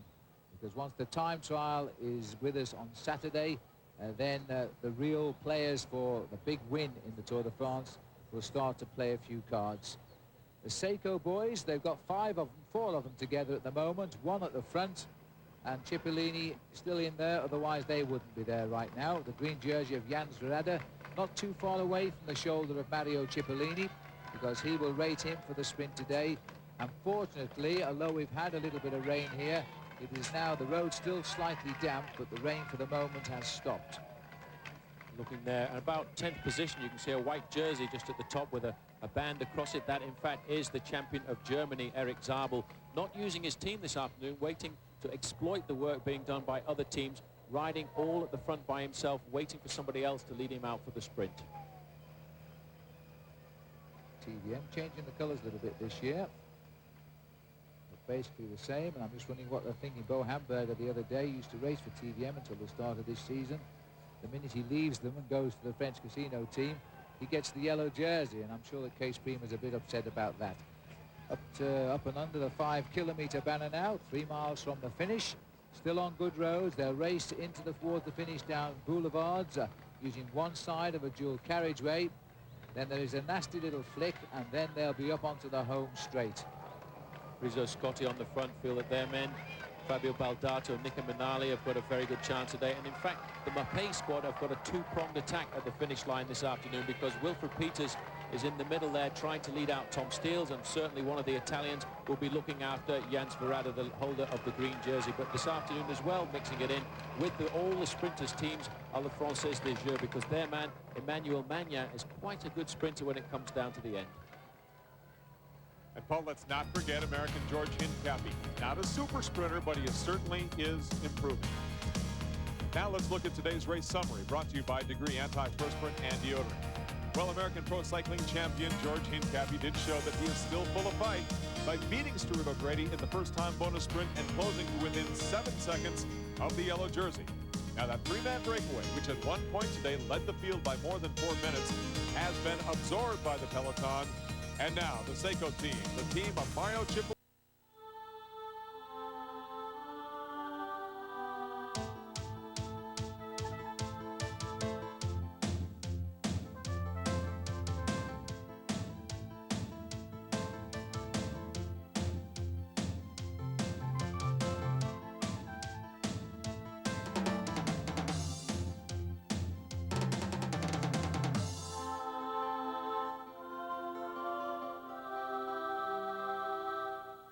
This is Imagine TV. This Mercury Sable sure is roomy. Yeah, but why don't we ever go anywhere? 'Cause we don't have any feet. No feet? I love you even more than I did before I had amnesia. I think. Even more than your Mercury. I have a Mercury. I'd forgotten. Where am I going? Till next time, imagine yourself in a Mercury. After beating the Russians in the first round, Team USA is back for more. Andre Agassi leads the United States against Belgium in the quarterfinals of the Davis Cup. Singles action begins tomorrow at 12 on ESPN2 and at 3 on ESPN.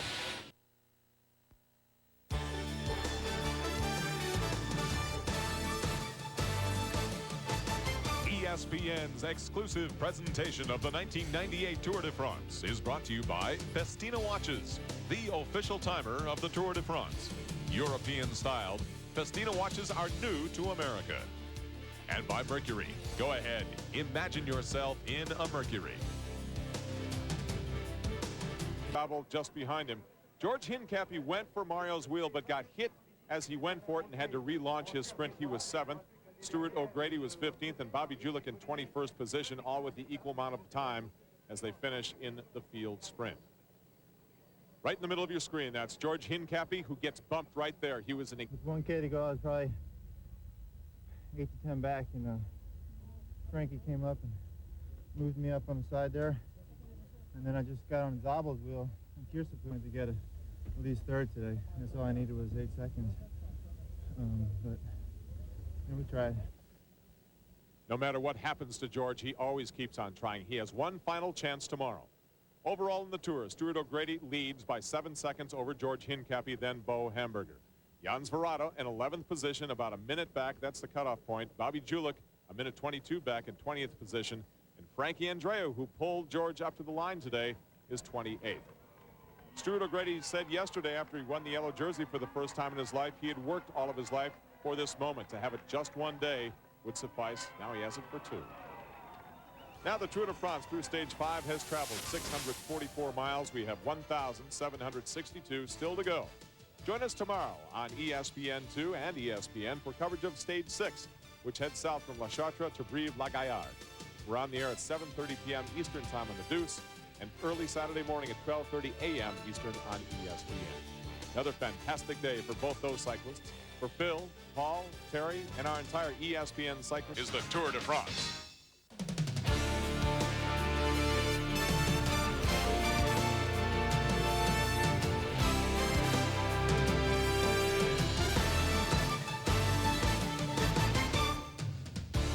Stage 6 of the 98 Tour de France could be won by an opportunist. Today becomes a final chance for 90% of the field to touch that yellow jersey. And up at the front is an American.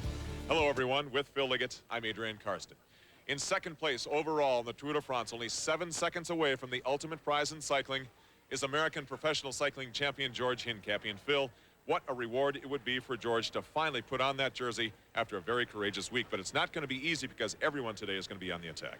Everybody will want the last chance at the yellow jersey for sure, but you know, George Hincapie is really impressing us. He's trying very hard to get that jersey. Yesterday he closed down the gap to just 7 seconds. The bonuses are there. It's not an easy route today. It's quite hilly, in fact. The sprinters might be denied their big chance at the end. Hincapie has a good chance today because the Gann team probably will not try to defend the lead of O'Grady. The stage is too difficult for them. Watch out though for Mario Cipollini. After yesterday's win, I think he's got his tail up. As we close out the first week of the 98 Tour, we expect a very exciting day. Cipollini really has some wheels. This self-proclaimed fastest man in the world proved it again yesterday with a clean, powerful sprint to the stage win. After a very rough, crash-filled beginning to the Tour, Mario is super again. Now, George was in the right place at the right time, and after that contact you saw, could have crashed, but he kept control, and thus has become one of the most respected riders here in France in '98. So for Hincapie, his tour really comes down to today's stage 6.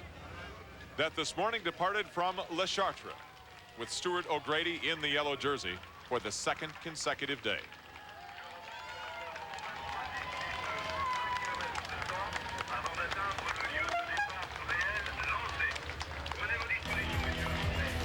Now an overview of today's route, sponsored by Mercury. 126 miles due south in France from Le Chartres to Brive-la-Gaillarde. Now the profile is much different than the last 2 days. There are 3-time bonus sprints where George Hincapie could grab that yellow jersey, but today's hilly terrain invites breakaway attempts for the aggressive riders. There's one Category 3 climb and several other opportunities to gain points toward the mountain climber's jersey. But the 2 primary races today are for the yellow jersey and the green sprinter's jersey. With the details, Phil Liggett and Paul Sherwen. Well, Adrian, this was the scene at Julich at 26 kilometers cover. That's about 15 miles. It was a real tussle, this one. George Hincapie getting the perfect lead out from a teammate. But then when he was launched at the line, he wasn't fast enough. And Jan Svorada in the white jersey taking on Eric Zabel in the green jersey. They were first and second. And Stuart O'Grady coming with a late run grabs a 2-second bonus, which means now that George is 9 seconds behind. By the time we got to the second sprint at La Selle, 129 kilometers covered, 3 riders were clear, none really interested in the small time bonuses, so it was Rodriguez of the Kelme team, ahead of Cedric Vasseur of Gannon, and Frankie Andreu of Great Britain and Les Français des Jeux team. This breakaway is still on, Paul, and the gap is circa 4 minutes. Surprising that Andreu didn't actually go for that sprint, because he was 2 seconds ahead of Cedric Vasseur in the overall standings this morning. Now that puts those 2 riders on exactly the same time. I suppose Andreu's going to go back to the car a little later for his pocket calculator to try and work out just exactly what would happen if this breakaway stays clear, because for the moment he's wearing the yellow jersey on the road. Paul Andreu is exactly the kind of opportunist we were describing a few minutes ago. You can see how quickly ownership of the yellow jersey can change on the road, and we still have a long way to go.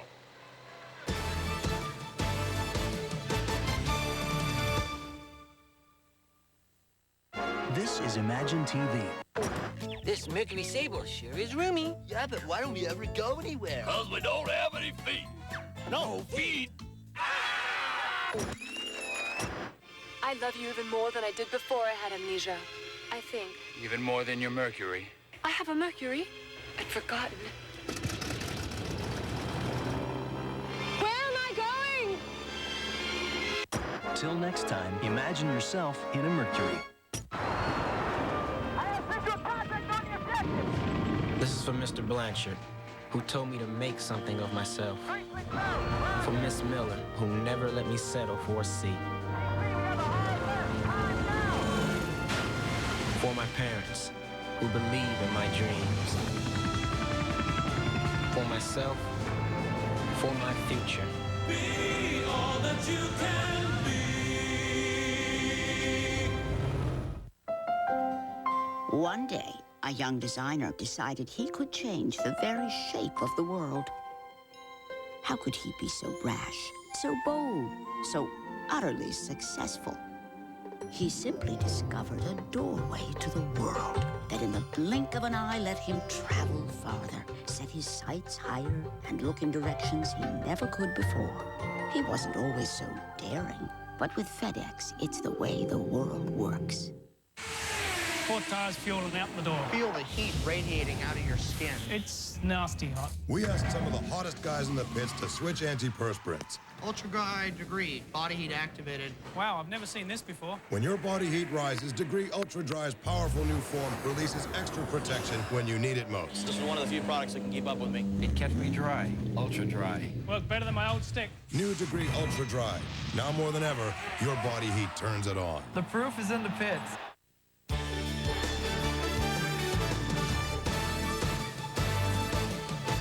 ESPN's exclusive presentation of the 1998 Tour de France is brought to you by Mercury.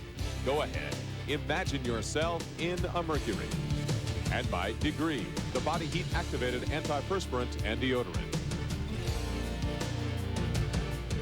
We're back in France with stage 6 of the tour, where George Hincapie still has a chance to wear the yellow. This, however, probably his last chance to do so in light of the fact that tomorrow is the individual time trial, and that's when those specialists take over.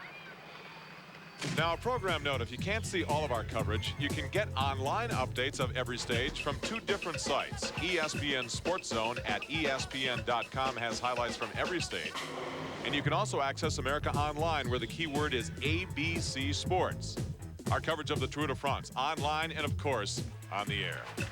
Now back to the action. We're approaching the 102-mile mark, where the yellow jersey on the road is at stake. The update from Phil and Paul. And now we're at the approaching the sprint, the third and final sprint of the day. Here is Champs-Élysées, 164 kilometers covered. That gap of 4 minutes 50 has come down a little bit, but not by a lot. And equal on overall lead now, Max Chiandri, and this rider here, Cedric Vasseur, just a year and a day to when he led the race into La Chartre and took the leader's yellow jersey. What an amazing coincidence. It certainly is. They were thinking this morning about Cedric Vasseur trying to do something special on a day like this, especially as it started from La Chartre. Chiandri coming to the front now, obviously looking to get the maximum bonus points. These 2 riders, one at the front and one at the back, were separated by 2 seconds this morning, but Chiandri here getting out of the saddle looking for maximum time bonus.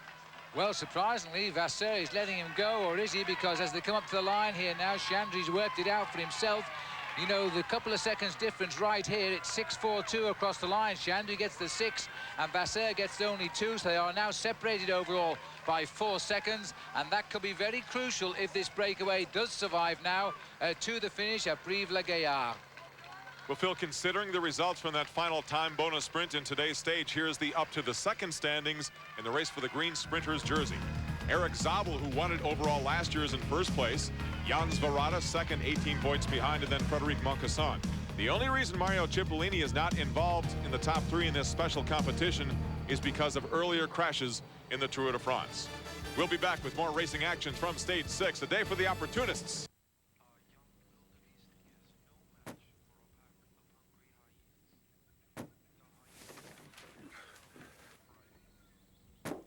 Oh, no. No. What are you doing? Give me the bag. Stance is all wrong. Check this out. Come to Papa. The Saturn wagon. With easy to maintain, dent-resistant doors. Ooh. Good pitch. I'll see you guys later. At last.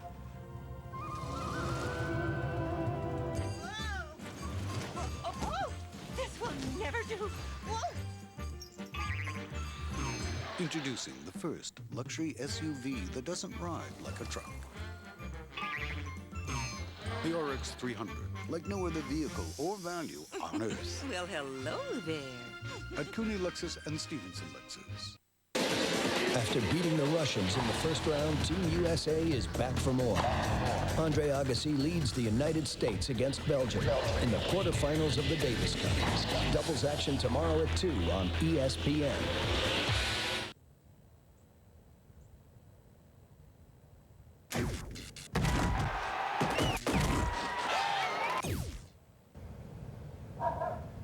ESPN Sunday Night Football. Season begins September 6th. We're back in France, where Mario Cipollini started this tour expecting to wear the yellow jersey, but early crashes destroyed that dream. And his performance yesterday showed, however, if someone is going to sprint against Super Mario, Mario's probably going to beat them.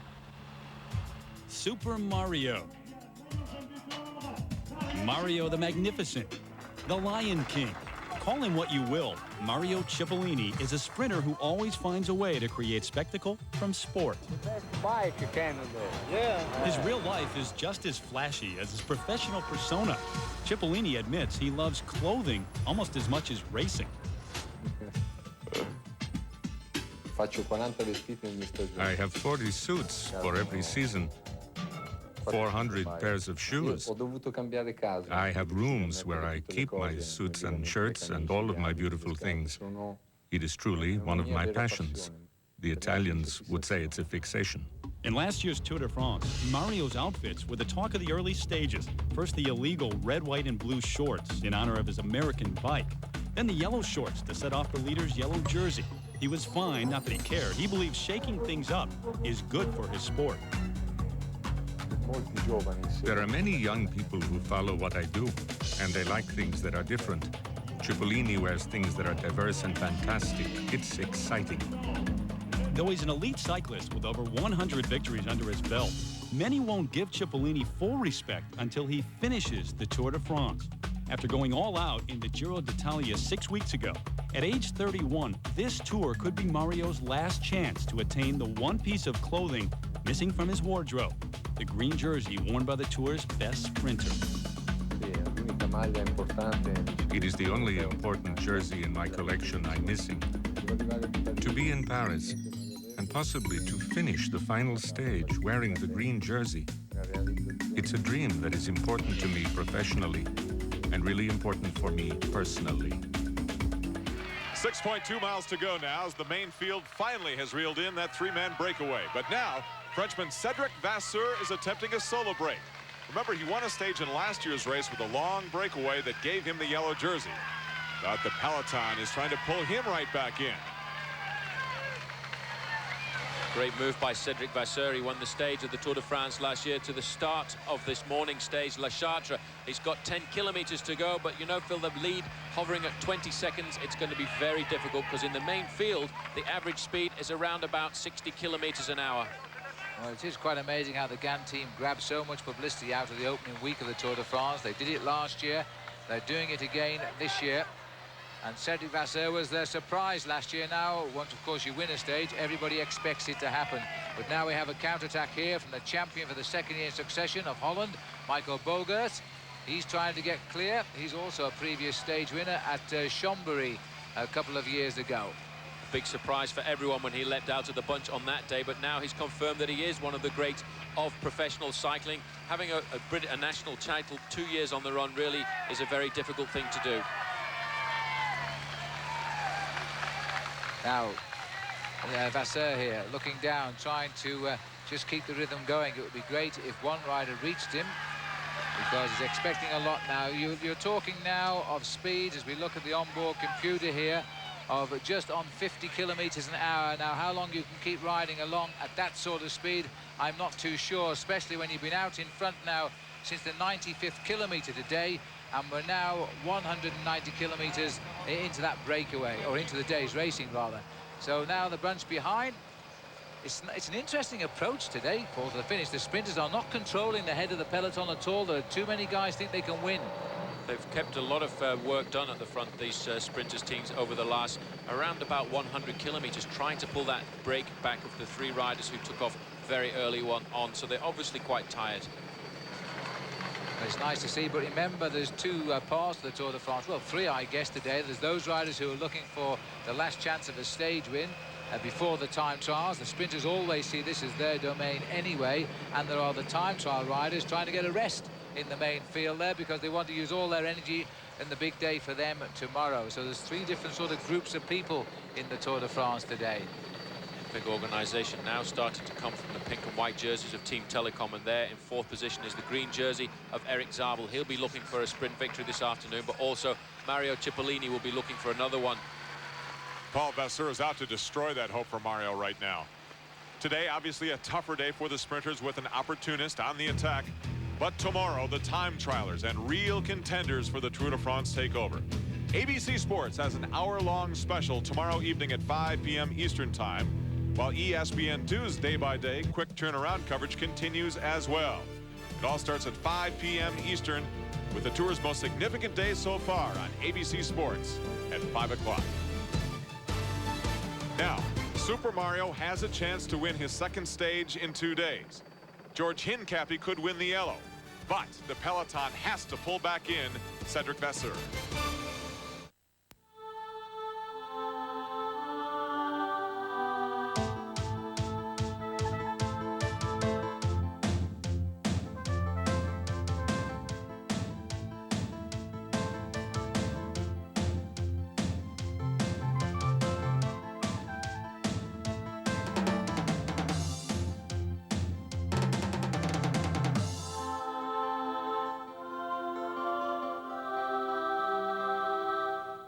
This is Imagine TV.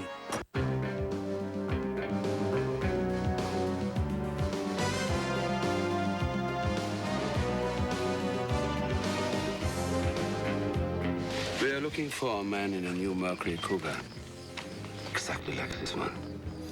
He's a dangerous double agent and a master of disguise. Haven't seen him.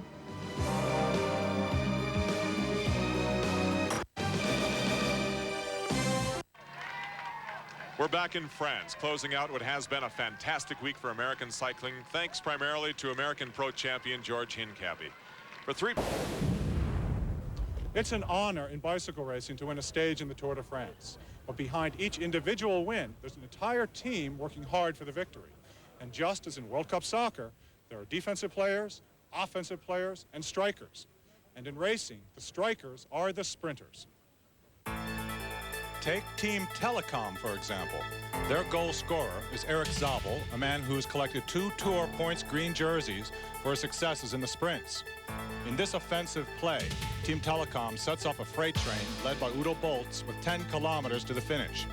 At 1 kilometer to go, the 97 Tour winner Jan Ullrich accelerates the train, keeping Zabel protected but ahead of the other sprinters. 600 meters to go, Bjarne Riis, the 96 Tour champion, takes over, bringing the speed up to near 40 miles an hour. 400 meters, Big Rolf Aldag, even faster, opens the hole for Giovanni Lombardi, the specialist lead-out man, who sprints flat out. Now, with 150 meters to go, it's Eric Zabel's turn, and he launches an incredible 45-mile-an-hour sprint, holding off the other sprinters to the finish line. Another Tour victory, and another goal scored for the German team. Just as John described, Team Telecom has assembled at the front of the peloton again, and they are proving that their strength is bigger than Cedric Vasseur's bravery. If they pull him back in, then once again we can anticipate a field sprint at the finish. Well, this is the ultimate place to be for any cyclist, the Tour de France, and Cedric Vasseur at the moment, onboard computer reading 53 kilometers an hour, but it's not going to stop the main field coming back. But the last couple of days have bumped up the average speed of the Tour de France, and the onboard computer reads 41.6 kilometers an hour so far. Well, that's a terrific average speed for the Tour, but this has been a great Tour de France. It has been overshadowed, of course, by the Festina affair, but this has been a marvellous Tour this year so far, and it hasn't really started yet, has it? Anyway, Vasseur has thrown his hand in the air, waved them past him, and said, well, at least I've tried to win today. Now it's over to you guys, and you guys being the sprinters, because the pink jerseys of Telecom have got their big man in tow in that green jersey, Eric Zabel, and still searching to equal the German record of stage wins. He's looking for his 8th win.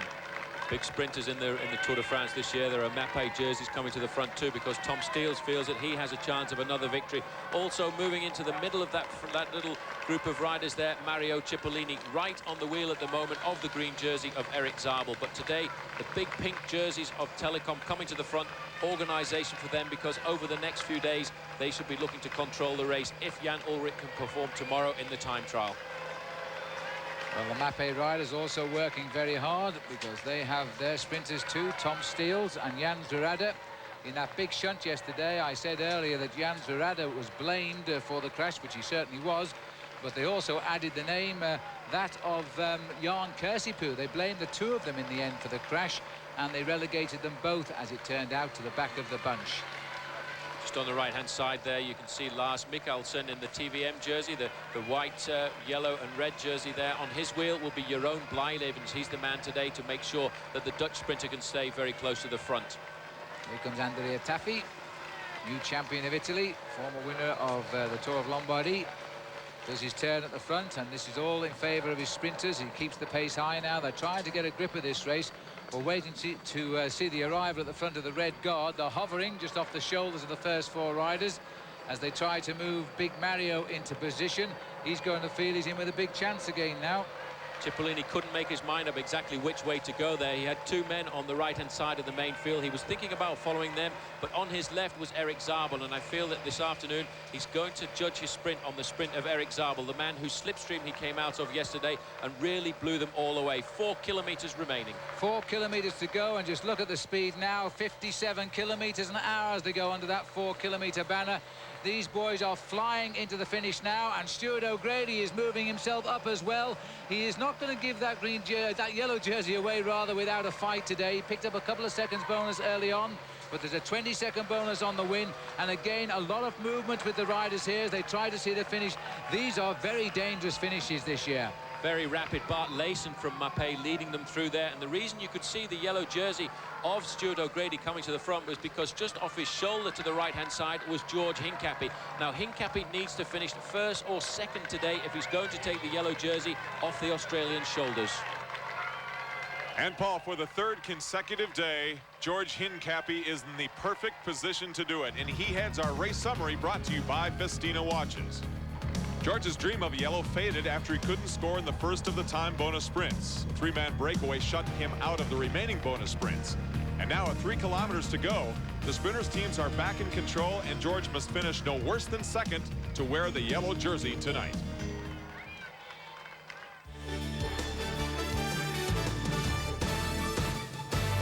ESPN's exclusive presentation of the 1998 Tour de France is brought to you by Isuzu. Isuzu salutes the athletes of the Tour de France who continually push themselves to go farther. Isuzu, go farther. And by Festina Watches, the official timer of the Tour de France. European-styled, Festina watches are new to America. The Isuzu Amigo. Great for roads, great for no road. Great for fun, not so great for bicycle races. Hence, the Isuzu 21 Bike Salute to the Tour de France sweepstakes, where we're giving away 21 Lightspeed Ultimate Titanium road bikes now through August 3rd. Stop by your Isuzu dealer now and register to win. And while you're there, check out our new Amigo lease, $199 a month for 48 months, with $894 due at lease signing. Whoa, this is no place for a road bike. 4 tires fueling out the door. Feel the heat radiating out of your skin. It's nasty hot. We asked some of the hottest guys in the pits to switch antiperspirants. Ultra Guide Degree, body heat activated. Wow, I've never seen this before. When your body heat rises, Degree Ultra Dry's powerful new form releases extra protection when you need it most. This is one of the few products that can keep up with me. It kept me dry. Ultra Dry. Worked better than my old stick. New Degree Ultra Dry. Now more than ever, your body heat turns it on. The proof is in the pits. Big hitting clubs clash when Raul Mondesi and the Dodgers soar into St. Louis to match muscle with McGuire and the Redbirds. The Sunday game of the week. Sunday at 8 on ESPN. It's a grand game. At 35 to 40 miles per hour, we're getting ready for one of the wildest scenes in sport, the field sprint. 2 kilometers remaining, and still the green jersey of Erik Zabel. Very comfortable there, just looking, making sure that he doesn't get boxed in. Well, Zabel's been isolated now because his Telecom team have just disappeared in the last couple of meters, and now Zabel is going to have to pick up the wheels of the Seiko boys and try and make the best of somebody else's team. He's locked on in that green jersey. He's got coming up with a big rush now is Andrea Taffy. Taffy pile driving up to the lead to try and keep this pace high now. The Seiko riders have cut him out for the corner, but they've gone round that sharp left-hander safely now. And again, they are crossing swords at the front. Sergei Ivanov is the rider in second place, the new young rider from Russia who's picked up the Russian title this year, which he took away from Vyacheslav Yekimov. The big sprinters are there for Seiko, but Mario's a bit of work to do to get in touch yet. Mario Cipollini in about 12th position there in the red jersey. He's on the wheel of Frédéric Moncassin. Just in front of him is the champion of Estonia. That's Jan Kirsipuu, the man who caused the crash yesterday. But Ivanov from TVM on the front now. The champion of Russia is keeping the speed very high for his man, Jeroen Blijlevens, who at the moment is around about 7th position. There are 8 national champions riding in the Tour de France this year, and that's something of a record, I think, and sometimes we get mixed up. Colours are very similar, but this is Sergei Ivanov now, first around the corner.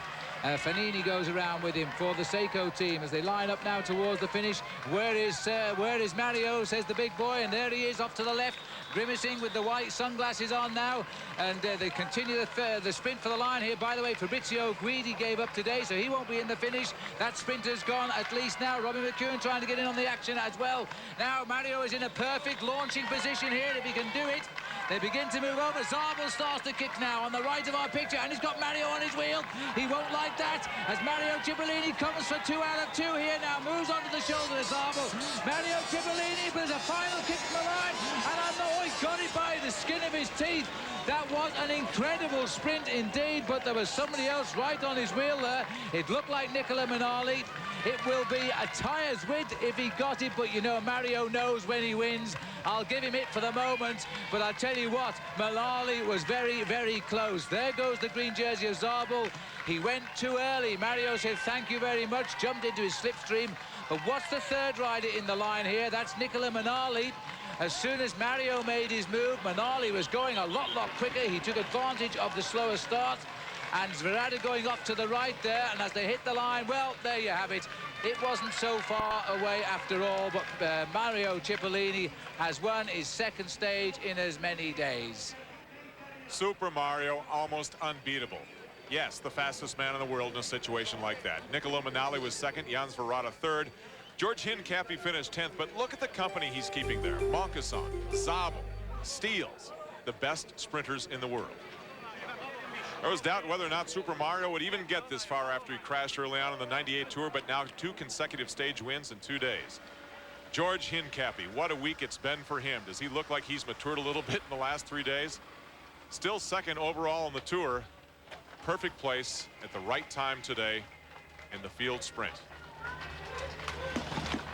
Hello. That was another crazy sprint.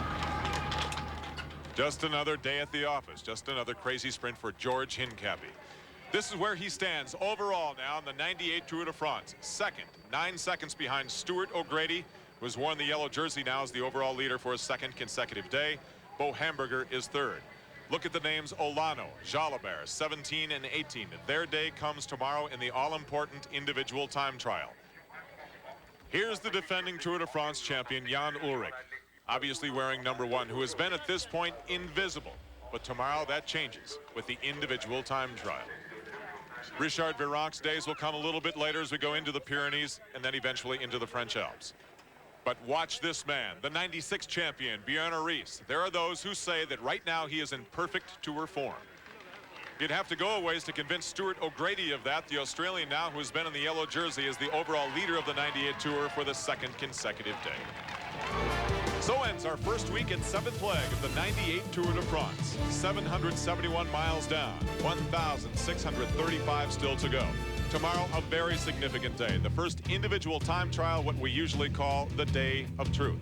Special coverage, it starts on ABC Sports with an hour-long special at 5 p.m. Eastern Time, and then on ESPN 2 at 11 p.m. Eastern. For Phil, Paul, and John, I'm Adrian Karsten. This has been a presentation of ESPN, the worldwide leader in sports.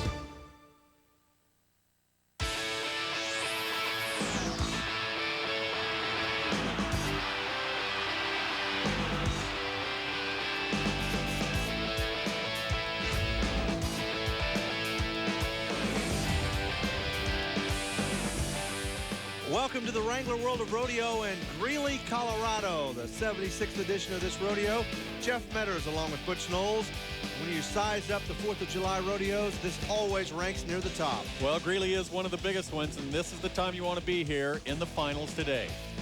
Stock contractor here in Greeley, one of the best. Benny Butler, Butler and Gaylord. Of course, Benny coming from a very rich rodeo tradition. Our leaders in bareback riding coming in. Rocky Stiegel won the first round with an 81. He is red hot. 5-time world champion Bruce Ford also won there with a 78. Starting us off, though, Chad Klein from Jackson, Louisiana.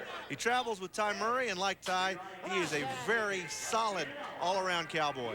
Well, he works all 3 of the rough stock events, and he works them quite competitively. The bareback riding, good start right there. Horse turned back and bucked real strong. Right at the end of it, though, he kind of cut out a little bit. Now, Chad came in 4 points out of the lead behind Rocky Stiegel, so this is a very tight event. Chad travels with Ty Murray. It's kind of interesting to see how Ty Murray's career has changed. He was the pupil with Cody Lambert, and now he's the teacher with Chad Klein. You know, it's an advantage for any young man to jump in with guys like Cody Lambert or Ty Murray, because they learn a lot of things that it takes years and years to learn if you don't have a veteran to travel with. Larry Sandvik now, KC, Wyoming. Here's a cowboy that really, in the last couple of years, has come into his own and established himself as a serious contender for the World Championship. Well, just a few weeks ago, he was 90 points in this event at Reno, Nevada. He won the short round there, ended up second at the rodeo, so he is coming off a good momentum charge into this 4th of July run, and Sandvik is on a roll. He travels with Mark and Marvin Garrett most of the time, but lately also traveling a lot with his wife, Lynn, and his 1-year-old daughter. Yeah, it's funny to see Larry. You know, everybody has him pegged as such a wild man, and you see him with his daughter and wife, and he's laid back and just Mr. Father. Good guy. Oh, you take a look at this right here. You know, these guys have spent about 5 nights either in the back of a car or on an airplane trying to sleep, very little sleep, and then all that power of these horses. Boy, it takes a lot of mental focus to get yourself up to the job, but Larry did a super job. 83 takes over the lead in the average. Here's Justin Henderson from Hereford, Texas. Motown, a horse from Butler and Gaylord. Well, here's one of Benny's old veterans right here, this good bay bronc.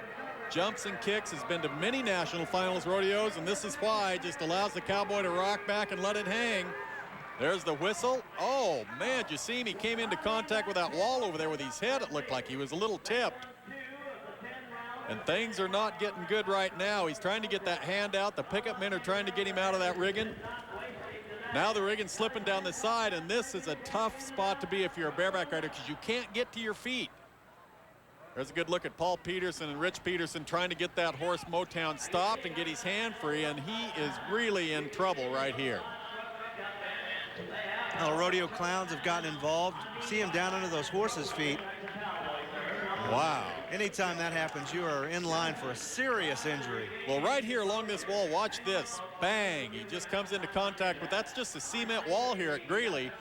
And after that, the rigging slips down on the horse's side, so you see him trying to get that hand out, but you can't get up and undo those binds that your hand is bound in, and that right there, you're just at the mercy of the pickup men, and thank goodness Benny Butler has 2 of the very best in the business. Paul Peterson and Rich Peterson move in there, and they keep maybe what career-threatening injury could have taken place right here. He is up and walking away, and that I'm glad to see. Tough break for a young man that's just 22 years old. He's a rookie. But Butch mentioned those Dodge truck pickup men. There they are, Paul and Rich Peterson. They've earned their money, and we've only seen 3 bareback riders so far. Now to Chuck Logue, the 1990 world champion. Had a quiet career over the last few years. Hasn't been to the national final since 1993. You know, Chuck was a dominant bareback rider through the entire decade of the 80s and early 90s. He won the world. He won 2 times the average, 11 trips to the national finals. He just went home and decided to be with his family, and it's a good thing. This guy is great. Kind of seeing both ends there. Justin Henderson, just 22 years old. Chuck Logue, 37. You see Chuck walking back there. I think he saw a flag on the ground. Now, let's watch this mark out. Right there, you see his foot drop down to the flat area of that horse. Now you see the Wrangler official right there threw his flag, but the other judge gave him a roll. He felt like he maybe got hit on the chute, so he will get a score, 77 points. Good thing for Chuck. 2 cowboys are tied for the lead. When we come back, the red-hot Rocky Stiegel will take his shot at the average title here in Greeley.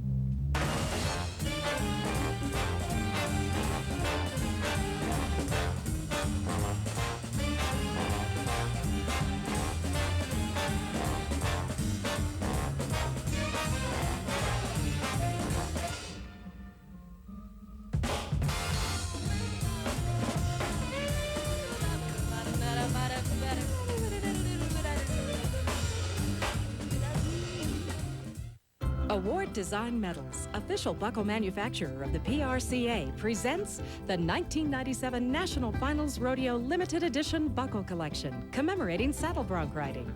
Get this handsome gold-toned silver plate buckle, or this beautiful silver plate 22-karat gold plate numbered buckle. And of course, for the serious collector, this solid sterling silver and gold-filled numbered and limited buckle.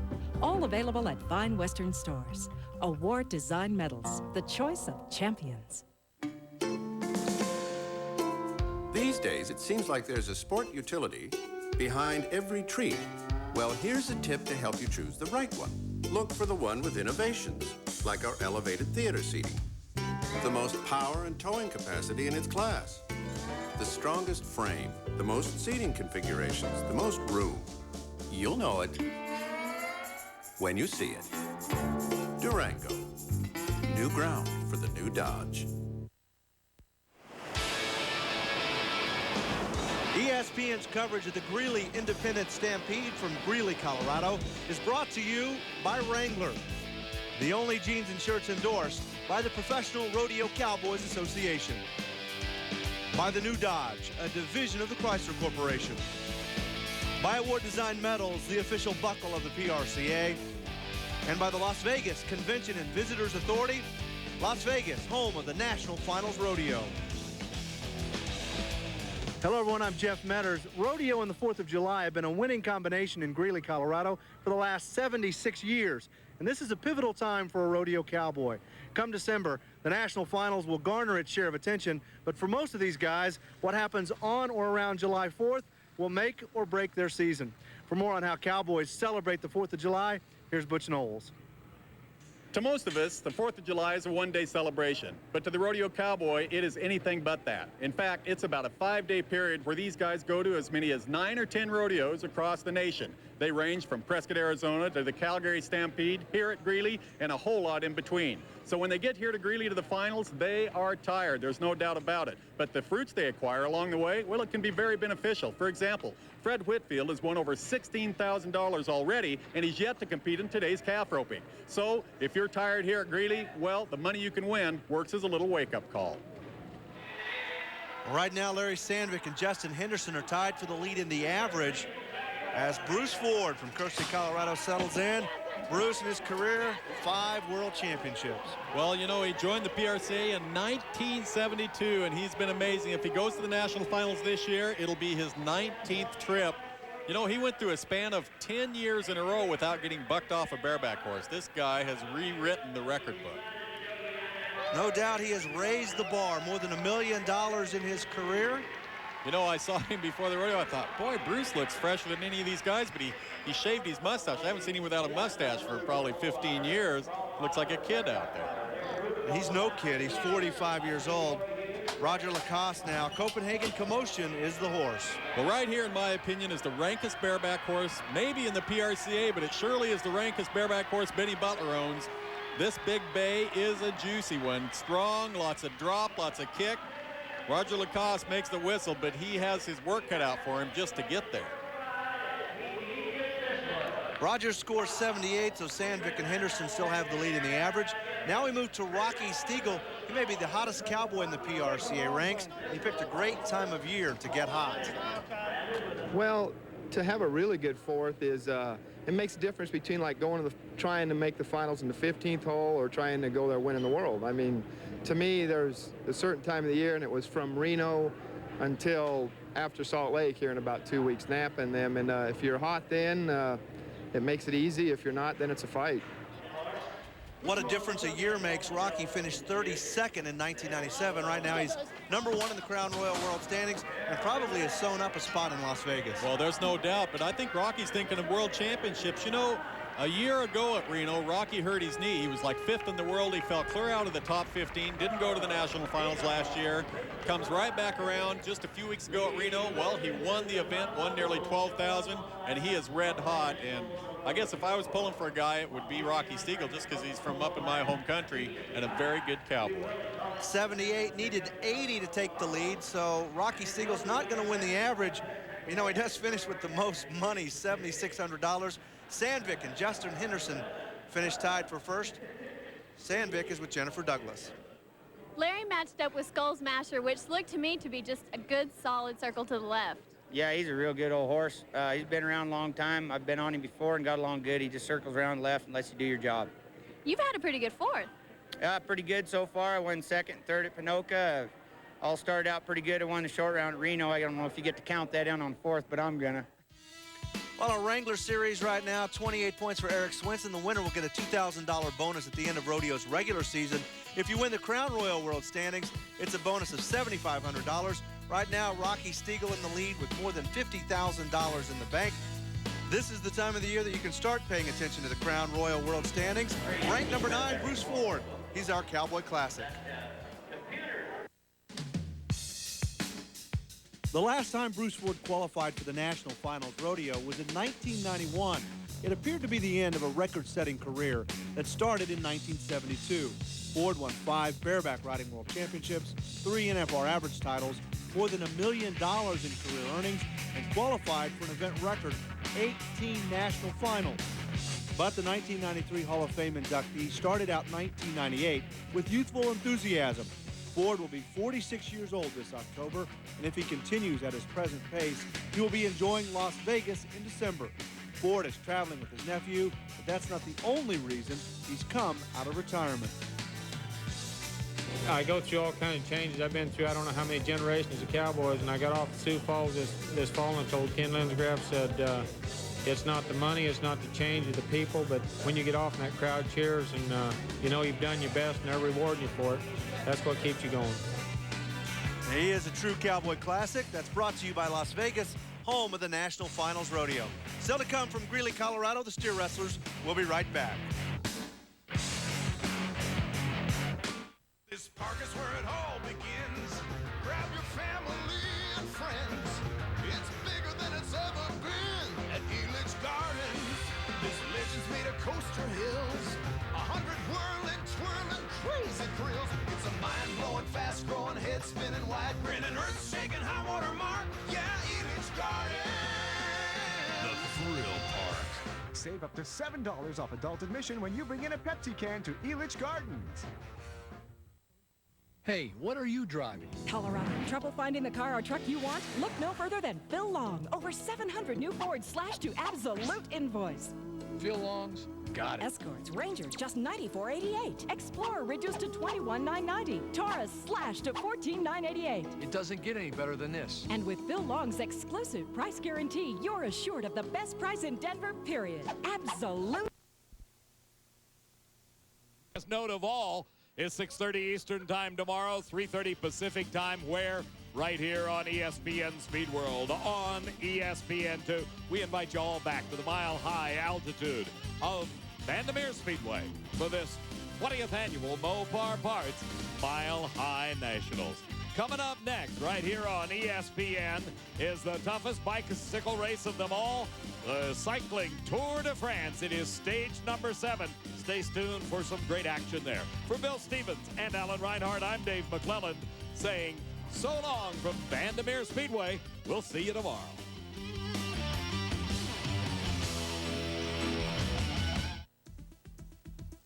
Man has been described as the perfect machine, ideal in design and form. The bicycle, using the simplest yet most powerful rules of physics, has powered man through its constant motion and fluid movement. The epic which is the Tour de France can be defined most simply as the perfect union between man and his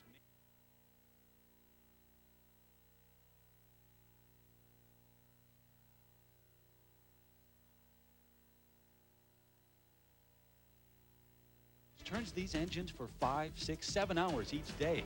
At dangerous speeds, they relentlessly chase the finish line, accelerating through the flat early stages toward the mountains. They climb over the Pyrenees and the Alps, pushing the limits of physics and testing the strength of human resolve. The speed of the descent presents further challenge. Man and machine gripping the road's edge, a perilous drop awaiting the slightest error. Only those without hesitation or fear can expect victory. The final destination is Paris, whose wide avenues wait to embrace these dauntless athletes as they push toward the end, toward the glory of their ultimate prize, the yellow jersey.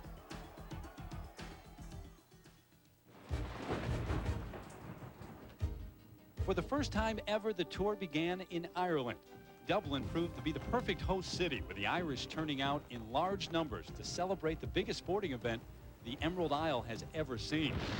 On day one, Chris Boardman of Great Britain battled demons from past disappointments and the tricky roads of the Irish capital to cover the 3.5-mile prologue faster than anyone. For American Bobby Julich, an outstanding start. He posted the 4th best time of the day, just 5 seconds off the lead. Boardman, a prologue specialist, would don the first yellow jersey of the '98 Tour, something he has now done 3 of the last 5 years. As the peloton rolled through the Irish countryside, Boardman should have been looking for a 4-leaf clover. His luck ran out again in the Tour de France. This nasty crash left him unconscious and eventually out of the race.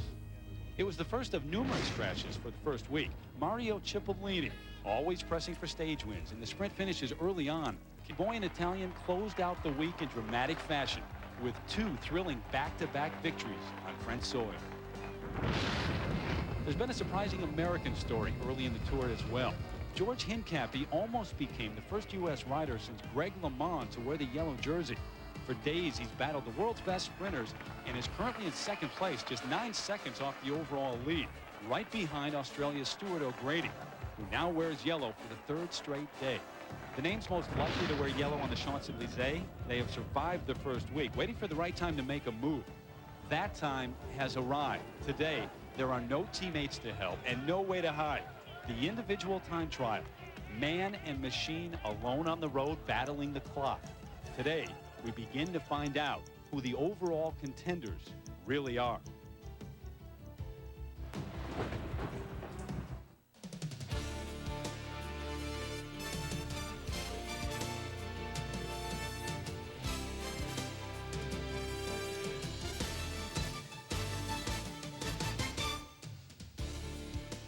There's a good chance the entire town of Marignac-l'Église will show up for stage 7 today. All 50 of them. The smallest town ever to host the Tour de France. Today is the scene for the start of one of its most important days. Hi, everybody. I'm Terry Gannon. Welcome to our coverage of the 85th Tour de France. It's certainly been an exciting first week so far, but not all of the major developments have been of a positive nature. Last night, Jean-Marie Leblanc, the Director General of the Tour de France, issued a statement saying that Team Festina, the #1 team in the world, with stars like Richard Virenque and Alex Zulle, has been removed from this year's tour. Now, this comes on the heels of an admission by the lawyer for Bruno Roussel, the team manager, that there was a doping plan in place for the use of performance-enhancing drugs under strict medical supervision. We welcome in right now a man who has been a part of 26 Tours de France. It's amazing to say that, Mr. Phil Liggett. But this has got to be one of the most disturbing developments you've seen. It's being talked about, in fact, Terry, as the blackest day in the history of the Tour de France, and the history which goes back, by the way, to 1903. What we have to remember at this moment in time, the riders are disqualified from the Tour de France, and yet they are guilty of absolutely nothing. They're certainly not given any positive dope tests. They are saying at the hotel earlier this morning they are going to come down and try and start in the race. Well, we'll find out later. Well, the individual time trial, the first one at least, is a day that is normally a turning point. It's a day when the names that will be prominent on the Champs-Élysées at the end of the tour begin to emerge. What about the Festina issue? How does that affect what's going to happen today? Well, we would have looked to a rider like Alex Zulle, who's the current world time trial champion, to go for the win today, although the course practically may not suit him that well. And, of course, Richard Virenque, he was second in the race last year. There's the world champion on the road, Laurent Brochard. They are names we may not see in action today. But, you know, they would have been challenged anyway by the top time trial riders. Laurent Jalabert is a very good bet today, and he is the French champion. And also Jan Ullrich, last year's final winner, and his teammate Bjarne Riis. They will still be the names going for gold today. Well, the first individual time trial, always a major part of the Tour de France, but there's no question the major story today, the Team Festina issue. For more on that, let's check in right now with Adrian Karsten. Terry, thanks very much. I'm standing here with Jean-Claude Killy, president of the Tour de France committee. Jean-Claude, question, what is your position on the current state of affairs with Team Festina? Well, it's very clear from the start, as we could not do anything unless proven guilty. And now we have a lawyer who said Mr. Roussel told everything to the judge and said he was using unauthorized product, and therefore we cannot keep the team on the Tour de France, and we are terribly sorry about it, because it's a beautiful team. There is a lot of terrific riders in it that we definitely love, and but there is no other way for us to do it. Us and UCI, as you know, we are not alone on this decision. It has been reported this morning that every athlete, to a man from Team Festina, will show up this morning in his team uniform, ready to ride in today's individual time trial. What is going to happen if they show up here? We don't have this information yet. They have been banned from the tour, and there is no way they will be able to ride on this stage. I am terribly sorry about that. Jean-Claude, thank you very much for your time. Terry? All right, Adrian, so that story continues to develop, and it will be interesting to see what takes place if the Festina riders show up at the start. Meanwhile, Stage 7 underway. Mario Cipollini, who has had a ball the last 2 days, doing what he does best, winning thrilling sprint finishes to capture stage victories. Although we must admit Mario has fun wherever he is and whatever he does. The bandages on his arms results of crashes in the early days. That's why he's all the way back in 169th place. Right now, all he wants to do is finish for the first time on the Champs-Élysées. And we'll take a look at the overall standings right now. Take a good look, because this top 5 should change today. George Hincapie right behind Stuart O'Grady in 2nd place. An aggressive style serving him so well during the sprints. He's really proven he can stay with the world's best sprinters. The overall favorites, everyone wondering what type of shape Jan Ullrich, the defending champion, is in. He was 30 pounds overweight in the off-season. We'll find out a lot today. Bobby Julich, a terrific time trialist from the U.S., among those names. And in terms of the other Americans, Tyler Hamilton, an up-and-coming rider and very good in the time trials. Now out at the start from the U.S., Kevin Livingston. He'll make his mark in the mountains. That's where he loves to ride. So today he's just trying to hold on tight. And for more on what the riders will face out on the course, right now let's get a report from Paul Sherwen. This is certainly one of the most difficult time trial courses I've seen over the last few years, and the 2 men at the top of the leaderboard, George Hincapie and Stuart O'Grady, are going to have a very hard time defending their position, because today is a day for the specialists. It's a very difficult course because there's no flat part in the course at all. There's lots of corners and it's up and down all the time. The man who wins this event is going to be the man in excellent physical condition, but also able to accelerate on numerous occasions. A man like Laurent Jalabert, who's the world time trial champion. He'll certainly be challenged, though, by Abraham Olano, a man I think is going to challenge when we come to the final finish on the Champs-Élysées. Paul, that finish on the Champs-Élysées a long way off. The time trial continuing here with Marty Jemison, 33-year-old rider, in fact, the oldest rider on the U.S. Postal team. Been looked to for guidance and has provided that throughout the first week. We've learned not to put any limits on this team so far. And here is a look at today's route, brought to you by Mercury. The 36-mile course from Marignac-l'Église to Carrez, as Paul mentioned, is up and down almost the entire way. So it'll be very difficult for riders to get any kind of rhythm at all. There are 3 time checks, the second one at the top of a Category 3 climb, so it'll be an important measure of how the riders are performing. And look at the scene around the Festina team cars. That's Richard Virenque getting into one now. We have gotten word that Team Festina has met with Jean-Marie Leblanc, the Director General of the Tour de France. We do not know yet whether or not they plan to show up and try to ride in today's time trial. The tears running down the cheeks of a sports hero here in France. We'll try to have an update when we come back.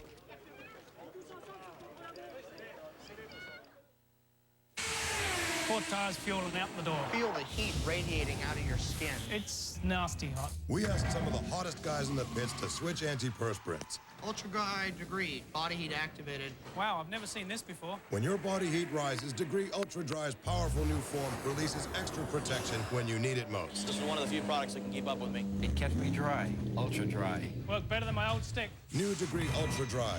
Now more than ever, your body heat turns it on. The proof is in the pits. This is Imagine TV.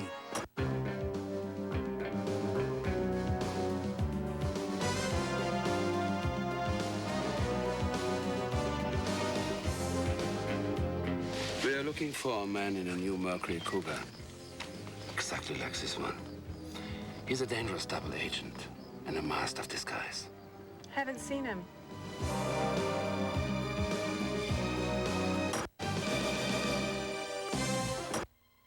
This morning, strange things are happening all over the world. Shops are about to open empty. Parts suppliers are partless, and assembly workers have nothing to assemble. Is this any way to run a business? With FedEx it is. Every morning the world gets just what it wants, just when it needs it, without expensive warehousing. Gone today, here again tomorrow. Now that's the way the world works.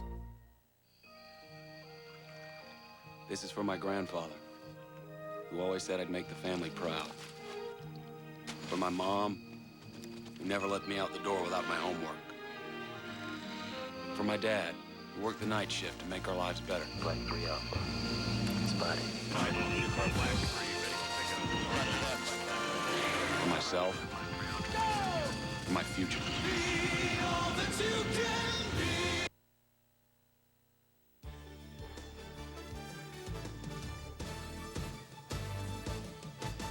ESPN's exclusive presentation of the 1998 Tour de France is brought to you by Degree, the body heat activated antiperspirant and deodorant. And by Mercury. Go ahead, imagine yourself in a Mercury. Welcome back to our coverage of Stage 7 of the Tour de France, the individual time trial. The big names and overall favorites to win the Tour still to come.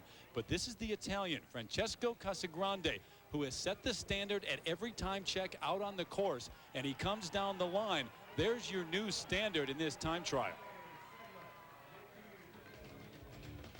As we've mentioned, this 22-day odyssey began in Ireland for the first time. Dublin to Cork, then across the water to the northeast of France. It's here in the flatlands of Brittany that the sprinters like Mario Cipollini have given us some incredible sprint finishes. But those days are gone. Looming next, the Pyrenees, where climbers like Marco Pantani actually like those switchbacks that lead straight up. The course then takes us through the south of France, but the riders won't be done with the mountains yet. They'll scale the Alps next, and some Olympic sites will be on the map: Grenoble and Albertville. And as a rider, if you've survived to this point, you may be around for the most defining day of this year's Tour de France, the last individual time trial, Stage 20, when the yellow jersey may be secured for the final time, right before the train ride north and better than 2,400 miles from the start in Dublin, the celebration in Paris. High expectations today for American Tyler Hamilton. His first Tour de France last year. He proved that he is very good in the time trials. And this U.S. Postal Service team has been inspired so far in this tour by a missing teammate. It was 2 years ago that Lance Armstrong was diagnosed with testicular cancer. At one point, most doubted he could even survive, let alone race again. Today, Armstrong's cancer is in remission. He's gotten married, and he's even racing again. Recently, some of the sports legends came together for a man and for a worthy cause.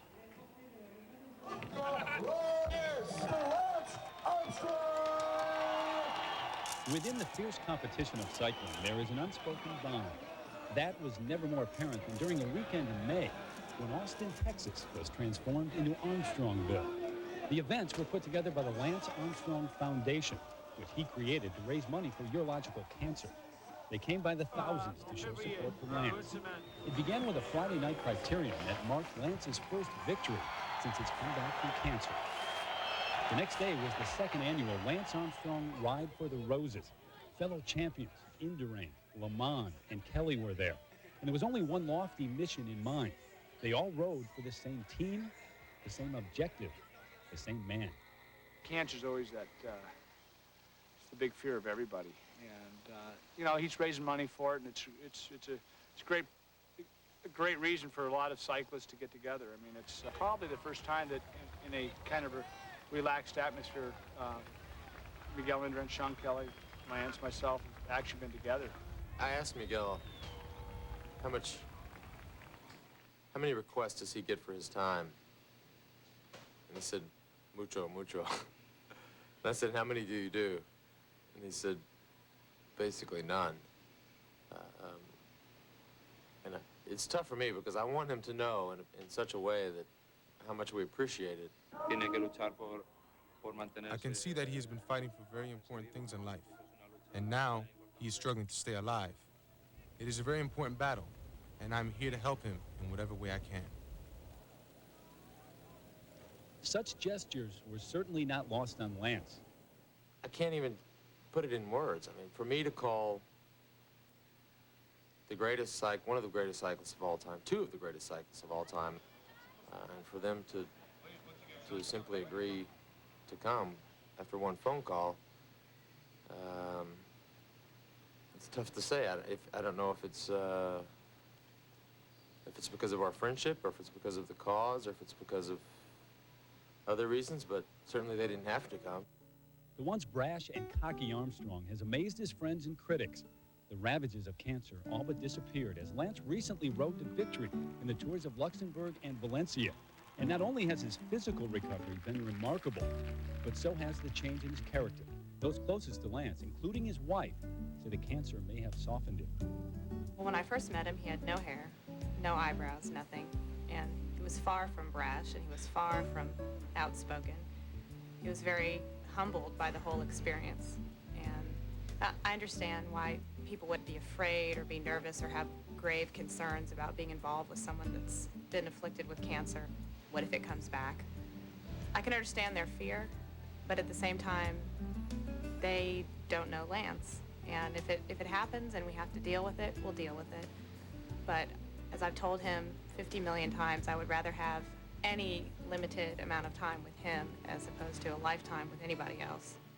Armstrong's comeback has been as much about living as it has been about surviving. And he has his friends, family, and fellow cyclists to thank. In a sport about teamwork, humility, and endurance, Lance Armstrong has emerged forever altered by mortality. Life is, doesn't always deal the cards out equal, but you can't look at what you can't do. I mean, you always got to think of what's in the future, and I think Lance is seeing that. I mean, it's who knows if he comes back to the highest level. Maybe he retires next year. He'll still have a great life. I mean, the fact is he's living. And we are thrilled to let you know that Lance Armstrong will join us on the broadcast from France the final week of this year's tour. His teammate inspired on the road, Tyler Hamilton, the fastest of all at the first split. At the 8-mile mark, his time better than anyone so far in this individual time trial. Up ahead, another teammate, Marty Jemison. The expectations weren't as high. You'll get his time here. He'll be thrilled for his teammate, the leader on the road. 1 hour, 20 minutes, 20 seconds plus for Jemison. Getting ready, some anxious moments, collecting his thoughts. Bjarne Riis, the 96 champion. If he is going to assume team leadership once again, it has to start today. Jan Ullrich won the yellow jersey last year, his teammate.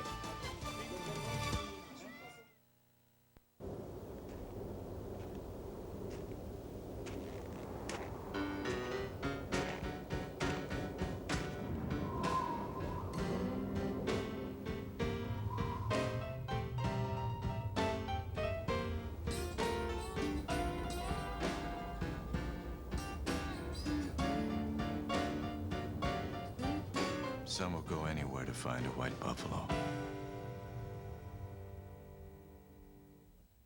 More powerful than a locomotive. It's a Super Summer used car sale event at these Deal and Doug dealerships on South Havana, Aurora. Choose from thousands of used cars, trucks, minivans, 4x4 sport utilities. All makes, all models, imports, and domestics. Super Gold Seal warranty, super financing, super trade allowance, and super Deal and Doug deals. This is more than a sale. It's a super used car event. The Super Summer used car sale at Cherry Creek Dodge, Colorado Chrysler Plymouth, and Colorado Jeep. All in South Havana, Aurora. If you're ever going to buy a used car or truck, do it now, because nobody beats a Deal and Doug Super Summer used car sale.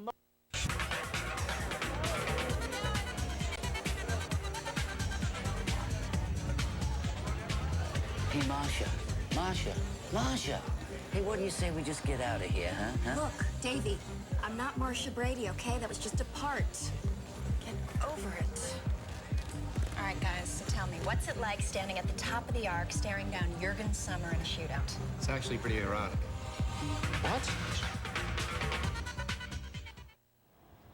Back on the Tour de France, Stage 7 continues, and so does the American success story. Tyler Hamilton, at all three of the time checks now, the fastest on the road. Now, as you know, the Festina riders have threatened to show up in protest at the start line. Adrian Karsten is there with new information. Well, Terry, back here at the start line, I have discovered that Tour de France Director General Jean-Marie Leblanc this morning met with the entire Team Festina after kicking them all out of the Tour last night. And I understand that he pleaded with them, literally, not to ride in today's individual time trial. Now it appears, as you can see behind me, with an empty start house, and as the clock continues to count down, the time has come and passed for one of the Festina riders, so they therefore are at least honoring that plea. Now, the scene could have been potentially ugly, but there was no en masse sign-in, which makes it official for their ride today. None of them obviously have come through the start house, so it appears at this point, Terry, there will be no ride of solidarity, no ride of protest. Well, Adrian, there are a lot of officials around here from the Tour de France who have to be thrilled at least about that aspect of this whole controversy. But up ahead, nearing the finish line, Tyler Hamilton is going to shatter the standard set by Casagrande. Hamilton across the line in a little more than an hour and 16 minutes. He gave us an inkling of what was to come last year. In only his first Tour de France, he finished in both of the time trials in the top 30. And now a super effort today in the individual time trial from Tyler Hamilton. The U.S. Postal Service team has to be thrilled, and so does Tyler. I'm pleased with it. A couple days ago, I had some really bad stomach problems, so the last couple of days I was suffering quite a bit, and so I was just hoping I'd come around today. And for me, it was just really being conservative this first week, you know, helping George and JC out, but other than that, just trying to take it as easy as possible. And today was really the beginning of the Tour de France for me. With the achievement by Hamilton today, this U.S. Postal Service team exceeding all expectations so far. Well, here's 34-year-old Bjarne Riis, who 2 years ago ended Miguel Indurain's incredible run of 5 straight Tour victories. Is Riis back in that same form? We'll know a lot more when he crosses the finish line at the end of today. His teammate Jan Ullrich has had his critics. He's out to silence them and make a statement. He is back to defend his title today.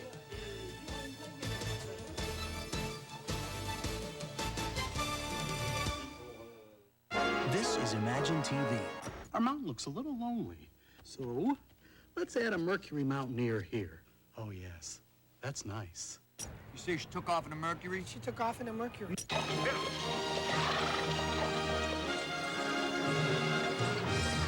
Jerky? Actually, no. It's a pretty smooth ride.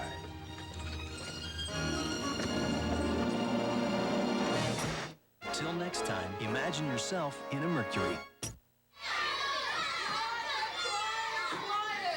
Now, what did we do this weekend? Yes, Nicola. We know Concorde.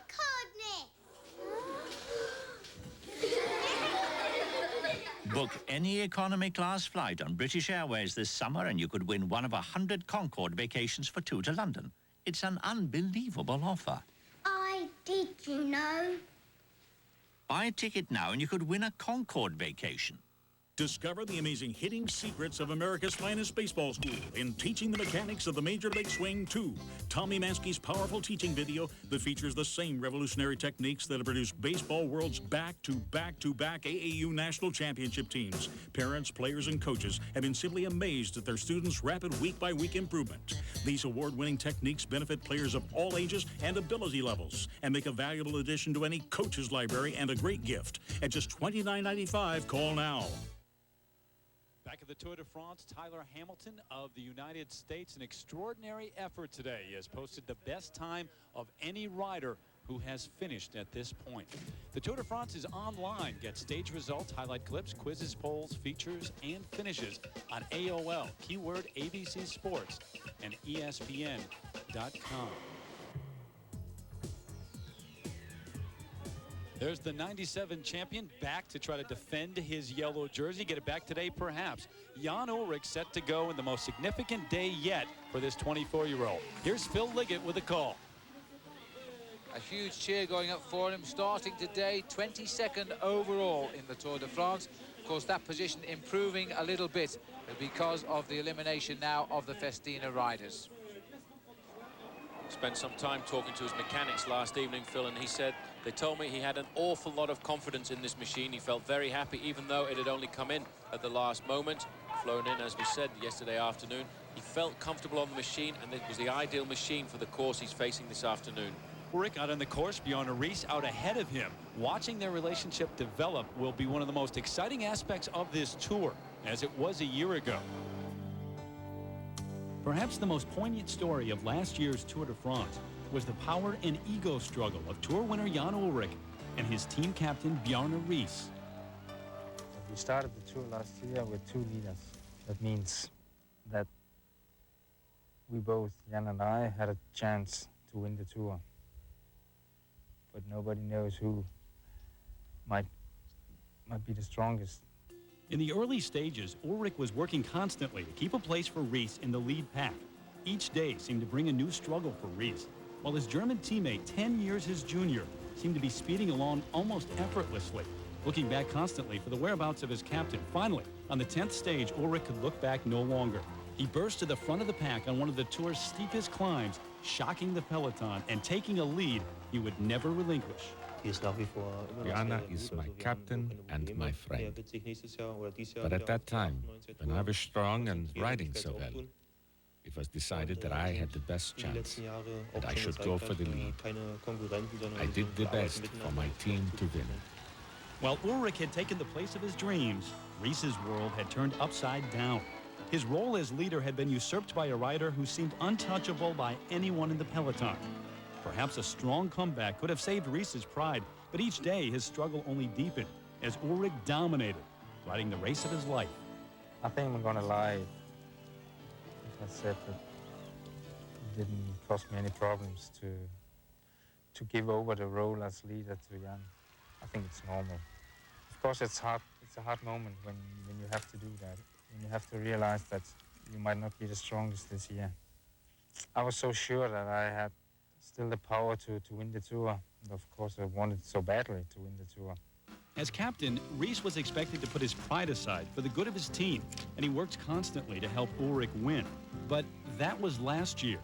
Now 34, Riis is still Telecom's captain, and he believes this is the year to prove that there is another Tour victory in those legs. However, Ullrich is a champion with his own ambitions. In a tight race, will he give up his desire to win in order to help Riis? I think so. I think he's a good colleague. He's a good friend. He's a good sportsman. I'm sure he's going to do it. And I certainly hope so. Right now he's the leader and I'm working for him. In the Tour, if he stays strong, maybe he'll win. If I'm having a race like last year, we'll have to see what happens. I want to win another Tour, but for now, Bjarne is coming first. So who's going to reemerge as the team leader? We're beginning to find out. Bjarne Riis, some 45 seconds behind the time of Tyler Hamilton at the first split. Riis is struggling in this first individual time trial. Back in the starting house, he's the man from Philadelphia, Pennsylvania. At least that's where he lives right now. Bobby Julich, considered a top 10 contender this year. He finished 17 a year ago. That his Tour de France debut. He's improved his time trialing as well. And he is underway. 4 tires fueling out the door. Feel the heat radiating out of your skin. It's nasty hot. We asked some of the hottest guys in the pits to switch antiperspirants. Ultra Dry Degree, body heat activated. Wow, I've never seen this before. When your body heat rises, Degree Ultra Dry's powerful new form releases extra protection when you need it most. This is one of the few products that can keep up with me. It kept me dry, ultra dry. Worked better than my old stick. New Degree Ultra Dry. Now more than ever, your body heat turns it on. The proof is in the pits. The Isuzu Amigo. Great for roads, great for no road. Great for fun, not so great for bicycle races. Hence, the Isuzu 21 bikes salute to the Tour de France sweepstakes, where we're giving away 21 Lightspeed Ultimate Titanium road bikes now through August 3rd. Stop by your Isuzu dealer now and register to win. And while you're there, check out our new Amigo lease, $199 a month for 48 months, with $894 due at lease signing. Whoa, this is no place for a road bike. What lower round draft pick just might stun the NBA by becoming his team's leading rebounder this year? The Sporting News knows. Do you? What hot goalie will dominate NHL offenses to power his team to a great season? The Sporting News knows. Do you? what surprising rookie sensation could send his team soaring into the Super Bowl. The Sporting News knows, and you can too when you call now to claim your no-cost 4-issue Sporting News mini-subscription. Plus, reserve these great sports binoculars free. When it comes to the NFL, NBA, Major League Baseball, and the NHL, nobody keeps you in the know quite like the Sporting News. What GM's blockbuster trades will turn his pretenders into pennant contenders next season? The Sporting News knows, and now you will too. Call now for your no-cost 4-issue Sporting News mini-subscription. If you like it, get 24 more issues, 28 in all, for 4 easy payments of just $4.99. Plus, get these great binoculars free with your paid subscription. Call now. Back on the narrow roads of the 85th Tour de France, Jan Ullrich, last year's winner, would love to do the same again this year. This is a good time to start. They say you have to ride well in this first individual time trial. And Ullrich has been very strong so far.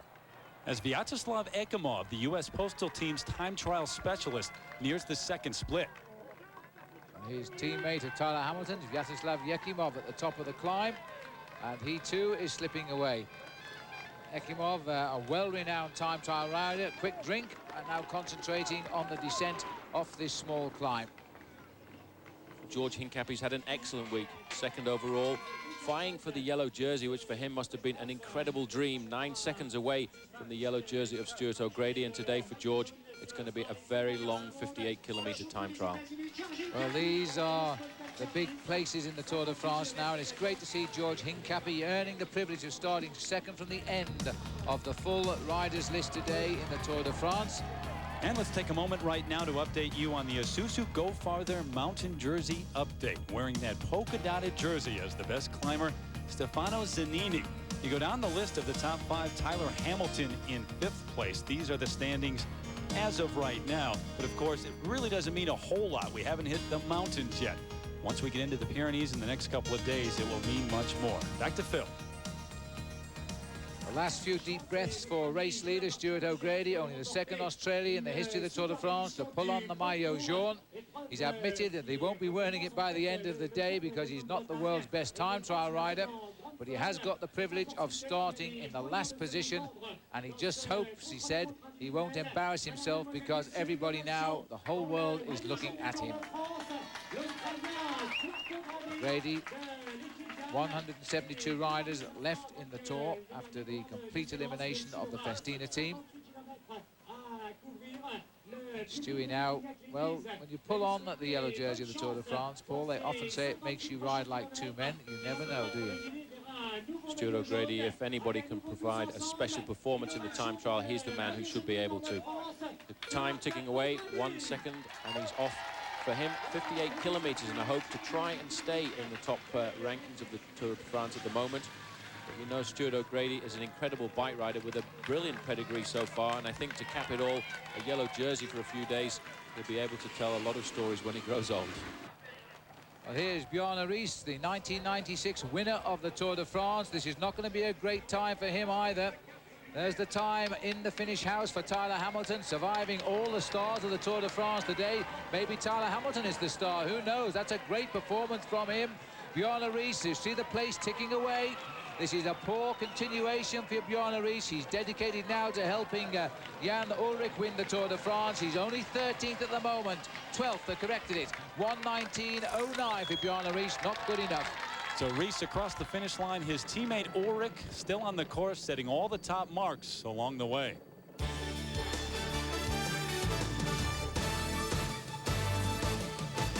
ESPN's exclusive presentation of the 1998 Tour de France is brought to you by Festina Watches, the official timer of the Tour de France. European-styled Festina watches are new to America. And by Isuzu. Isuzu salutes the athletes of the Tour de France who continually push themselves to go farther. Isuzu, go farther.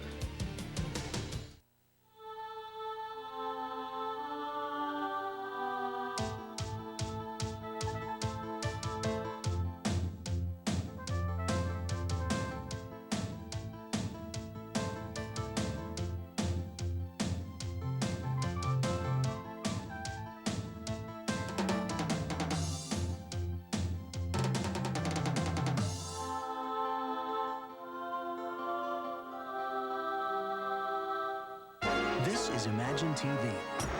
What's this? Ivan the Destroyer. No, I said go get the villager, not pillager.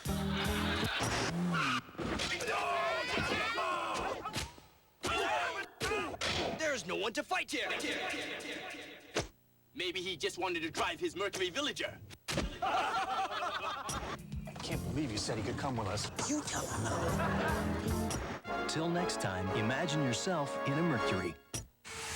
4 tires fueling out the door. Feel the heat radiating out of your skin. It's nasty hot. We asked some of the hottest guys in the pits to switch antiperspirants. Ultra-high degree, body heat activated. Wow, I've never seen this before. When your body heat rises, Degree Ultra Dry's powerful new form releases extra protection when you need it most. This is one of the few products that can keep up with me. It kept me dry, ultra dry. Worked better than my old stick. New Degree Ultra Dry.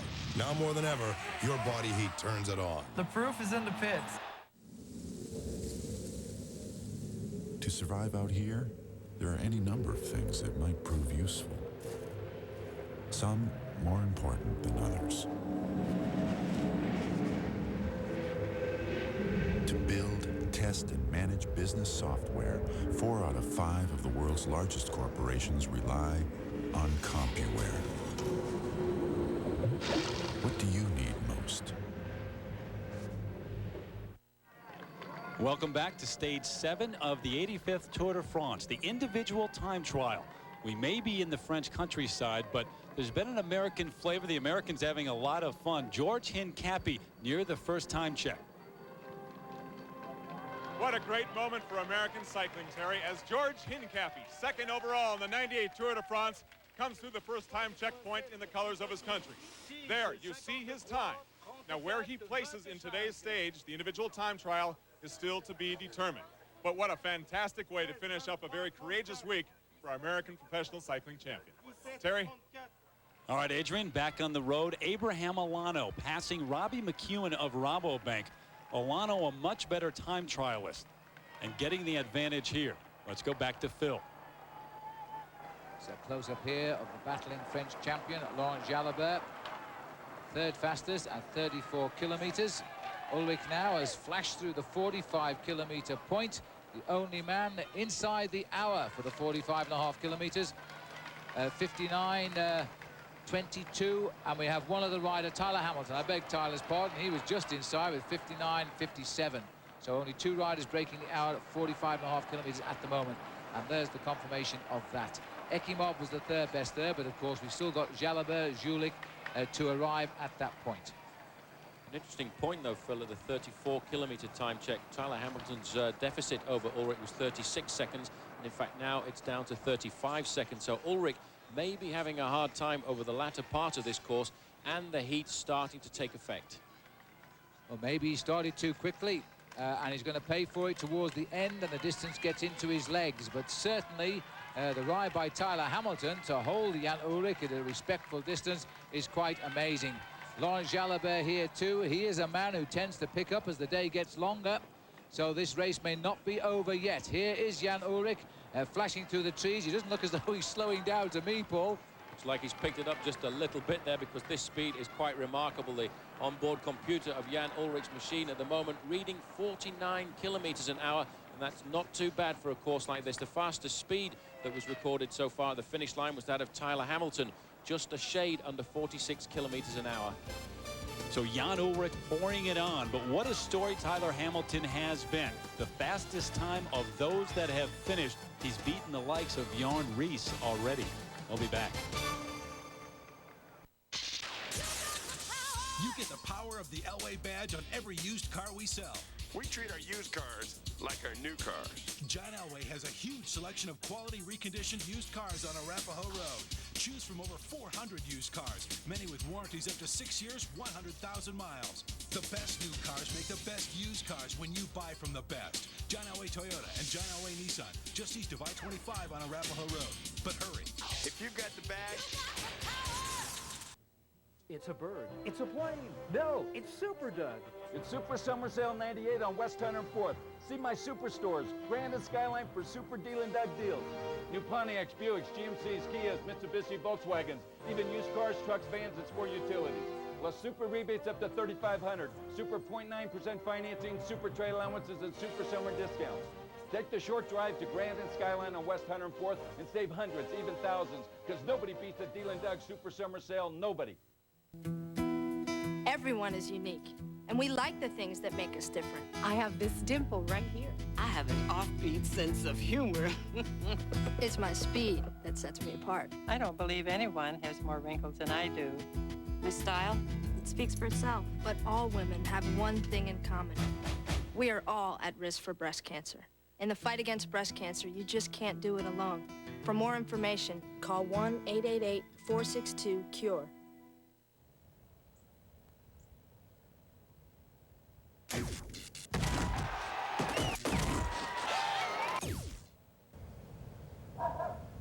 ESPN Sunday Night Football. Season begins September 6th.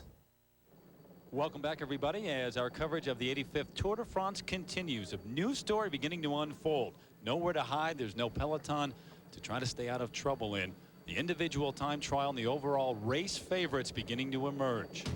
Well, make sure you're with us next Saturday once again at 5 o'clock Eastern and Pacific right here on ABC Sports. It's our Tour de France special. Our coverage of the world's greatest bicycle race continues with stage 13. The cyclists will be in the east of France, 196 kilometers of country roads. ABC same-day coverage. Find out who will wear the yellow jersey by that day. Right now, we take you back to Phil Liggett out on the road. We're looking here at the teammate of Tyler Hamilton, Vyacheslav Yekimov, coming in. And he's going to be the first to congratulate his teammate Hamilton with a ride like that, because Ekimov himself, as you can see, has pulled something special out over these closing kilometers and is going to deliver a very fast finish in the end. Now, that is a surprise. 1:17.05. Ekimov really did come good over the last few kilometers. But when you're a specialist at the solitary effort, you can always pull something out of the bag on the time trial day. That's exactly what Vyacheslav Ekimov has done today. But as it stands at the moment, two riders from the US Postal Team from the United States hold first and second in the finish. Again, Ullrich now knows exactly what time he has to beat when he comes up to the finish line. That will have been communicated to him via the team car, which is following him at the moment, and he's taking a lot of risks coming through the town of Corrèze here, using as much of the road as possible to keep his speed very high. Well, this is a very difficult descent down through the town here. It twists and turns. It doesn't appear it, but it is actually quite steep, and he's probably well up towards 38, 40 miles an hour coming down here on the bike. He doesn't seem too happy controlling, but the time is certainly there for all to see. Ullrich leading at 45 kilometers with 59 minutes and 22 seconds. And very soon now, he's going to be roaring into the finish. He's just over 3 kilometers, around about 2 miles from the finish line. So Ullrich is going to then put the best time on the board. For now, American Hamilton leads his teammate Ekimov in second, but Ullrich is about to erase all of that. We'll be back. The Isuzu Rodeo excels in nearly any terrain, but one terrain we don't recommend it in is a bicycle race, which is why you also need a bike. So we're giving away 21 Lightspeed Ultimate Titanium road bikes now through August 3rd. It's the Isuzu 21 Bike Salute to the Tour de France sweepstakes. Stop by your Isuzu dealer now and register to win. And while you're there, check out our new rodeo lease, $249 a month for 48 months with $14.93 due at lease signing. And please, confine your rodeo to appropriate terrain. 4 tires fueling out the door. Feel the heat radiating out of your skin. It's nasty hot. We asked some of the hottest guys in the pits to switch antiperspirants. Ultra Guide Degree, body heat activated. Wow, I've never seen this before. When your body heat rises, Degree Ultra Dry's powerful new form releases extra protection when you need it most. This is one of the few products that can keep up with me. It kept me dry, ultra dry. Worked better than my old stick. New Degree Ultra Dry. Now more than ever, your body heat turns it on. The proof is in the pits. Stay tuned to receive your free trial version of America's #1 accounting software for small business. Okay, folks, here's your business cards, letterhead, and my invoice. How did you create this invoice? With QuickBooks accounting software, I called the toll-free number and got a free trial version. Wish I had time to learn new software. It takes no time. Answer a few simple questions and QuickBooks tailors itself to your business automatically. And if you can write a check, you can use QuickBooks. QuickBooks makes it easy to see who owes you money and how much you owe. It also does invoicing, payroll, and inventory. Plus, you get customizable reports and graphs that puts you in control of your business. To try QuickBooks free, call 1-800-344-8300 for your free trial version. Or if you also need time tracking, estimating, and project costing, then try QuickBooks Pro. Either trial is yours free for calling 1-800-344-8300. That's 1-800-344-8300. Jan Ullrich parts the sea of spectators who have come out to see him take control of this day and the overall race. So as Ullrich heads up towards the top of this last little climb, I can tell you that Bobby Julich has now come through the 53-kilometer check with the third best time. Ullrich, Hamilton, Julich is the order there. Jalabert still to arrive at that point, as now Jan Ullrich can see the 1 kilometer to go flag, and I think he's going to be pretty relieved with that. He saw it, slipped the gears up, put his head down, and he's given that little extra kick, I think. And so he should finish with a win time, but I think around about 30-35 seconds better only of Tyler Hamilton. I'm not too sure what that tells us, Paul. Does it tell us, in fact, that Ullrich is not racing as well as previous years? I don't think he's as super as he was last year, because last year in the first time trial he crushed the opposition. The nearest man who got to him was almost 3 minutes behind, and today we're looking at a performance by Tyler Hamilton that has him within 30 seconds of the time of the German super champion. Well, he continues now to run up to the finish in Jerez, and this is Jan Ullrich. There's the time to beat at Tyler Hamilton, 1 hour 16:35.82. 1 hour 14.55 and counting for Jan Ullrich. He's going to flick into 1:15. He's still a little way to ride up the home straight here. It is a long home straight, and the German is now just revving up for a very, very fast finish indeed. Phil, over the last 5 kilometers, he's actually put the turbocharger in, because from 36 seconds advantage over Tyler Hamilton, he's going to finish with a minute at the end. So Jan Ullrich comes up towards the line now. The Tour defending champion is undoubtedly back for this year's Tour de France. Gone is the overweight. There's the answer to everybody. Ullrich, best time, 1 hour, 15 minutes, 25 seconds. Nobody else will beat that today. Jan Ullrich has got his first stage win of the 1998 Tour de France. And what a display of determination he has given. Still out on the road, the world's #1 rider, Laurent Jalabert of Once, fighting his way up this hill. At the last time check, he was better than Bobby Julich, but Julich coming home now. It could be a race for third place between the two. He's the arrival of Bobby Julich now, and this has been another good, solid performance by the Cofidis Pro. Julich finishes with the third best time for the moment, 1 hour 16 minutes and 43 seconds, and that's going to give him a great finish again today. Back at the second time check, George Hincapie in 65th place. This is not his specialty, though. He gave us such thrills throughout the first week. Barely missed wearing the yellow jersey. Here's Phil again. 500 meters to go for Laurent Jalabert. It's been a long, painful time trial for him, but he's going to come in with a time that should see him slot into third place. There's his time at the moment, which is good enough for second, but he's not across the line yet. Ullrich is the best time. That won't be threatened now. He's now challenging the time of Tyler Hamilton, which is 1:16:35. He's now not got that, so he drops into third slot at the moment, and he's looking for the time now of Bobby Julich. He might just beat the time of Bobby Julich, but I think that's gone too. So Jalabert has had a rough final few kilometers. Julich stays third. Jalabert is fourth at the moment, 1:16:49. And let's take a moment to update you on today's race summary, brought to you by Degree Antiperspirant and Deodorant. Tyler Hamilton of the U.S. Postal Team continued the American assault on the Tour by setting the fastest time. It held up until the defending champion Jan Ullrich took 1:10 out of that time to lead. Bobby Julich, a great effort. He is currently in third place. 800 meters or so now for Abraham Olano, as he comes into the finishing straight here. And like Laurent Jalabert, has not enjoyed these last 5 or 6 tough kilometers.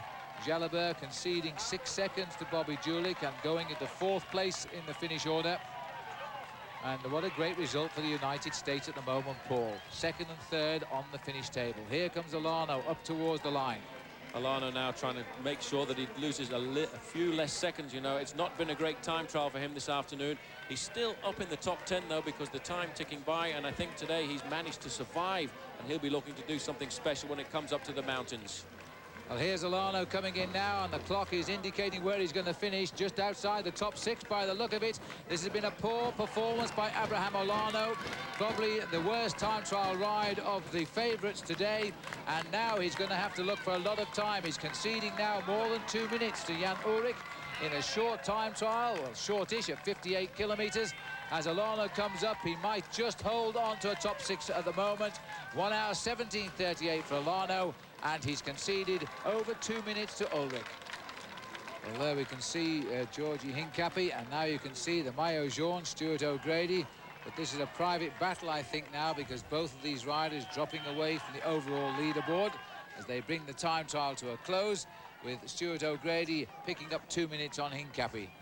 Well, it certainly is a private battle between the two riders. It's been a very close battle over the last few days for the yellow jersey, and it's gone down to just 7 seconds at one stage. George Hincapie was behind, but this afternoon I think Stuart O'Grady took it as a point of honour to go out there and beat Hincapie in the time trial. O'Grady, his right elbow bandaged, and also his right knee from the crash a couple of days ago. So he continues now to race up towards the finish. No one is going to get the better of Jan Ullrich's time, who is now the new leader of the Tour de France.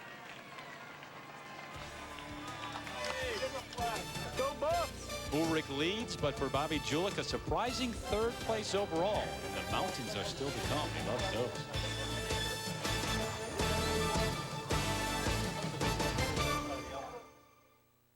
This is Imagine TV. That's the last stitch. Hey, has anyone seen the keys to my Mercury?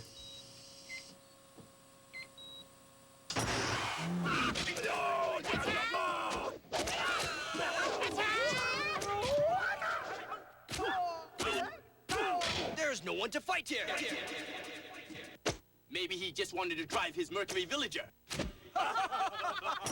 Till next time, imagine yourself in a Mercury.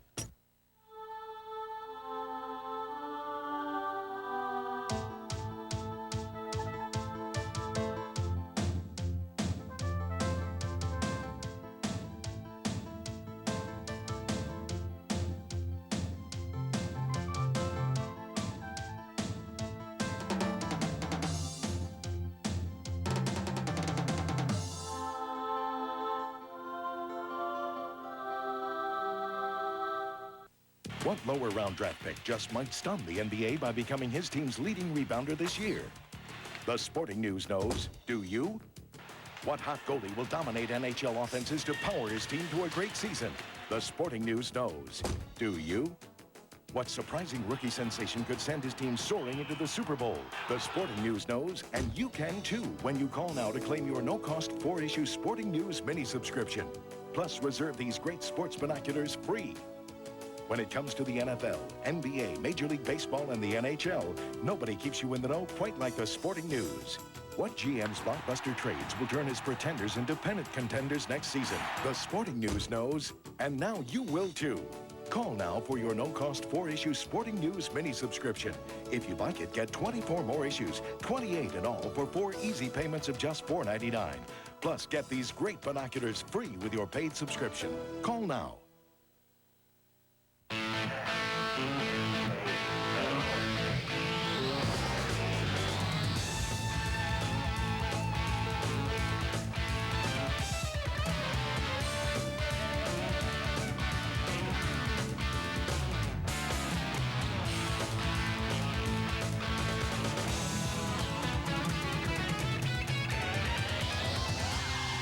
RPM tonight, Monday through Saturday at 7 and Sunday at 12 and 8, only on ESPN 2.